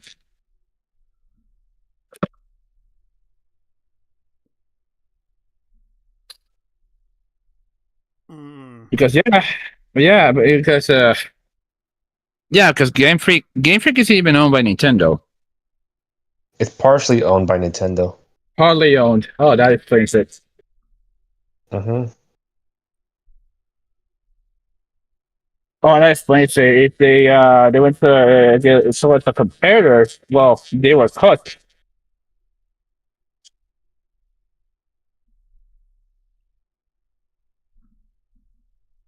Oh. Well, it's more like they own a stake, a big stake in. Yep. Yeah. That's why a lot of people are talking about this issue. Man, this new we got into the point where Digimon and Power World are actually better alternatives than Pokemon. Yeah, and the sad Because part Nintendo is, got it's sort of true because of the fact that Pokemon became a really popular series, and because it was better on handheld than it was on console. But then again, the only games they released on console was I forgot what it was called, Pokemon Arena. No, back then it was Pokemon Stadium, Pokemon Battle Arena, Pokemon Battle Coliseum. Revolution, not Battle Arena. Pokemon Stadium, Pokemon Stadium 2, Pokemon Battle Revolution, Pokemon Gales of Darkness, Pokemon I think it was Revolution. like the other GameCube. Yeah, Battle Revolution. Pokemon Rumble, Pokemon Ranch Farm. Well, that was technically not, that was digital download. Yeah. Then there was Pokemon. What was on the GameCube? The Gales of Darkness was the second one. Coliseum was the first one. Coliseum, Pokemon Coliseum. Then Pokemon Bucks, but that was like a rare game that was only available in the Pokemon Nintendo store at the time when Nintendo store was a Pokemon Center. Yeah, and then they should have just made another Pokemon Coliseum. Yeah, XD Gale of Darkness coming to, and that's also coming into the emulation side of things for the Nintendo GameCube platform. How is that gonna work without the Game Boy? Because you need the Game Boy in order to transfer your Pokemon onto the Pokemon XD Gales of Darkness game and Pokemon Coliseum. Yeah. Which all came out in 2000, which is no way to transfer all of them. Yeah, there was also a feature in Battle Revolution, which I did get growing up. I used to be a very huge Pokemon fan as a kid. Yeah, it's kind of sad that this happened because it's like the fact that we're talking about the fact that Digimon for some reason has a better game than the new Pokemon. The new Digimon game is actually doing quite well than the new Pokemon game that just came out, which is ZA, whatever it's called. And we're Legends, for fuck's sake. I'm sorry, man. It's been a while. Okay. Yeah, CA Legends. No, but the thing is, from what I've heard, After Pokemon X and Y, that's when things really took a fucking dive. Yeah. And the Nintendo Switch release of, let's see if I can remember.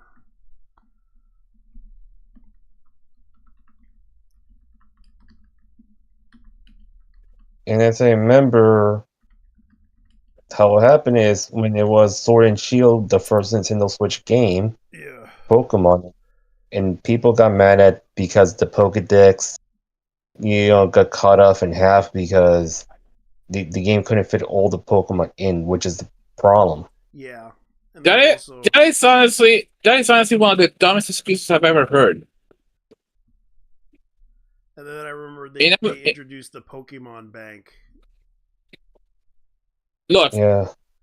that is honestly one of the dumbest excuses I've ever heard coming from Nintendo. They couldn't fit all the Pokemon. It's from the Pokemon Company and Game Freak and Nintendo together. It's because Nintendo rushed the game so fast. That's the problem.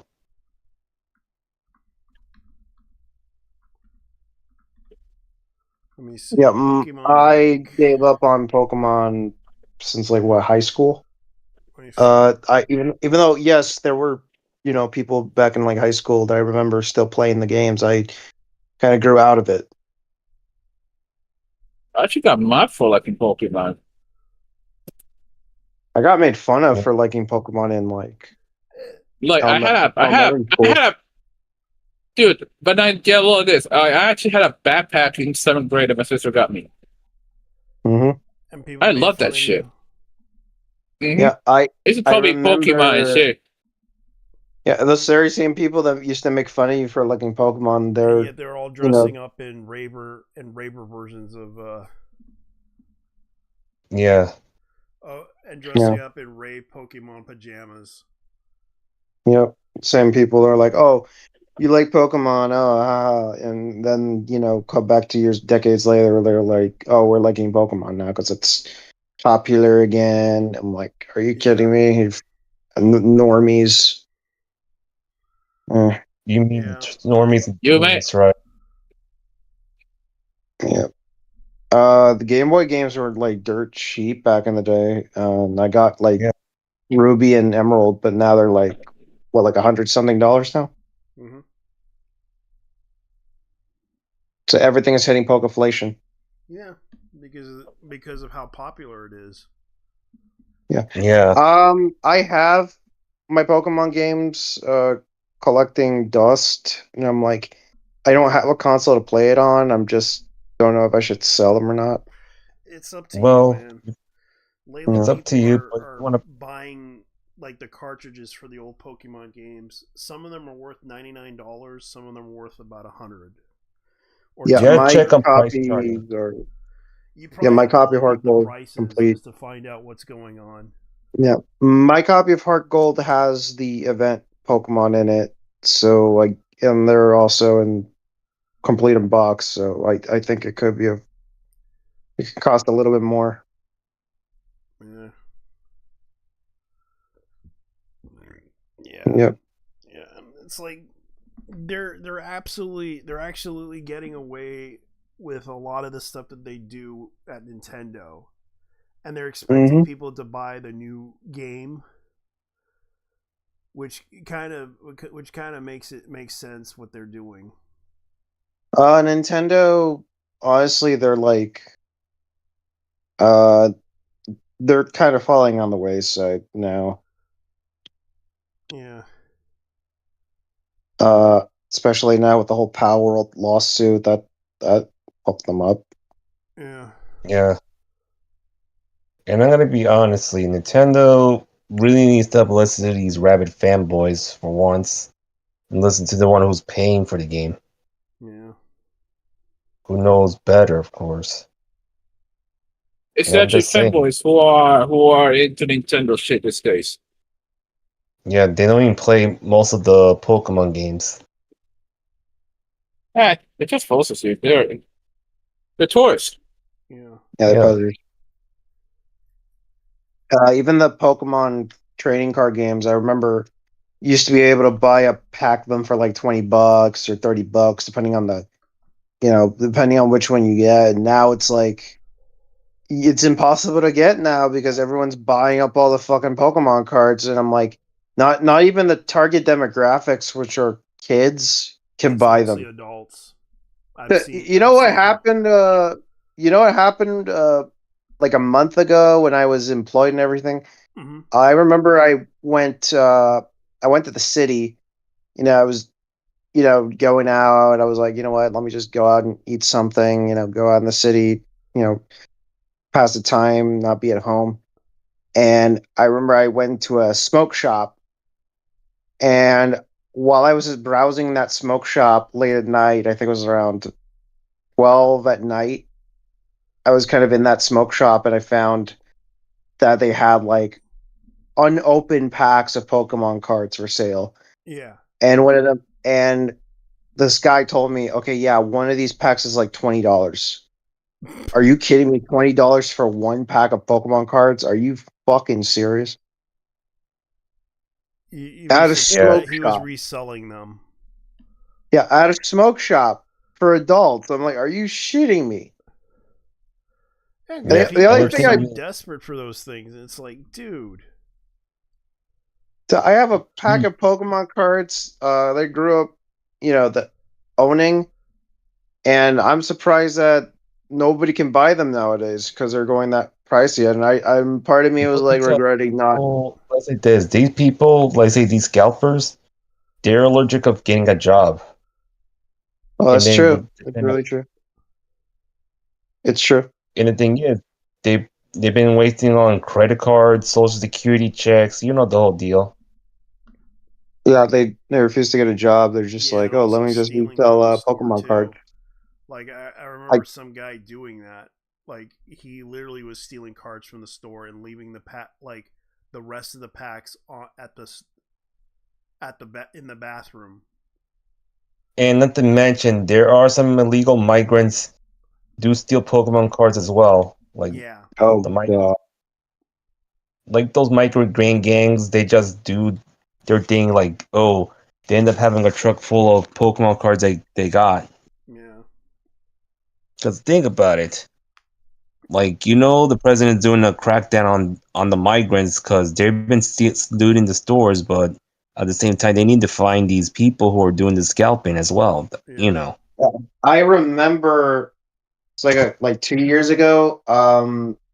You used to be able to pick up Pokemon cards at any of the open kiosks, like any of the shelves, right?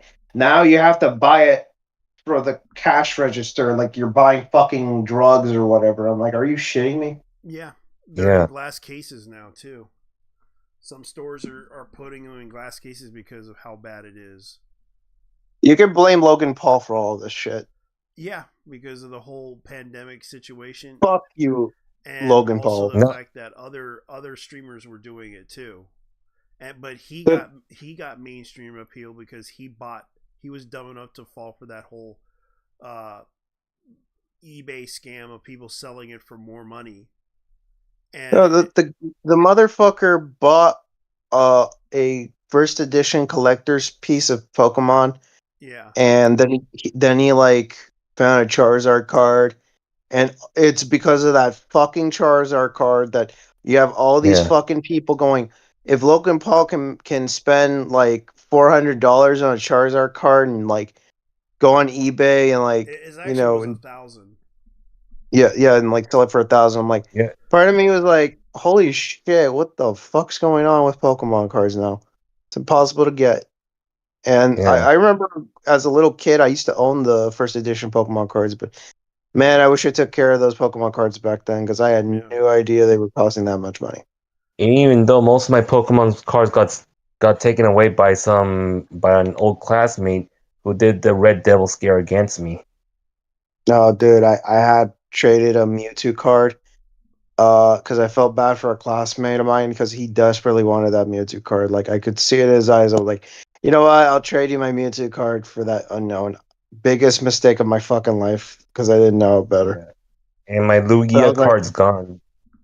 I have a legend. I have a piece of a Legends Lugia still in my possession. But what's the bright side? Like years later, I finally got the original 3 the 1999 unlimited base set Charizard, Venusaur, and Blastoise, grade 5. You have them like sealed. No, it's basically great. The cards are Oh, graded, so graded. they're grade 5. Oh, they're great. I've been told that grading can devalue the card. Is that really true or not? It does increase the value of the card. Yes, it's true. I have a bit of a. I have a Blastoid card. It's not the. I think it's like around the Heart Gold Soul Silver run that's going for a lot of money. Hmm. Apparently, if you grade it, it's going to cost a lot more. I have a bit of rare cards in my possession that I could get. And now people are getting into Beyblade.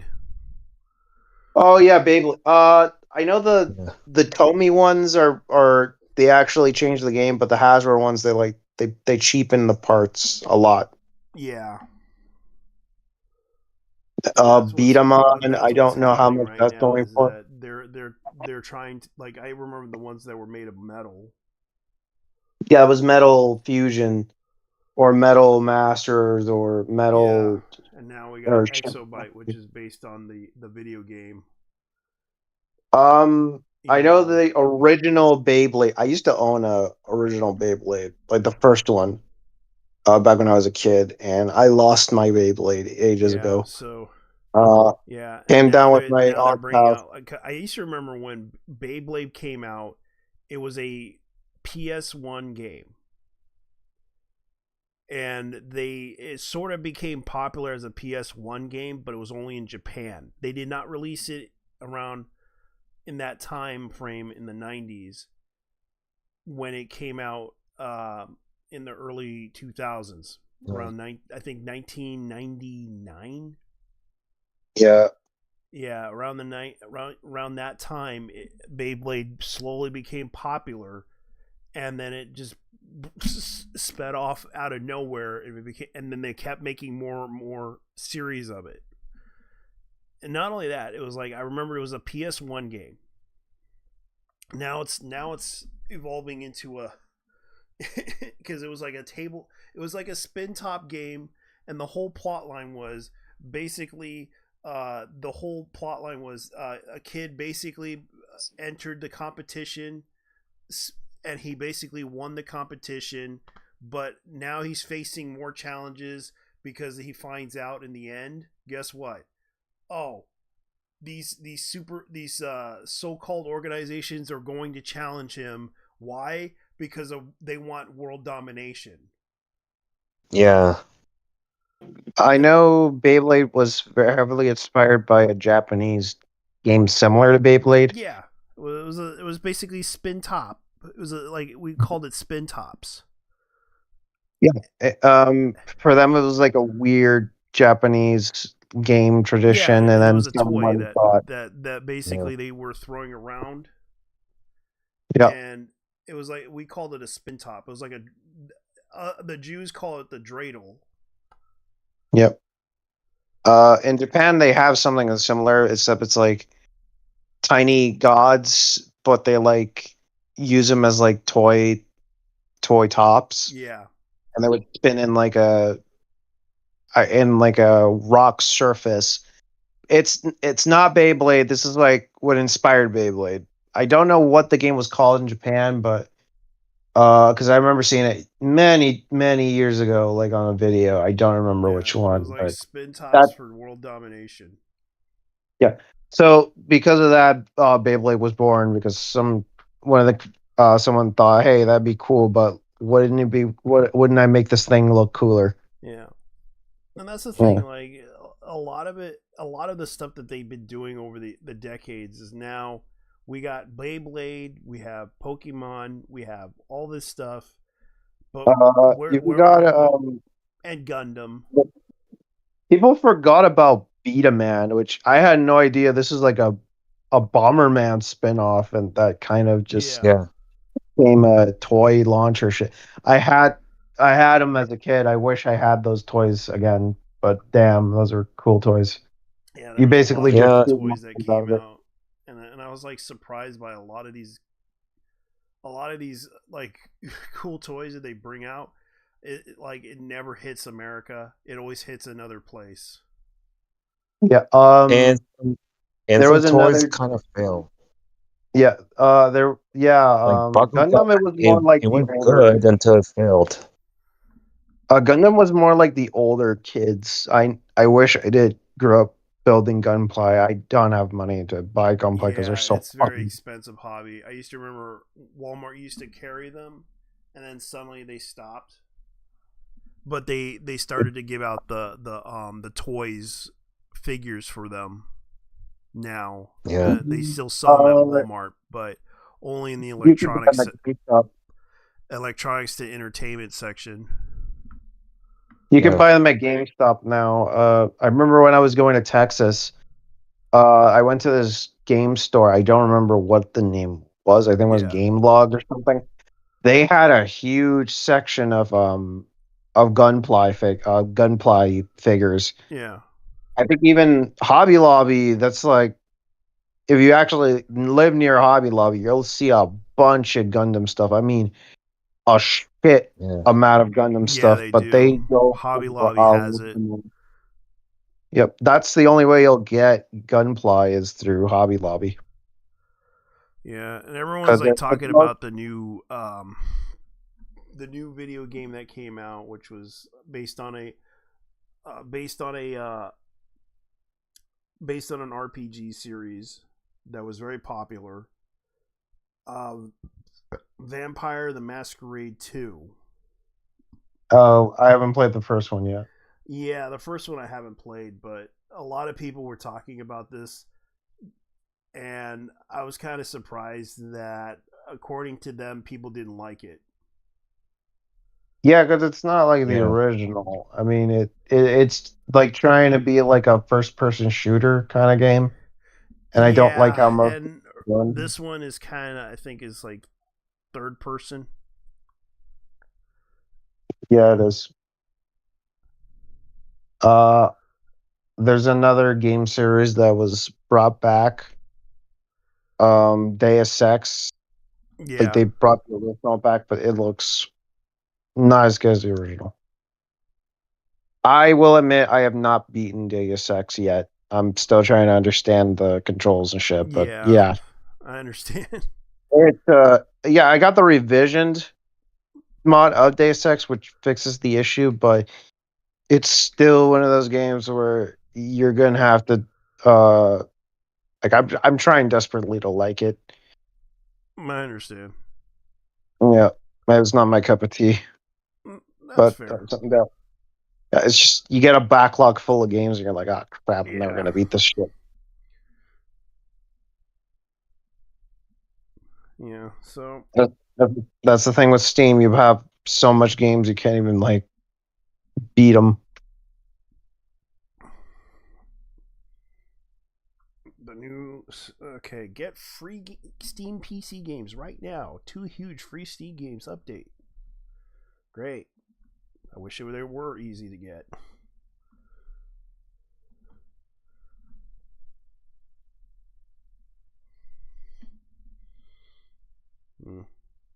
Oh god, One Piece. Yeah, trying to watch all they're selling volume 1 DVD collection.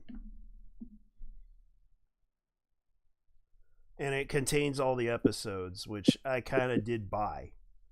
It's the DVD. It's a DVD set. Yeah, how that is. I don't even know if you'll be able to finish One Piece. It takes like a year or so to finish it. Yeah. Some people told me they spent a year or two just to watch all of One Piece. I'm like, but here's the thing: it's like $30, 30 something dollars. Yeah. Because the original price is 50 something. That's what they don't tell you about this. They're going to sell it at first for $30, and then when 6 months later they're going to increase the price. This is Sony's plan to try to get people into the One Piece thing, because a lot of people never watched One Piece. I originally watched it on 4Kids version of it This is Same the here. Shonen Jump version, which I think it allows the original because they skipped a couple of episodes in the 4Kids version. They did. What about the Funimation one? Because I did remember they did re-air One Piece in the Funimation cut. Yeah, and this is the I believe the Crunchyroll version of it. Yeah, we call it Funimation anymore. It's Crunchyroll now. Yeah, which is Crunchyroll, and this is Funimation's version, but this is considering that this is owned by Crunchyroll. This is bought out by this is the Funimation. This is the Funimation version.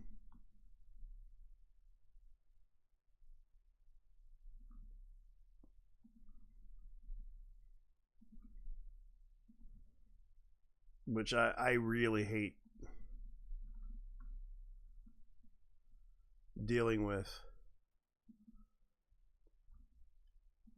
Let me see what else is going on. I gotta look up some stuff here.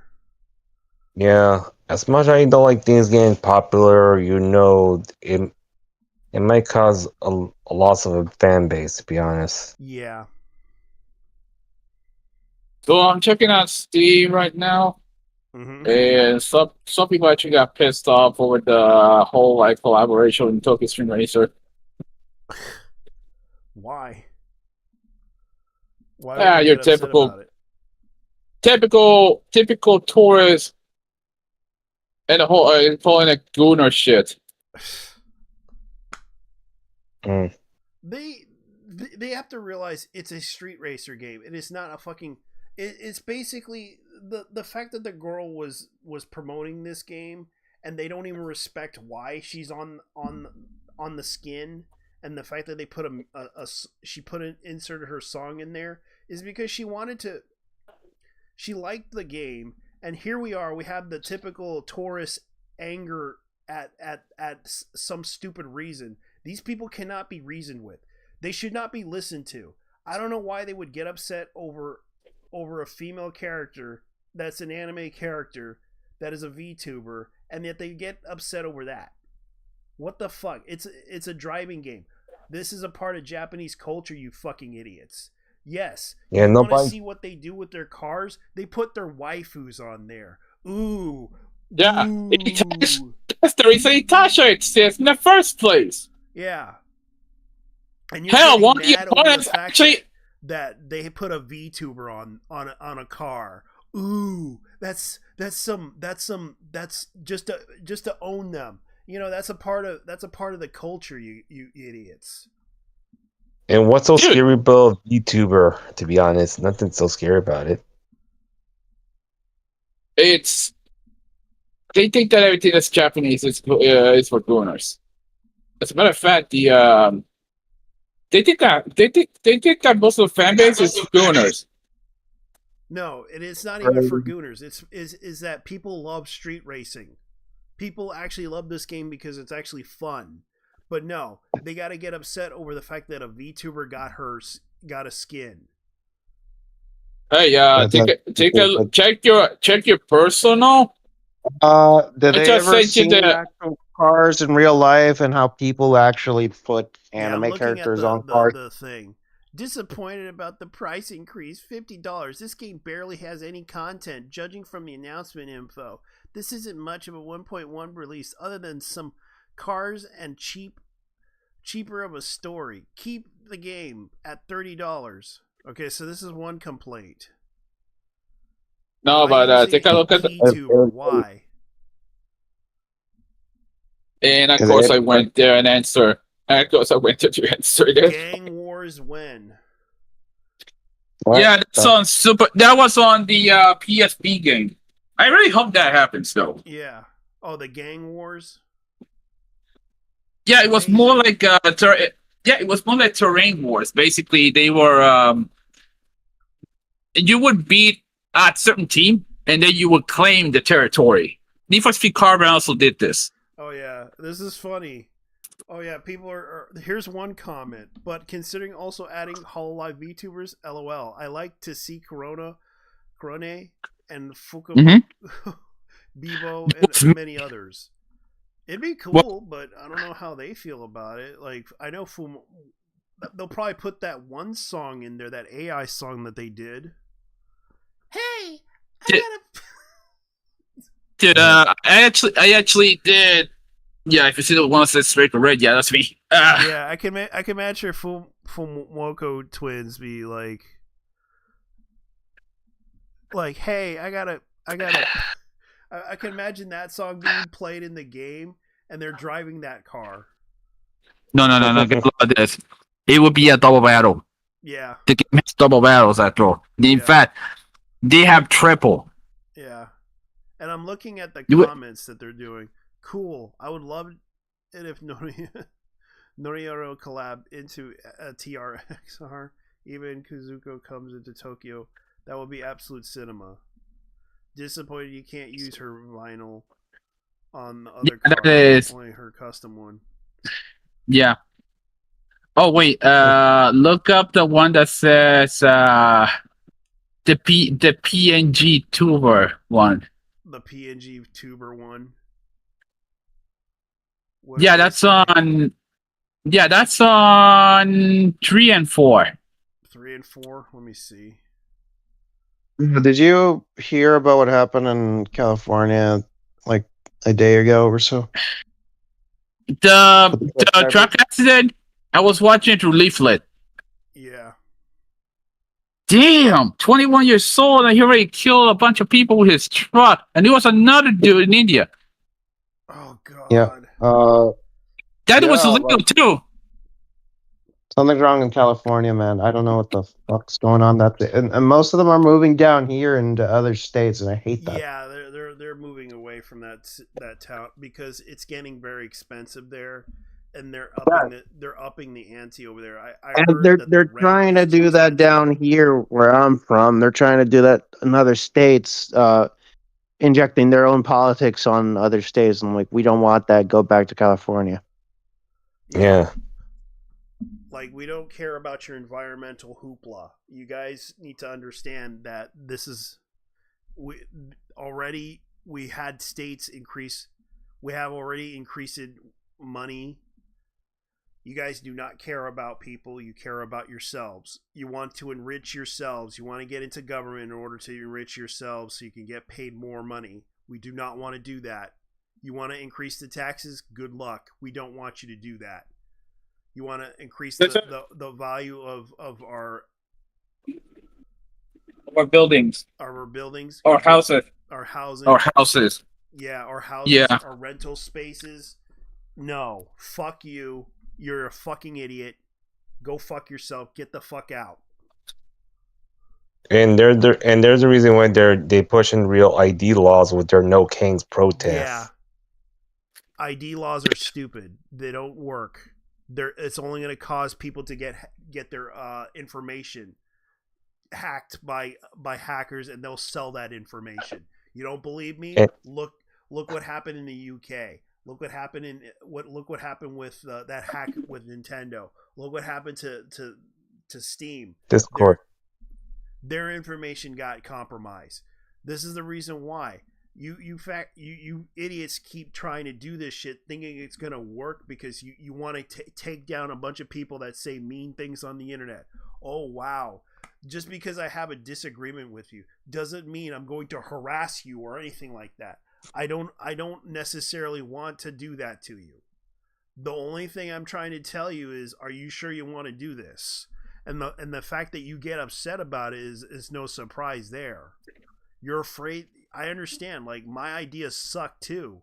People have the right to say what they want to me because they can get away with it. But it's not like I gotta learn to get over it. I accidentally sent the gesture. I accidentally sent the gesture emote to somebody who didn't deserve it. I apologize for that. That's fine. Yeah, Okay, I found the guy that says this. Gooner Trash. Can't wait to not install this. Go fuck yourself, you little bitch. Oh, and these people haven't. I'm just saying, these aunties having war against the Gooners, they need to grow the fuck up. Yeah, Gooner. The buzzwords are useless here. Yeah. The one you're looking for is the one with the Japanese writing. Yeah. The one below Arthur. Oh, really? Why you see Pink Tuber? Why? P-tuber. I explained them. She's not even a P-tuber. Like she's just a VTuber. It's like, yeah, I see the one about the P-tuber thing, the Japanese. The Steve Bro one. Holy shit! The one with Steve Bro saying about P-tubers being so-called pedophilia. Yeah. Homie. Yeah. I saw that one. This is the one you were talking about. The one where she basically.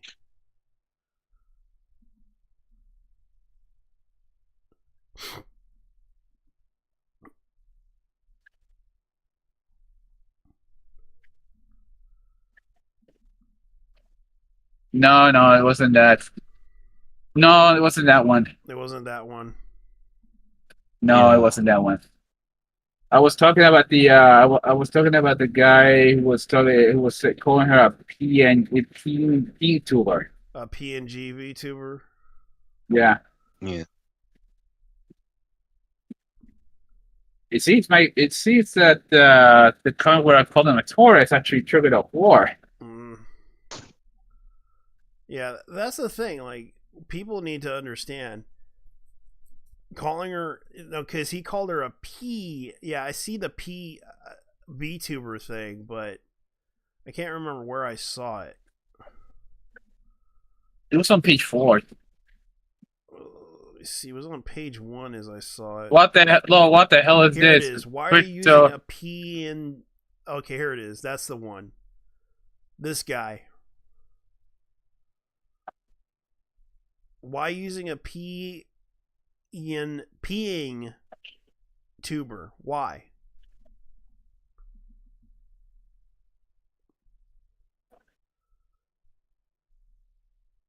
What the fuck's a peeing tuber? No, It's a trying B to say tuber. peeing, like as in pee. That's a urine. Yeah. If you're thinking about that, I'm afraid you got some issues, my dude. You're doing worse than ours. That's the thing. Like, I'm not gonna try to. Check out the Steve. Check out the Steve ones. The two ones. Steam account.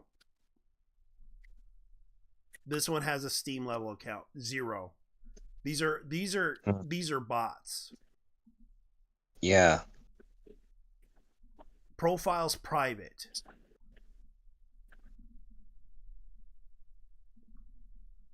And these bots are mainly from India. These are bots from India. Made in India. Godfather. You should have bought that shit when it was in early access, you fucking cunt. Yeah. You bastard. Go fuck yourself. Go play with your dollies in your fucking cupboard. You dishonor your ancestors. You are made of stupid. Ancestors. Now go fuck yourself. Now, go to the toilet. Oh, I forgot. You don't have a toilet. No, wait. The toilet is my street. Yes, the toilet. The wall is my toilet. Sesame Street. Go to Sesame Street and shit and piss all over the place, and then Big Brother will show up and slap you. Man, these motherfuckers. Let's be God. Yeah.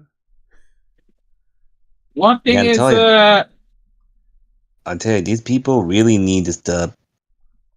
Let's say this. Yeah. Like these people need to stop hiring bots from India or whatever country, because we know. Yeah, I know. They should or China. They should stop using the Indians. You're just giving them free job security. Yeah. Like, okay, speaking of Indians, we were it was that dude was from California. As a matter of fact, Leaflet was talking about that accident. Yeah. Yeah. since she used to be from that state, to be more specific, she said that she was actually from Ontario, California. Yeah. Yeah. Let me see here. And you know, Ellen Historian is Indian, and he using the Indian bots to manipulate the likes. Yeah. Yeah, they're doing that on Twitter. Yeah, and Elon Musk isn't doing anything about like stopping the bots, even the Japanese scam bot. By the way, Elon doesn't give a shit. He knows he wants the Indians. Yeah, he wants to bring them over here. That's what he wants to do. Yeah. For cheap labor purposes. JT, Exactly. you might wanna. What? You might wanna. You might wanna download the DLC. I know you have this game. All right, I'll download it. Actually, I didn't buy the game. Ah. Then I'll Okay. go ahead and add it to my. I'll add it to my library. You can add this product to your account on your own. You must own the base product. I'm gonna head off. Like getting late. Yeah. Yeah. My bad. Later, homie. Yeah, it's just I have to own the product in order to. So it's like. Yes, sir. Download Tokyo Extreme Racer Guest Rival Volume 1, which I'll add. Yeah. I wonder what exactly they're gonna be adding in the next patches. I wonder who will be the ones that will be racing it. It's a shame that we can't race against Golf Gura considering what happened to her.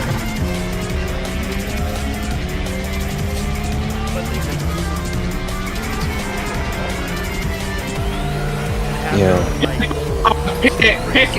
No. I want Peppa Pickin in this. She was playing this because she loved the hell out of it.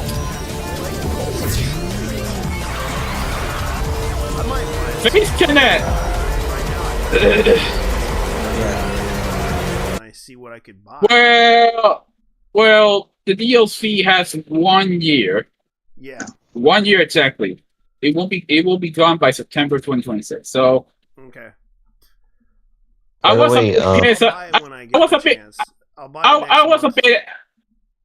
a bit angry about the DLC lasting the DLC showing up being for 1 year. Yeah. Because I like play gacha games. I know what FOMO is. Yeah. But this is kind of like a special guest thing that they decided to do. I know in the context. I know that whole like promoted the game. So, and I did watch the Gogura stream. Yeah.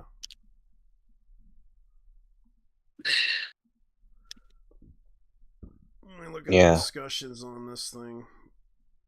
But anyways, guys, as I'm saying, people really need to look back on a lot of things that happened. What did they speak with to these people? Are really, honestly, like, there's like a few people that say that they like her. And anyways, I just avoiding that VTuber trading card game from GamerSubs because you know the VTuber in question, who I don't want to mention her name, is in the set, so that's why I'm not touching that card game set anyway. Or basically not touching the card game itself, you know. Yeah, we even have to ask. Yeah. Let me see. Homie, please get over these people will be rent free. I said it before. Please get over it. I'm just saying this. I just get away from that. That's my point. You know. I mean, honestly, you didn't know about these motherfuckers because that's what they are. They treat you like shit, and shit happened. Yeah. Yeah. It's not your fault. That's why I'm just saying. That one, because I understand you're upset with them, but dude, Don't bring No, them up again. I just don't even want to. bother I don't want to talk about mention. That's them. why. I That's get that why. I get that you're still upset with it, but it's time to move on, dude. It's You know, been the thing is, months. I just saying, I just don't want to mention this VTuber ever again because All right. if I, that's Yeah, why. just find somebody else. Find another VTuber that you could like. There's several VTubers online that could possibly replace it. Let's look up on Twitch who's the next VTuber you're gonna go into. Dun dun dun dun dun dun dun dun dun. Let's check out some VTubers, okay? Let's look at. Oh. Okay. Before that, I wanna say. Before that, I wanna say. Yeah. I legit want Fish Connect to talk to Genki and then have them add Peppa Pig in. For real. Have it hard. The car's ready in the game. Give her a Mazda Miata. Okay. Besides, what's the good thing? You know what's a good thing happening this month? Love Toyota. What? I finally ordered the Milky Way's plush. Okay. Here's a VTuber called Suko. Suko. Yeah. Is she English? No, Yeah, she's English. Oh. She's a part of the Dork Club.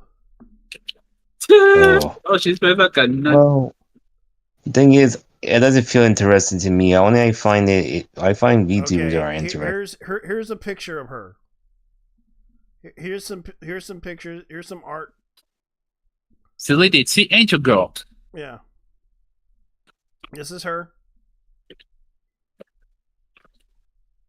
Well, she's into she's a pathetic girl failure, just like me. Literally me, for real.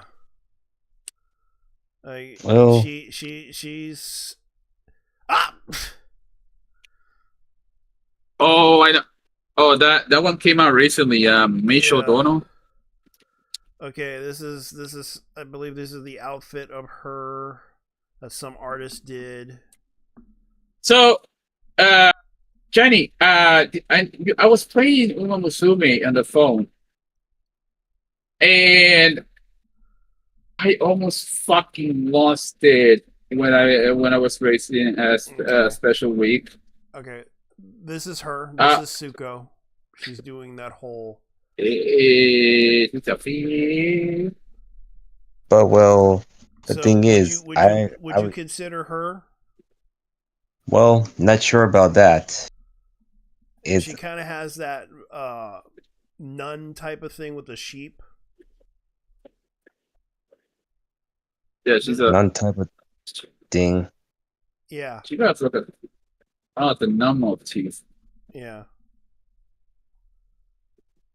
Well, I'm not sure how interested for me is, to be honest. Okay, I think this is her in IRL.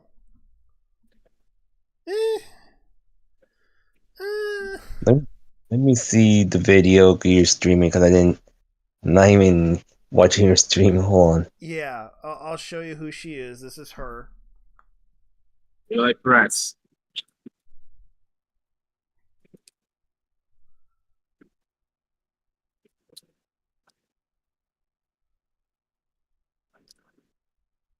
Would you consider this?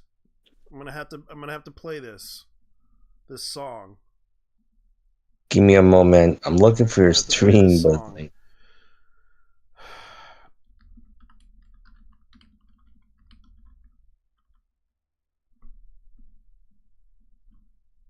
all right, I'm gonna have to play this.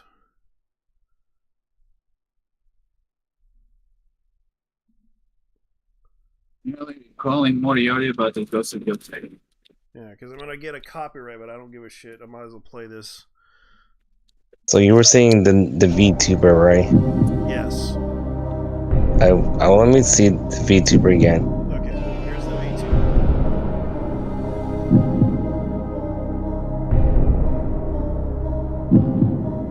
And you want to hear her voice? One who is a furry is a danger. You can't trust them. Oddly enough, the song is Ghost's mask quality, underneath the I fursuit think. mask. Not really featured on cover, but Bro, I feel like you oh, would it's just not pass out. property. Okay, do you But like still. her voice? Huh? What? I've what? That's a Yeah. a thing. Okay.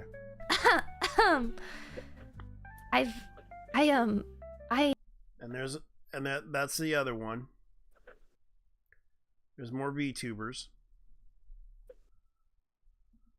we can look up. If it doesn't fit your style. I see my money here. Yeah, Mari is online. So we're looking for VTubers that you could. Okay, here's Ruby. There's Fox Time. Seiko. And there is Zandy. Seiko, Ruby, Yeah. Shinomiya. If you really want our Kenshi. Oh yeah, I know the bunny VTuber, which I usually go to sometimes. Okay, let's see. This is Discordia. I know who she is. I try not to look at it. This is a guy. Let it dictate how And I know Fillion.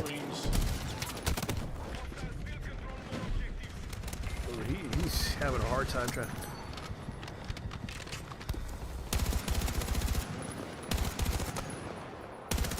That's done well. Fuck. Oh shit, that was a grenade. This game looks awesome. It is awesome, dude. Yeah. I love this game. It's a dude. Caesar's not loving it right now. Well, I'm personally just basically playing with VTubers my style, to be honest. Or if I know a friend. I'm gonna drink for this next episode, guys. Like every new episodes with Granblue, I'm gonna be drinking with them, Dayo. Besides, with them. Oh Okay. my god. Oh my god. All right, here's another one. I'm just No. My heart rate I'm monitor just is saying telling me that diving watching a this certain anime, game. it has averaged 105 right. BPM. That is crazy. Give me one moment. Oh my god. That's fine. Oh my goodness. Wow, that is a crazy first episode. Holy shit. Yep, this anime definitely gonna be watching. It's gonna be Holy shit, what happened to her? She has like She's dying. weekly for sure. Holy shit, bro. Oh. Yeah, she's fucking dying. Some of the anime memes before, I did not know it came from here, Dayo. Well, about her, maybe. Goodness, I understand now. I understand completely, Well, Dayo. This it doesn't shit is fit on great. me, to be honest. This shit is so good. What is this? How many screenshots do I have? Man, this is good shit, man. This She's okay, the art style kind of but remind me of high school prison as well. well, But I'm holy just shit, this finding anime, which one first personality episode, based on, to be honest, you know. taken 75 screenshots. Well, something similar, like, you know, to my other Oshis, you know. Wow. Okay, of those screenshots, at least all 4 of them were the fishes, but still. But unless I'll stick to the Oshis I have anyway, since I'm just saving more money, you know. How about this one? So I don't know this puzzle. How about this one? Okay. Should we say eggplant? Or you want to try to figure it out? Can we turn off these lights over here? Just trying to see if, like... I'm asking you. What do you think of this new outfit of hers? Not much and too classy, to be honest. This is red. What this one? Red. I know. Well, they all have red around them. Damn. I was trying Yeah, to not see if really there's, like, much different colors around too them. classy, you know. Okay, so let me check something. 2 of them are squares with circle portraits in the middle, and the other ones are squares within squares. Yeah. Really much too classy, you know. Well, don't worry about it. pussy. We're out here finding him. I know. Peter. What the hell? I know. Wait, I want to try something. Pretty much too close, you know. Oh, don't worry about it. Pussy.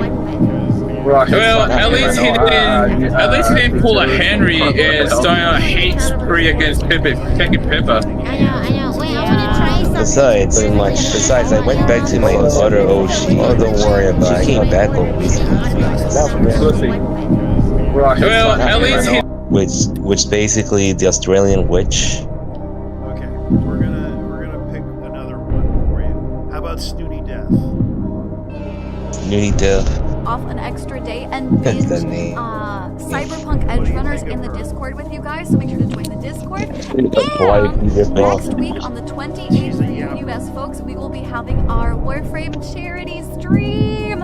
If you guys could come, anything you donate would be very, very helpful and people would appreciate it. If you can't donate anything at all, then please still come hang out because we're going to be having a dev from DE come and join us for some special events. We might have something really fun and unique planned, and I'm super excited to share with you guys, so just even come hang out.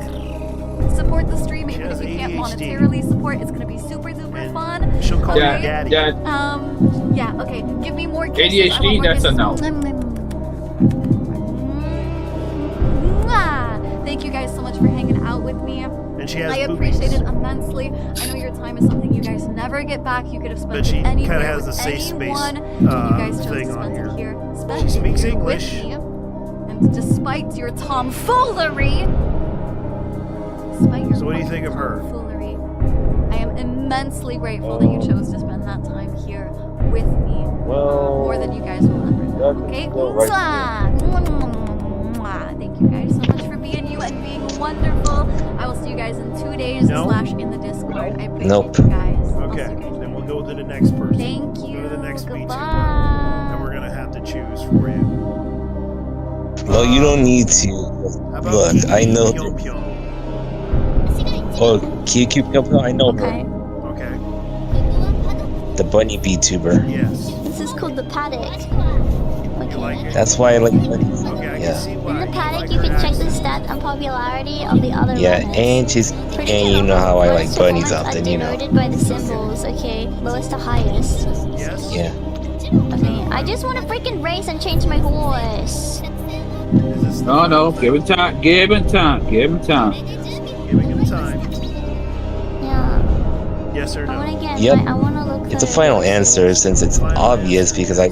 So go to her. Yeah. She's on right now. All right, ready? Yeah. Uma Musume. Debut.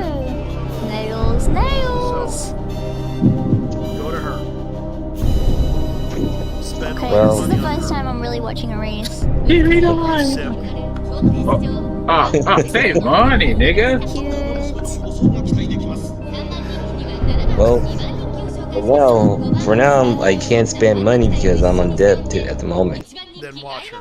Just support her by watching her and be sure to follow her. I already did follow her for like Okay, ready? a year already. Do I need to do Then anything? just go watch her instead. Go watch her. Yep. It's that simple.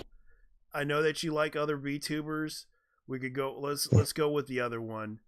Yeah. But anyways, All right. back to So since he's you playing want something Mimosa. like adult rated, right? Yeah. Okay, let's look at some.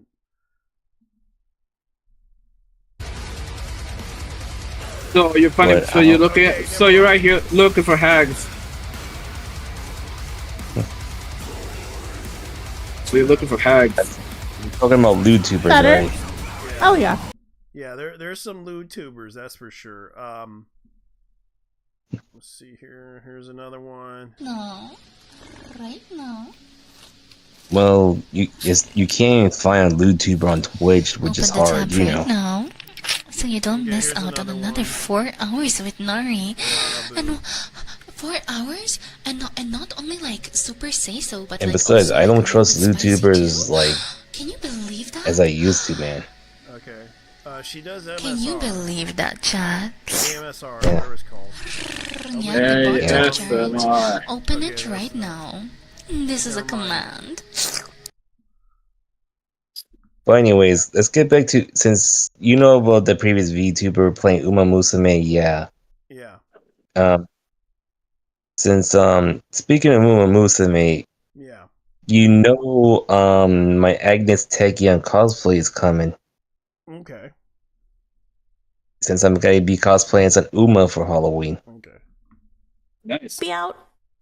Looks like it'd be fun to check out for sure. What are you gonna be doing for Halloween? Latte pal. Forklift certified. Let's go. It looks really fun. I don't celebrate Halloween. At work, so they could, because they can't seem to find me at work all the time. I might as well just, because I'm always invisible. They might as well try to play. I might as well play the game with them called "Where's Waldo?" Because they keep telling me that I haven't done shit at work. They think I disappeared. So I might as well be like, where is he? Where's my... Where the fuck is Waldo? Yeah, where's Waldo? As a joke, because it's like, I'm gonna dress up as Where's Waldo, just as a joke. Loud, we played TF2 one time, like Dark Souls. That's true! I was playing through Lies of P recently, haven't streamed in like 2 weeks though, no problem. That would be entertaining for you. Well, don't worry. I already know a couple of VTubers on YouTube as well. Yeah. Like the Auto Scientist VTuber. With She's a Snail. Yeah. And Uma Musume as well. Okay. This girl right here is kind of cute. But she does ASMR stuff. But anyways, I've been looking at the Pew Pew and Lemmy Leechin. They're both playing Uma Musume. Yeah. Then support It's because dude, change that shit. I can't stand it anymore. I know. I decided to get off of it as fast as I could.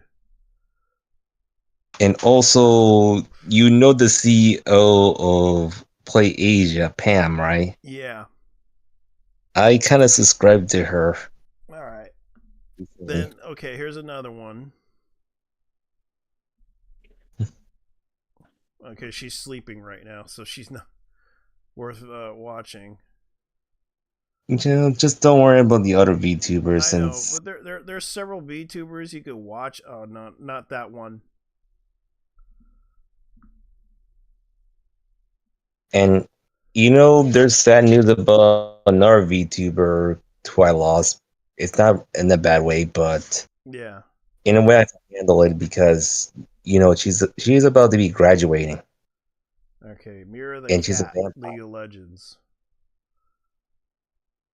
Here the thing is, she's a Red Dead vampire Redemption, Mr. Morgan.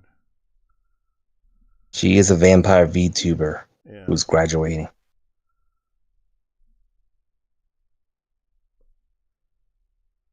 But you know, the only thing is for now is she can't get her VTuber model back because she's signed to corporate. Yeah, she signed a corporate deal. But she can't Yep. get another one if she can afford another VTuber model. Yep, because she was an indie VTuber and she was a vampire VTuber for 5 years. So then they, So, I don't know what is going for on now, with YouTube. They're like, I oh, follow you can her all have alt your special anyway. unique username, and people are like, I literally don't give a shit about that. And they're like, oh well, I should turn on the siren. I could not do that here. Okay, here's another one. Hi, howdy. Howdy, welcome in. Shit has not hit the fan necessarily. I'm just driving down like this really horrible road. Yeah, she's playing. Don't be a coward. I don't even know how to turn on my guys. How do I even turn on the siren for real? Yeah. Okay, how about Mari Mari? I'm like, I do not know the I button. heard of her, but You're clearly not into face connect, so yeah. But since you did decide to get the final answer, she's playing the Pokemon game. Sableye in the cemetery. Okay. Pokemon Legends.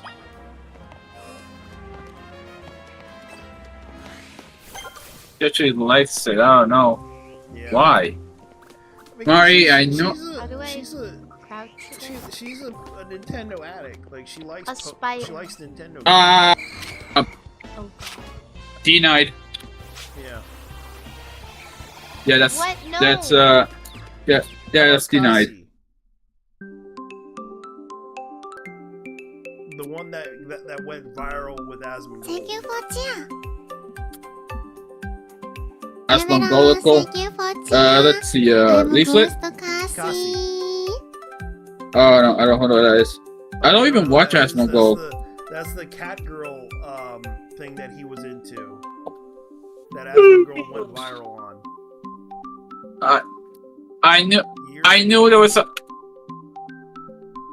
I know there was a reason I don't like Asmongold. The guy is a leftist cuck.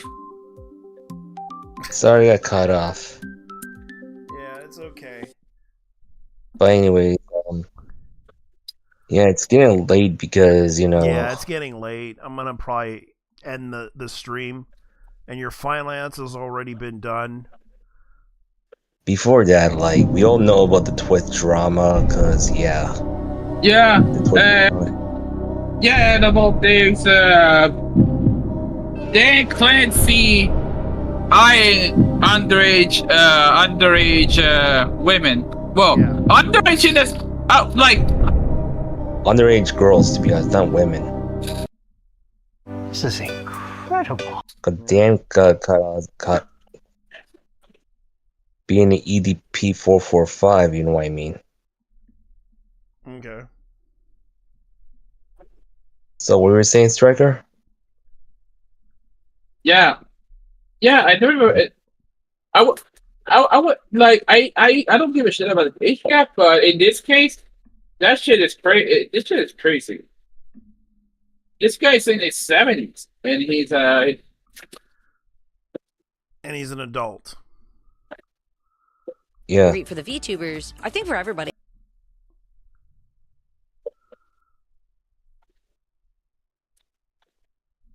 So and of all things, he's actually protecting Hassan because of the. And of course, he's protecting Hassan Piker because he likes Hassan. Like everyone knows Hassan likes him. Oh. It's favoritism over. I'm just saying, if Dan Clancy gets removed, well... And that's the thing, like Hassan is well known in the space, and the fact is, Asmongold kind of defeated the purpose of him. He's upset that he's losing. Yeah. He's losing the lefty the grift that he does. It's no secret. He went out of his way to say that shit online, and people saw the clip. He's like, I'm sick and tired of you lefties. I'm sick and tired of you guys doing that stuff. Yeah. And it's like, I knew this guy wasn't really like, especially when I saw the clip of him meeting people. He met a trans woman, and he basically just rubbed his shirt. Shake the hand of the trans woman and then just rub the shirt. Like he literally did that. I saw that. Yeah. Yeah. And well, you know what? Hey, from the bed to the fridge, Kaya will be free. Yeah. Well, as much as I say, what will happen in the future at Twitch? Either it'll die off or have new management. Let's see. Who knows?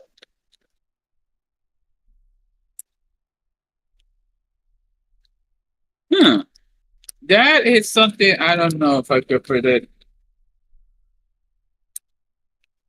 It'll definitely die off, considering that a lot of people actually decided to just shut off their Twitter channels. The Twitch channels. Yeah. People are just like giving up their Twitch channels. They're not gonna really, especially I don't like Twitch. I realize, you know, I rather stream at Kick, even though Kick isn't that well protective of stream chats sometimes, because their new the new Twitch moderating system is pretty good too, because I've been getting a lot of so-called I hate those people, art scammers. You know, those people that claim to be those people literally always go around Twitch, you know, spamming their messages saying, "Hey, I'm a graphics designer. Would you like to buy my graphics design stuff so I can help you improve on your streaming?" And I was just like, "No, I can do it myself because I know how to do it." The problem is, like, they don't listen, and it's probably a bot that tries to say the same thing over and over again. And there's a reason why you can't really trust them, because they're charging you $80 to $100 or more just to get money out of you. And I learned recently from other people talking about this that these people are usually using assets from other people. They're not really doing the work. They're just doing less work and getting paid more money for it.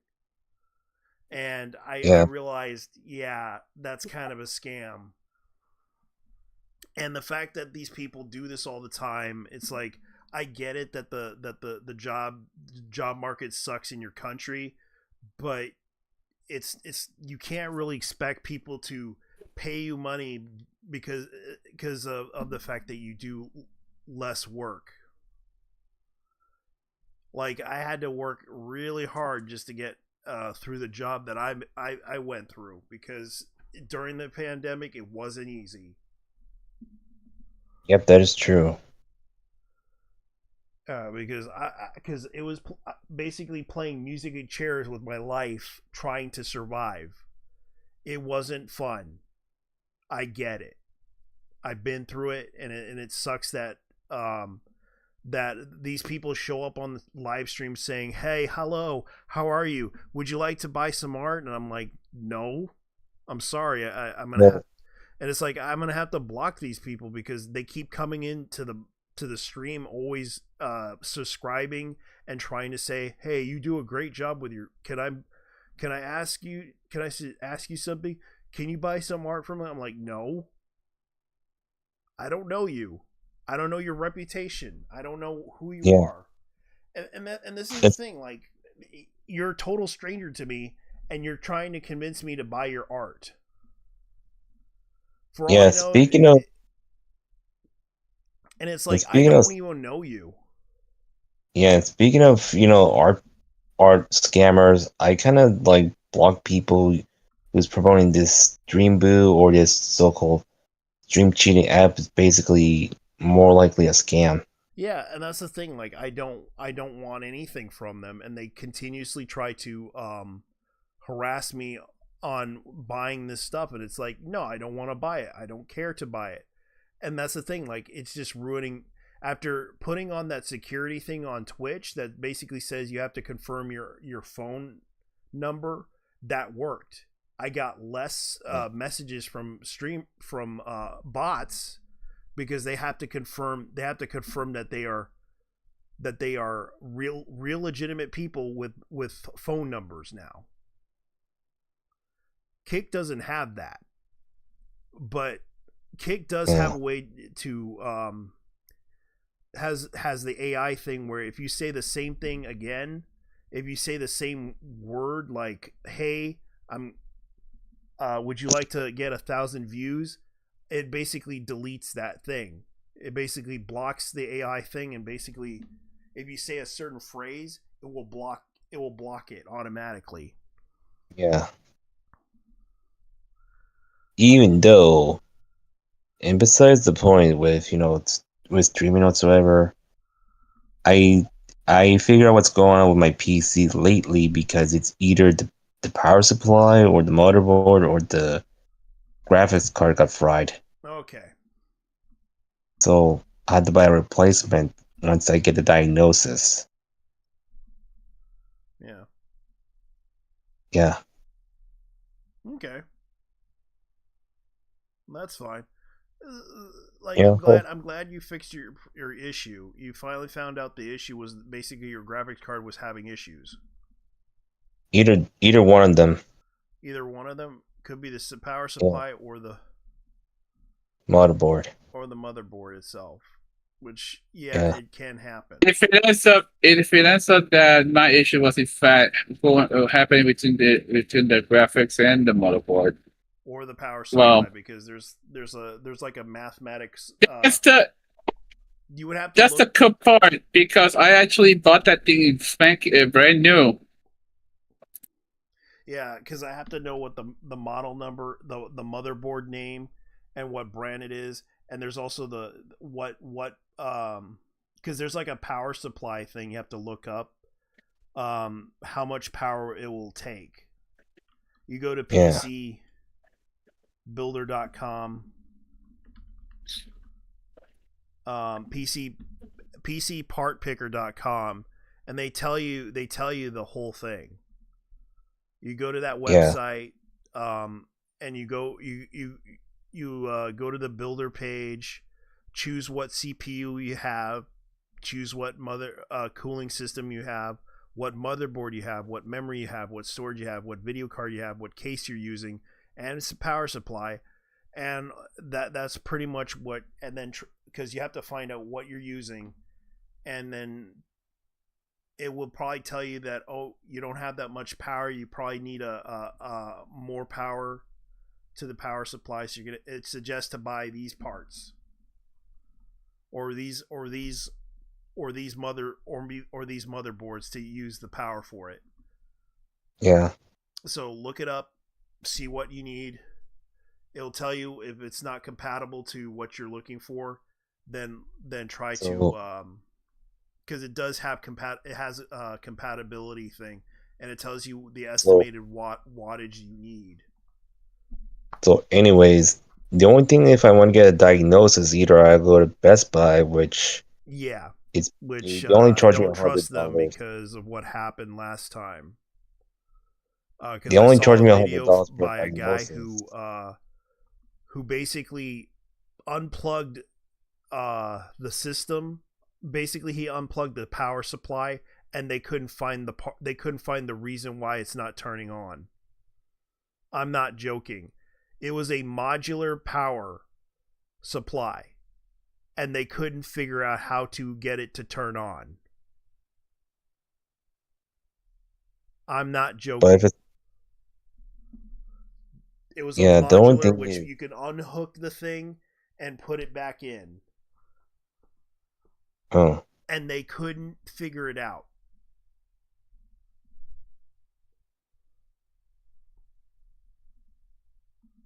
So they had to return that back to the guy. Yeah.